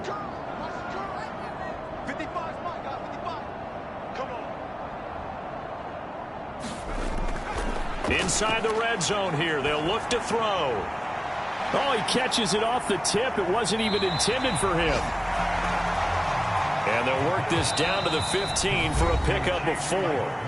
Now the Titans will use their third and final timeout as they'll stop it with 14 seconds to go in this first half. 2nd and 6. And it's caught. Driving for the goal line, but he's marked down short. And with no timeouts, no chance to get the field goal unit out there. And frustration going to set in, as that is going to be how this first half will come to a close.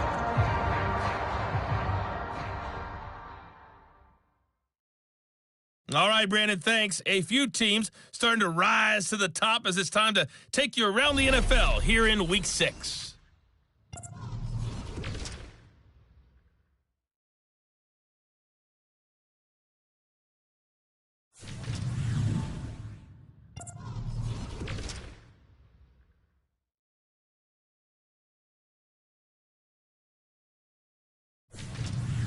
Lastly, let's check on one final game for you. And you can see they are scoreless as they play the second quarter. Meanwhile, in our game, each team able to manage just one touchdown apiece. 7-7 is our score. And for the call of the second half, we send it back to our commentators, Brandon Godden and Charles Davis. All right, Coach, thanks. Yeah, both teams likely to make some changes in what's been a closely fought battle to this point. Set and ready to go for the second half. One touchdown apiece, 7-7 our score. And we will not see a return to start the half, as this will be a touchback. Out come the Cowboys now as he'll go on offense first here in this third quarter. And both of these defenses have been stifling these last few drives offensively. Just not able to get anything going, so what needs to change? I think a lot of the guys will go back and review, so to speak, because everyone has someone assigned to how did each play work. Okay, what did we use that kind of worked for us during this game? Try and get back to some of those plays, as well as the possibility of showing something you haven't shown already in this game and trying to change things up. Let's see if they take the advice of Mr. Davis. And down he goes, but he takes it up to the 40. They picked up 5 yards last time. Now they double it and get 10 here. First downs have not come easy, and neither have runs like this throughout this game. Absolutely not. He finally felt like, whoa, a sigh of relief. We got something going in the running game.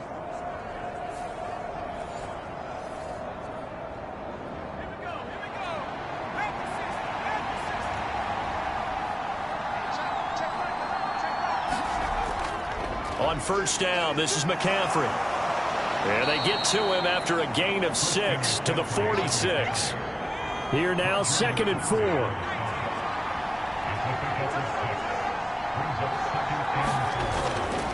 They'll give it up to McCaffrey. And they'll get this just to the 47. 1-yard gain. They'll come up now, 3rd and 3.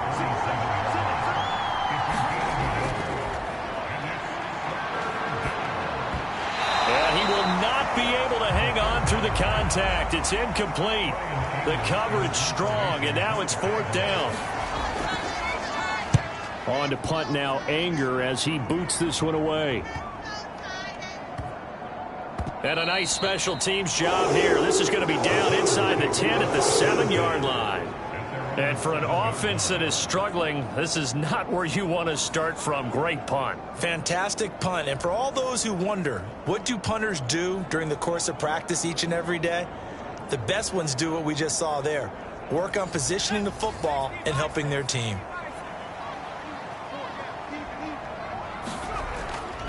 Now Spears to begin the drive. And he will take this up to about the 8-yard line. Now 2nd and 9.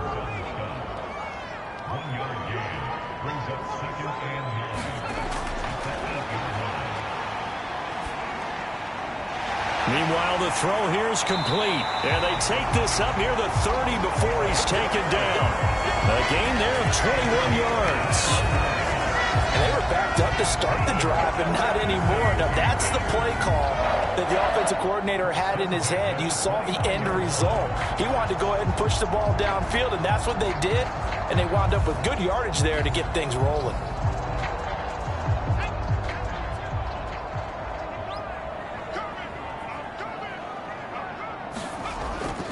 On 1st and 10, it's Spears. And he is going to lose yardage here. 2 yards the loss, 2nd and 12. That was well played there defensively. 2 tight ends in the formation, which essentially gave them 7 blockers up front.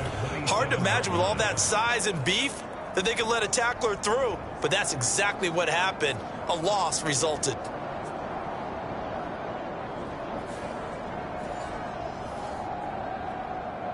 So the first down run lost a couple. Now they come up 2nd and 12. There's a throw over the middle. It's taken in by his tight end. It'll go down as a gain of 6. And just like that, it's 3rd down. That's a staple of this offense. Drag route to the tight end. Yeah, he's unable to use his size to break off much more yardage after the catch, but still an effective gain nonetheless. And on 3rd down, the Cowboys bring in an extra defensive back. Now they'll throw here out of the gun. He's got his target. That's complete. And he will have a Titans first down as they're able to get the 3rd down conversion. Many different ways to create space, but on that play, he did it with that big, wide body of his. Didn't get a whole lot of yardage on the play, but it did what it was supposed to. Pick up a first down.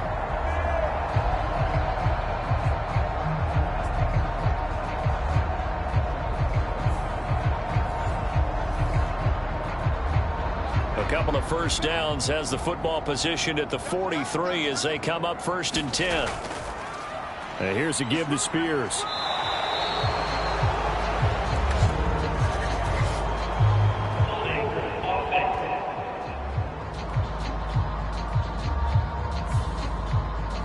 So they'll go ahead and accept the penalty.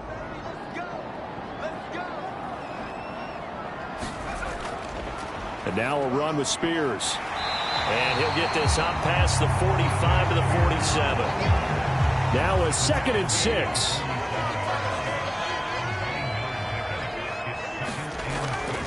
The Spears with another carry. And a good push there defensively as they stop him at the 48. Gain of just 1. And on 3rd and 5, this will be the 8th play of the drive. Back to throw here. A short throw taken in by Okonkwo. And he's able to take it across midfield before going out of bounds. Here's Ryan Stonehouse now, as he'll punt it away for the 2nd time. And no return possible here as they angle this one out of bounds. The Dallas offense here set to begin the drive. Over on the sideline, hoping to hit that reset button between possessions. Last time out, they had to punt it away. This time hoping to finish this thing off in the end zone. The lane opens up that time as he'll be brought down just short of a first after a gain of about 9. Back now in Nashville. All even as we get ready to start the 4th. From the 35, here's 2nd and a yard. A give running left, it's McCaffrey. 2nd and 1, and people want to run the football. This is where every back in the league is supposed to do exactly what we just saw there. Pick up the first down. And now a throw on 1st down there, but it's incomplete. Now a 2nd and 10.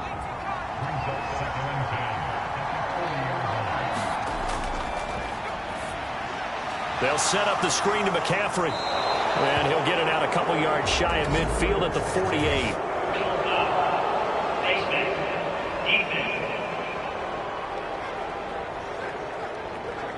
So it was already a gain on the completion, but tack on some more with that penalty. Absolutely. No matter what angle you're making the tackle from, you can't grab the face mask, and that's just putting your defense on its heels just a little bit more. So the penalty yards marched off on the face mask. Here's 1st and 10. This is McCaffrey on the give. And this will go as a gain of 7 as he gets it to the 30-yard line. Ball on the 30 now. Here's 2nd and 3. From the shotgun to McCaffrey. About 3 yards there to the 27. Pretty good job defensively. Thought he was going to get it, but they knew where that marker was, and they stopped him just short of it. What it does is emphasize that strategic football and situational football is not just played on the offensive side, is it? Defense understanding, as you noted, where the first down marker was and making sure they didn't get there. The battle in the trenches never more important than right now. This is 3rd and inches.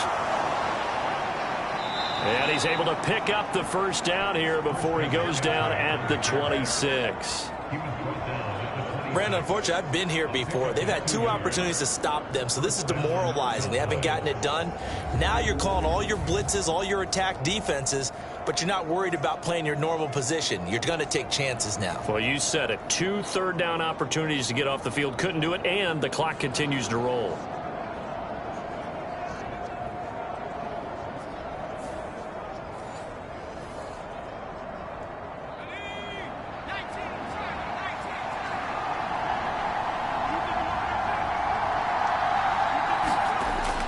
They'll look to throw here on first down.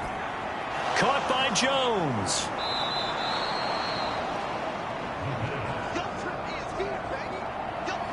Second and 6.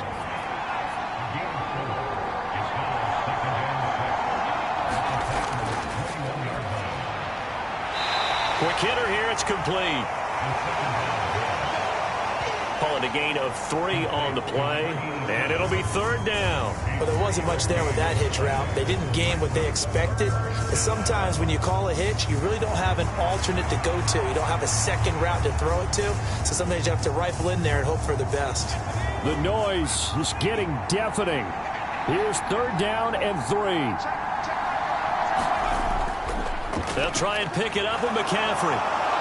And he is out of bounds, but first he gets it inside the 10 to the 7. 91 yards rushing for him so far as his terrific season continues here. Another carry for their leader and a good one. It's crunch time. They'll need him to continue to be productive in both the run and passing game in order for them to try and snatch a victory.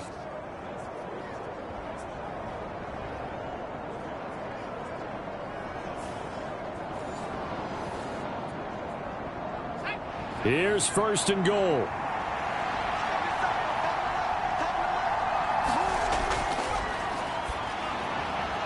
And this is caught for a Cowboy touchdown.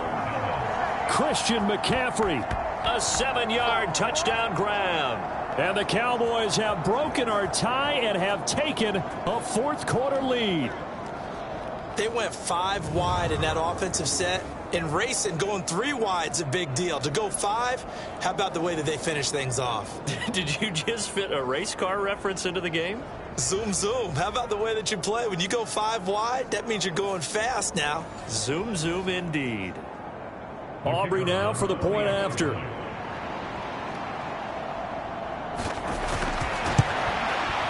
And he's got it. It's now a 14-7 ball game. A 10-play drive that time. And it's finished off by a receiving touchdown from Christian McCaffrey.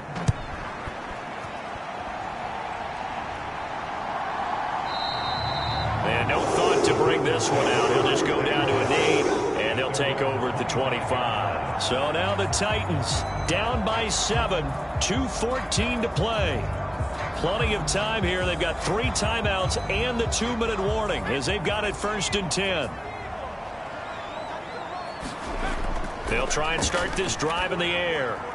Throw to the right, caught by Okakwo.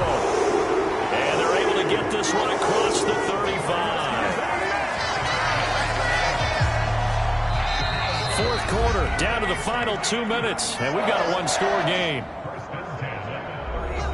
So the Titans in possession of the football here as we get you reset. They come up on a 1st and 10, desperately needing a score here on what could be their final drive. And that one too wide and incomplete. They'll try again here, 2nd and 10.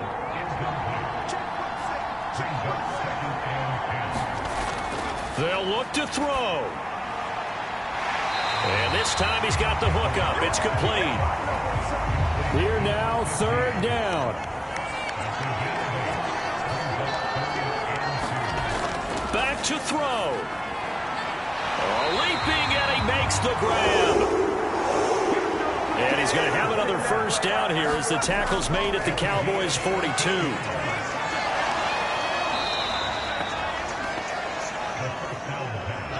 They'll come up now. This is 2nd and long. He's going to find his running back. It's complete. And they're going to get this down near the 35-yard line. He's going to let this one go deep. And it's knocked away and incomplete. Well, they know anything less than a touchdown here at this late stage is going to be no good. They were going for it all right there. But it was just too hard to adjust to that one in the air, and it winds up incomplete. The decision made for them. They've got to go. It's 4th down. Got to try it here. He's back to throw. And it's going to be batted down. It will go the other way with the football. They had to go for it with such little time remaining. And the Cowboys defense is going to get them the football back. 4th down, and they take to the air, which really isn't a major surprise. But how about the coverage? They're able to bat it down. Dallas offense set for this next drive. And this game not quite in hand yet. We'll likely see all 3 timeouts defensively and then reassess where we are. Good starting position for the Cowboys here as they come up 1st and 10 at their 35-yard line. They start on the ground with McCaffrey. And he'll take this ahead for about 4. 2nd down coming up. The Titans going to use the first of their timeouts as they'll stop it with 40 seconds remaining in this 4th quarter. Another run on 2nd down, trying to cover up. And he'll take this up over the 40 to about the 41. Now a timeout called for by the defense. That'll leave him with just 1 remaining in this 4th quarter of play. 3rd down, here's McCaffrey. And he's going to be a yard short. A 2-yard pickup leads to 4th and 1. Now the Titans will use their 3rd and final timeout as they'll stop him with a little over 30 ticks to go in the football game. Anger is on to punt, and he gets this one away. 31 yards on the punt there. And out will come the offense as they take over. This is 1st and 10. He's back to throw.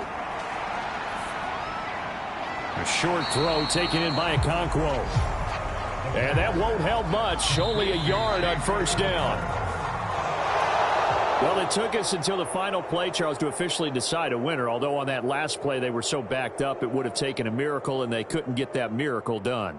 Well, I like how you stayed with it because we both knew that this had to go down to the last play, and neither side was going to exhale until that play concluded because we've seen the improbable before.